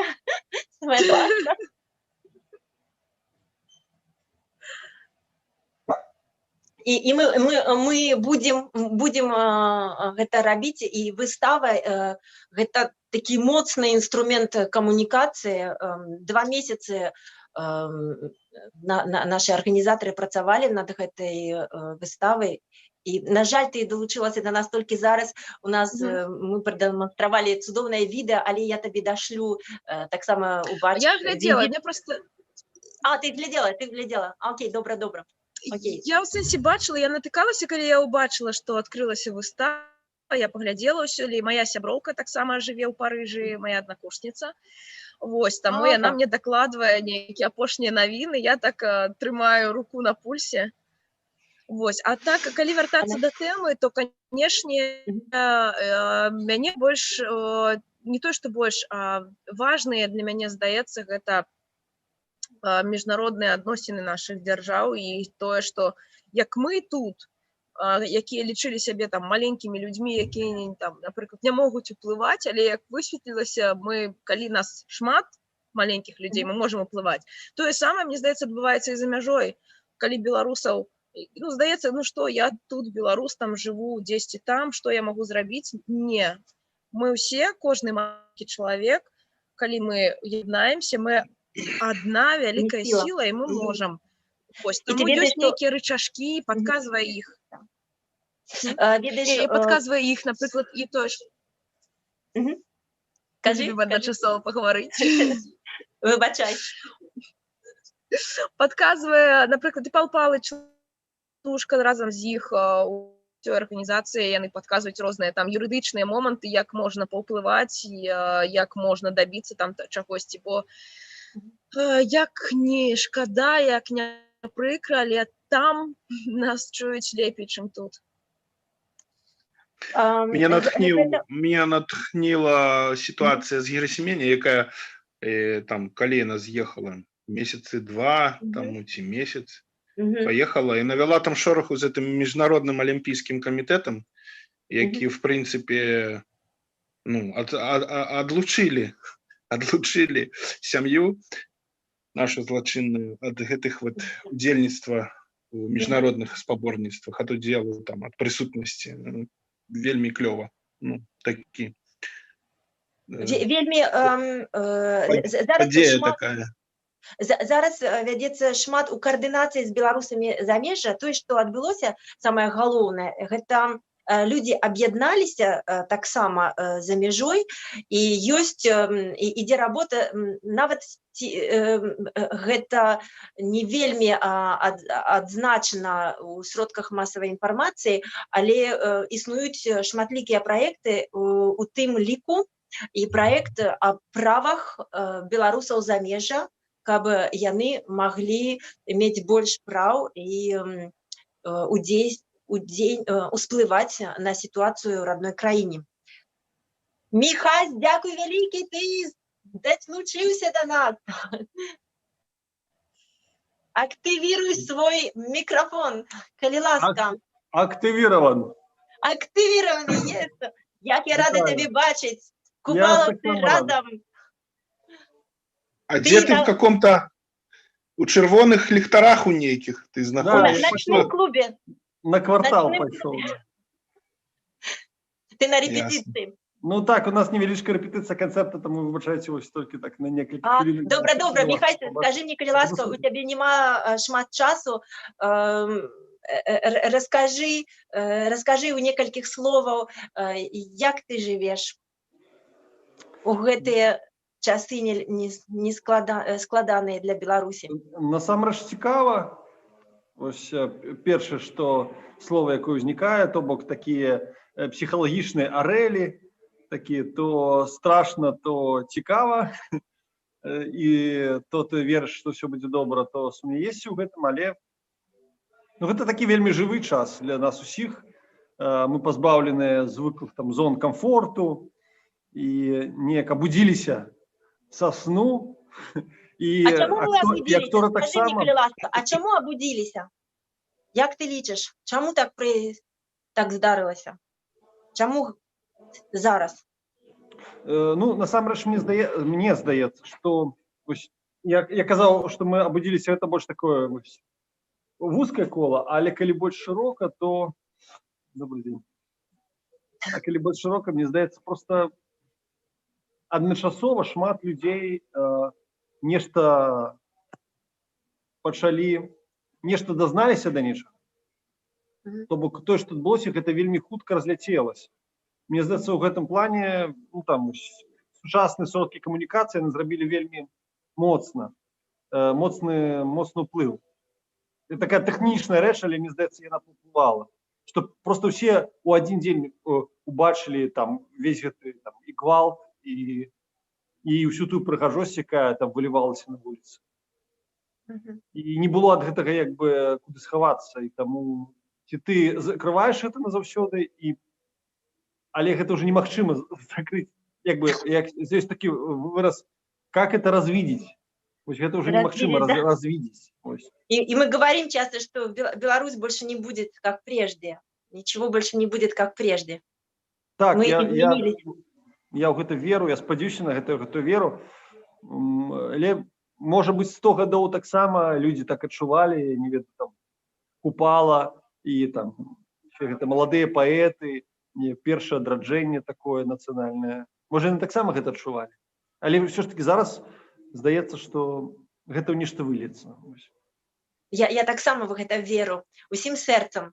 Скажы мне, калі ласка, а над чым ты зараз працуеш? У якіх праектах задзейнічаны? Як, Діма? Задзейнічаны. Задзейнічаны. З Дімом я шмат у якіх праектах задзейнічаны. Вы з Дімом паўсюль і заўсёды разам. Это вельмі прыемна вас сачыць. Я бы хотела таксама дадаць, што мы з Міхасём вучыліся ў адной тэатральнай школе 136-й. І перад вами была Валентина Мороз, наша любимая педагог. Так. Мише, наверное, не хотелось бы зараз вспоминать про те часы, да, Мишка? Про 136-ю школу, чаму? Нормально. Ну, я пожартовал. Нормально, это ж моя любимая школа. Як ви... Над чим ти зараз працюєш? Ну, у нас шмат нейкіх таких кропкавых проектаў. Мы працягваем прасоўваць чын-чын-чэнел наш і гэтыя вобразы. Мы з купалаўцамі таксама ёсць нейкія... Ничего не говори. Ничего не... Я бы не сказал. Крысти, я что-то самое, опытный фронтовик, я так скажу, что мы думаем, мы сустракаемся, обмениваемся творчими планами, рассказываем курьезные случаи одно одному. А вы бачили наши привитания с «Попробуй спилить гэту» с башней? Дима, ты показывал? Дима ніколі нічога не показывает. Шучинщину, так само мы вспомянули и купаловцев, и зараз с нами так само вас слухают ваши фанаты, поклонники купаловцев. Мы так само... Покажи это видео, что я вам послала за акцией. Добро, конечно. Это наш отказ на спиленную башню Минска. Мы так само вышли перед Эйфелевой башней. Попробуй спили гэту. Классно. Ну. Я выбачаюся, у меня садится ноутбук, і мяне тут трэба окей, бегчы далей, таму я Скажи- мушу развітацца. Скажи натхнёнае слово и бяжи. Чорт возьми, я натхняць. Я не ведаю, я заўсёды ў гэтай сітуацыі мне хочется абняць усіх, каго можна. Каму цяжка, я просто дасылаю кавалак сваёй сілы. Я толькі знешне маленькая, але сіла мне хопіць на ўсіх, мне здаецца. Все будзе добра. Чорт возьми, ну не можа быць уже іначай. Бо мы у самым першым звароце сваім мы сказалі про тое, што жыць так, як раней, мы ўжо не зможам ніколі. І сапраўды, я, як чалавек, які ў гэтым годзе аддаў, здаецца, ўсё, што мог гэтаму году і гэтай краіне, я вам хочу сказаць, ёсць жыццё пасля звальнення і ўсіх, што только магло здарыцца з чалавекам. Жыццё ёсць, тут можна усміхацца, тут ёсць палёгка, нічога не бойцеся, все мы зможам. Мы разам, нас шмат. Нават калі вам кажется, што гэта не так, а ўсё так. Христина, ты такая сіла, молодчина. усім шмат сілаў. Дякую тобі вялікі, тому що я тебе бачу на всіх івентах, де магчыма, я ведаю твою енергію, тое, што ти робиш для кожного з нас, тому що гэта вклад для кожного з нас, і нават глядзець на тебе, гэта заряджае энергией, доброй энергией. Подсилковое, страшное белорусское слово. Подсилковое. Это як і Шучиншна. Дякую тобі великий, поспіхів, здоров'я, і всі будемо у Новий год сосредоточимся, як це буде, засяродимся для нашого самого головного жадання, якое не будемо казати, але ми будемо усі разом. А я так само розвітуюся, бо треба репетувати пісню. Розумію. И у тебя ноутбук садится, да? Не, ему репетовать треба, а у меня и то, и другое. Репетовать – это святое дело, святая справа. Користаючися зумом міжнародним, хотів запитатися, Мішка, у тебе, ми сьогодні о 8:00 виїжджаємо? Это вельми привилегированный момент. Дима, да. Еще место назови, откуль выезжаешь, на какой машине. Не будем на подробностях. Час такие, что мы в подробности опускаем. Тут не жизнь. Все, добро, я развитываюсь. Давайте. Все, обдымаю. Обдымаемся, все отдымаемся. Разом. Победный танец. Победный танец. Дякую. До встречи в эфире, Кристина, и вживую. Так, Миша отключился. Михась зайшов так само. Окей, мы протягиваем нашу программу, и у нас яшчэ словы апошние. Так, некалькі словов. Я вижу, что Лидия подняла руку, хотела бы нечто запитаться. Запитайся, Лида, дошли мне смс по телеграмму, потому что я тут не могу проглядеть питание. И я обовязково их задам Диме, потому что яна наша поклонница купаловцев и активистка, наша сузаснавальница белорусов Парижу. Вот, коли нами дошли питания, я озвучу. Дима, а что она у Зуме не может запитаться? В сенсі, я не відео? ведаю, як проглядеть гэтае питание. Вось, я Ну, просто мяне запытацца не можа? Не, я не думаю. Мы гэта ўсё робім першы раз, упершыню. Яна мне дашлі пытанне, я табе тады вышлю, і ты ёй адкажаш, калі у цябе будзе час. Добра. Я была бы вельмі рада. Вот. І на заканчэнне, што бы ты хацеў, Дима, пажадаць нам усім? Куды мы ідзем? Куды ты, у якой Беларусі ты хочаш жыць? Трымацца трэба духом, трымацца. У нас, канешне, будзе зараз такі затяжная такая стагнацыя, как говорится. Але трансфармацыя грамадства ўжо адбылася, і яна працягвае адбывацца. Людзі абуджаюцца, абудзіліся, абуджаюцца.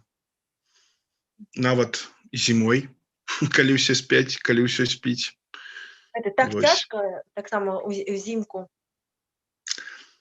Нешта Ну, рабіць, выходзіць.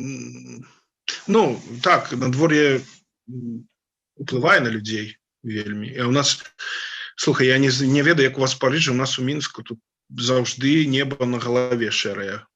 Просто это таксама. нейкі кошмар. Мы разам Это з вами. немагчыма. І Кожны дзень серае я чамусьці верыў, у мяне ідэя появілася, можа, гады 5 таму. Я подумаў, калі гэта ўлада сыдзе, то у нас святлей стане. Просто фізічна. Ну, в сэнсе неба, сонца, я просто... Мне даже цікава, мне нават цікава будзе, так? Ці не так гэта будзе?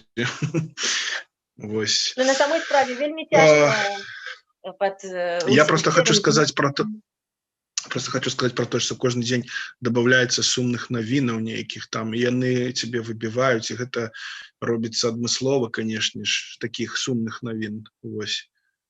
Ну, трэба з гэтым неяк бароцца і рабіць тое, што можаш, і як можаш. У агульную справу трэба ўносіць свой унёсак. Вось. Дзякуй вялікі. Дзякуй вялікі табе, Дзіма. Гэта мой любімы аднакурснік паміж усяго. Я магу, канешне, дадаць. Я магу дадаць, што мы нядаўна... Так. Дякую. Я магу дадаць, што мы нядаўна знайшліся з табой. Калі б мы не знайшліся, калі б я не памяняў тэлефон, то... Так, і я памяняла тэлефон, і ты памяняла тэлефон, і вось дзякуючы гэтаму мы знайшліся. А ты ведаеш, што мы з табой у апошні час мы сустрэліся 10 гадоў таму у Менску, і я думаю, мабыць, 4 гады у Парыжу, калі вы прыехалі разам з гастролямі. Гэта было такое, слухай, я ўспомню, да, клас. Але вельмі прыемна. Я табе потым пакажу, што 10 год таму ты мне так жартуючы даў даляр, захавай яго, кажа, я нават у чорны дзень яго не патраціла. Заўсёды са мной. Я табе вышлю прову. Дзякуй вялікі за тое, што ты знайшоў час, нягледзячы на твой графік сумасшедший. Как сказал наш курган Илюша, сумасшедший. Мы тут все сумасшедшие.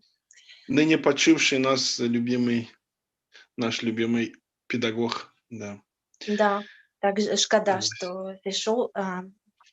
Мы яго любім, помнім, і ён заўсёды з намі ў сэрцы. Сапраўдны беларус быў, так. Как? Як? Быў сапраўдным беларусам, ён інтэлігентным беларусам. Так. Ён нам прывіў таксама любоў і каханне да беларускай культуры і літаратуры. І гэта заўсёды з намі. Калі ў цябе ёсць яшчэ 2 хвіліны, мы зараз пакажам відэазварот ад Насці Шпакоўскай, лідаркі групы НАКА. Яна не змагла, на жаль, да нас далучыцца, але даслала нам відэазварот, дзе яна распавядзе аб сваім праекце, які, я лічу, вельмі важны, каб людзі даведаліся. Першая беларуская школа онлайн ва ўкраіне. Калі ласка, Юра.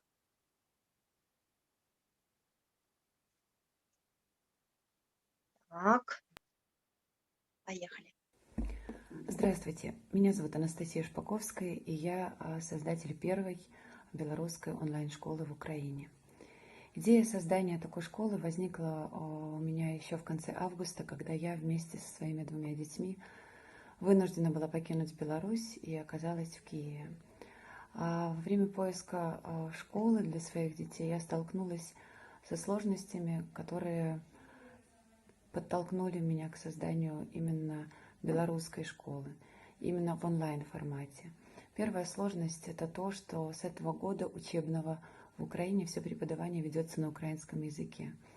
И если мы имеем в виду старшие классы, то для детей преподавание алгебры, химии, физики, геометрии, всех точечных наук было бы сейчас излишним шоком. Потом вторая сложность, что вообще отсутствует русский язык и литература как предметы в украинских школах. Ну и, соответственно, белорусский язык, белорусская литература и история Беларуси отсутствуют полностью. Я нашла частную школу, которая имеет государственную лицензию, и предложила им посотрудничать вот в таком уникальном для белорусских детей проекте. Мы к основной украинской программе государственного образца привязали белорусский вектор в виде белорусской мовы, литературы и истории Беларуси, в виде русского языка и литературы, и с углубленным изучением английского и IT. В итоге все получилось, хотя много сложностей было у нас на пути, но вот школа уже 2 месяца функционирует, все очень довольны, и довольны дети и родители. Я сейчас записываю это видеообращение, параллельно с этим я понимаю, что мои дети сидят и учатся в школе. И, конечно, онлайн-формат, он очень актуален в плане всех наших пандемий и локдаунов. То есть у наших детей образование не прекращается в связи с карантинными мерами. И что важно сказать, это то, что уроки, занятия происходят в таком формате, привычном для нас. То есть это фактически как обычная школа. Здесь нету такого, что детям просто скидывают какие-то теоретические задания, и дети вместе с родителями мучаются и ищут ответы на поставленные вопросы. Учитель в онлайн-режиме рассказывает, показывает, объясняет, предоставляет видео и всякие печатные материалы. И, конечно, для детей нагрузка непривычно больше, чем в офлайн-школе, потому что в классе, когда там 20 человек, не все подключены, не все под контролем, и не все работают здесь и сейчас. Наши дети занимаются качественно, занимаются много и стонут, но довольны. С какими сложностями мы сталкиваемся сейчас? Сложность самая большая – это донесение информации как можно большему количеству белорусов, которые переезжают в Украину. И вторая сложность с финансированием, поскольку школа некоммерческая. Я под эту школу искала инвесторов, которыми есть договоренность вот на первые несколько месяцев о просто спонсорской помощи. Есть дальнейшие вопросы с финансовой поддержкой этой школы, потому что организация всей украинской части стоит приличную сумму денег, и я бы была очень признательна, если бы нашлись люди, готовые инвестициями поддержать наш проект. Поскольку нету для родителей, чьи дети будут учиться в нашей школе, каких-то обязательных правил оплаты, то есть мы верифицируем семьи, и если семья не может платить, эти дети учатся у нас бесплатно. А дело это, к сожалению, не дешевое, и я, в принципе, на сегодняшний момент, помимо учеников в нашу школу, дополнительных тем, что есть, в данный момент 8 человек учатся в школе, и несколько человек проходят верификацию. Помимо новых учеников, ищу, конечно, инвесторов, которые готовы были бы пожертвовать свои средства для знания наших детей.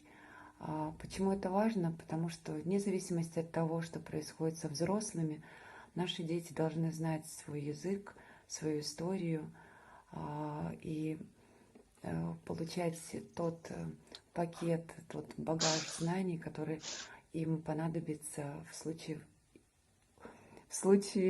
скорой нашей победы и возвращения к себе домой. Но даже если это не произойдет так скоро, дети наши должны все равно продолжать учиться качественно, с белорусским, с IT, с английским. В общем, продолжать быть образованными, умными, перспективными людьми. На нашем лендинге byschool.com.ua можно найти более подробную информацию о том, как проходит образовательный процесс. Спасибо всем большое, всем добра и свободы.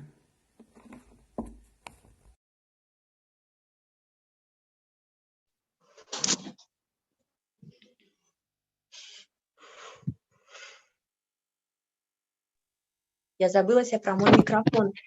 Дзякуй вялікі, Насці, за гэты відэазварот. Я лічу, што гэты праект вельмі важны, і мы, як беларусы замежжа, павінны яго падтрымліваць і распаўсюджваць інфармацыю, каб гэта было, прыняло больш агласкі. Дима, ты ведал, што Настя таксама вымушана была з'ехаць? Так, конечно, ведаў. Так, Я потому што ведаў, яна я ўвесь сачыў. голас. Мгм. Я сачыў за яе інтэрв'ю, я пра гэтую школу ўжо ведаў даўно. Першая самая складанасць, з чым яна сутыкнулася, гэта была менавіта расійская мова, таму яна вымушана была зрабіць гэтую онлайн-школу, да. Вось, там, на Украіне, конечно же. Што-то я яшчэ хацеў сказаць. І вельмі хутка яна ўсё ж такі здолела арганізаваць за некалькі месяцаў. Яна, так, яна, таму што Насцюша, яна вельмі моцная асоба, вось.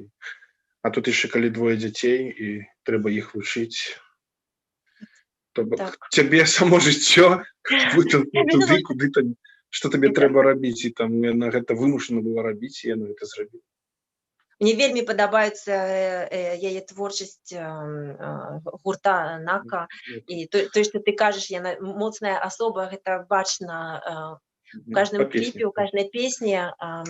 Чалавек з сильным характарам. І я была рада ўключыць таксама гэтыя песні разам з вашымі или у нашу музыкальную зборку. Наш кангрэс падыходзіць к канцу. Дима, я табе даю апошняе слова на гэтым кангрэсе, і потым мы будем завершаць. Што бы ты пажадаў нам усім? Ну, я уже жадаў, я просто яшчэ хочу раз усіх павіншаваць з надыходзячымі калядамі, з Новым годам. З Новым годам. І хочу, каб мы верылі і каб не спыняліся, каб знаходзілі моманты для радасці і шчасця і дапамагалі адзін аднаму, як робім гэта мы і вы. Так, будзем дапамагаць адзін аднаму. І, дарэчы, годная справа, у нас усіх, вось, Насця школу зрабіла, ты кангрэс арганізавала, мы там сваё нешта робім. Таму, калі вы будзеце, можа быць, рабіць гэтыя кангрэсы і часцей, таму гэта было таксама не дрэнна. Таму я думаю, што ў наступным годзе, праз якіх-небудзь 1,5 месяцы, 2, мы можам зноў сустрэцца і зрабіць такую справаздачу нейкую нашых спраў. Ты ведаеш, што ты чытаеш мае мыслі, Дима? Потому что, размаўляючы з вами з усімі, я подумала, таксама было б добра наладзіць нейкія праекты, і тады давай так і дамовімся, праз 2 месяцы зробім іншы кангрэс, не беларусаў Францыі, але знойдзем тэму менавіта з артыстамі і будзем распрацоўваць ідэі, якія до нас прыйдуць пасля гэтага кангрэсу, потому что гэта... Добра. Тым больш, што, бачыш, Бібікаў не з'явіўся, Насты не атрымалася, наступным разе яны нам раскажуць, як у іх там справы адбываюцца. Таму ёсць прычына сустрэцца. Таксама прыйшлось, мы шмат кажам пра Купалаўскі тэатр, але новы драматычны тэатр таксама, я хацела бы, каб Бібікаў... У драматычнай у мяне таксама ёсць каго пазваць адтуль, хто перайшоў у страйк. Вось Сергей Толстиков, цудоўны мой калега. Вельмі добра. Тады мы просто адзначаем было што расказаць, да. Новы вебінар з артыстамі асабіста, і будзем разам. Дзякуй табе вялікі, Дима, што не гледзячы на твой графік сумасшедший, ты знайшоў час быць з намі, так прыемна быць у тваёй кампаніі, як адбылася, як калі бы пабывала ў Менску, нашай добрай атмасферы беларускай. Наш конгресс подыходит до завершения, и я бы хотела выразить словы подяки, по-перше, нашему згуртаванню беларусаў у Парыжы, без якога не было б магчыма арганізаваць гэты кангрэс, і асабістая падзяка Антону, Алісе, Кірылу, Марце, Саше, за дапамогу у арганізацыі, нашему голосу свыше в этом конгрессе Юрий Зніцы. Дякую табе вялікі за мадэрацыю. Дякую вялікі беларусам зарубежжа, спадару Касторкіну, які нам вельмі дапамог в этой арганізацыі. Таксама Алексею Ярахаўцу за дапамогу.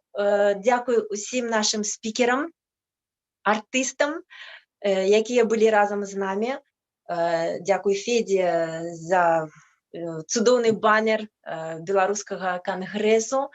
І на заканчэнне, як заўсёды у нас такая ўжо традыцыя, у нас у беларусаў Францыі, невялічкі сюрпрыз, музычны сюрпрыз, прывітанне, музычны зварот ад нашага лідера Джей Морс Владимира Пугача. На гэтым мы сканчиваем наш конгресс. Оля, можно буквально секундочку до самого последнего это Антон. Сказать? Да, наш это Антон, можно? Сказать огромное спасибо тебе, Оля, за то, что ты организовала этот конгресс. Правда, ты замечательно просто все сделала. Ты столько работала до того, чтобы сделать этот конгресс. И ты сейчас просто замечательно его провела. Оль, все было, правда, замечательнейшее. Огромное тебе спасибо. Мы тебя, правда, все очень благодарим. Спасибо огромное. Это была твоя идея провести конгресс, за твою энергию. Таму што, можа быць, гэта будзе адпраўной кропкай пачатку нечага вялікага, міжнароднага. Я за вялікае, за міжнароднае, і мы все будем рабіць разам. І я так была шчасліва з вами правесці гэтыя некалькі часоў, уже сцямнела, а таму, як мы казалі з Дімай, дарэчы, у нас заўсёды серае неба, як быццам нішто не змянілася. Але гэта мяне зарядзіла такой энергіяй каласальнай, паразмаўляць з вами, з усімі, так цікава. На беларускай мове, Оля, дзякую, потому что ты так старалася, так намагала ўсе свае змаганні рабіла, каб размаўляць на беларускай мове. Мы вось, я думаю, таксама патрэбна так рабіць. Час ад часу цяжка, мне б таксама было вельмі цяжка заўсёды размаўляць на беларускай мове, але дзякую, што ты вось здолела. Дякую, гэта так было нелёгка, але вось так з дапамогай, з высшай дапамогай.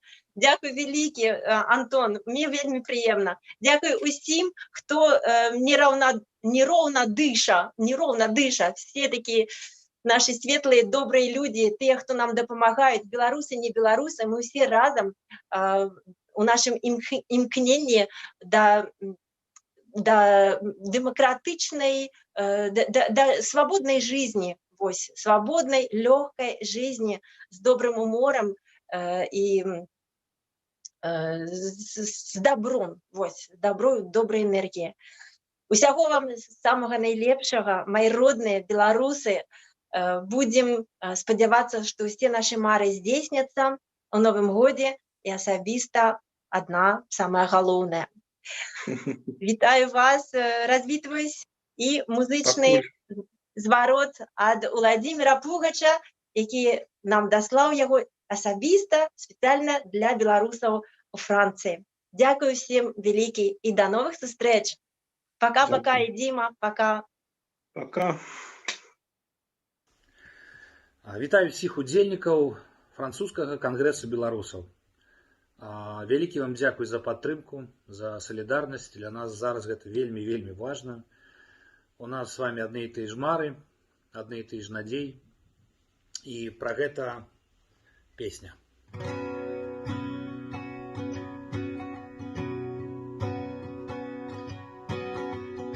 Пасля навальніцы з знаходзіць адзін аднаго ў пяску і дзівіцца. Мы дыхаем зноў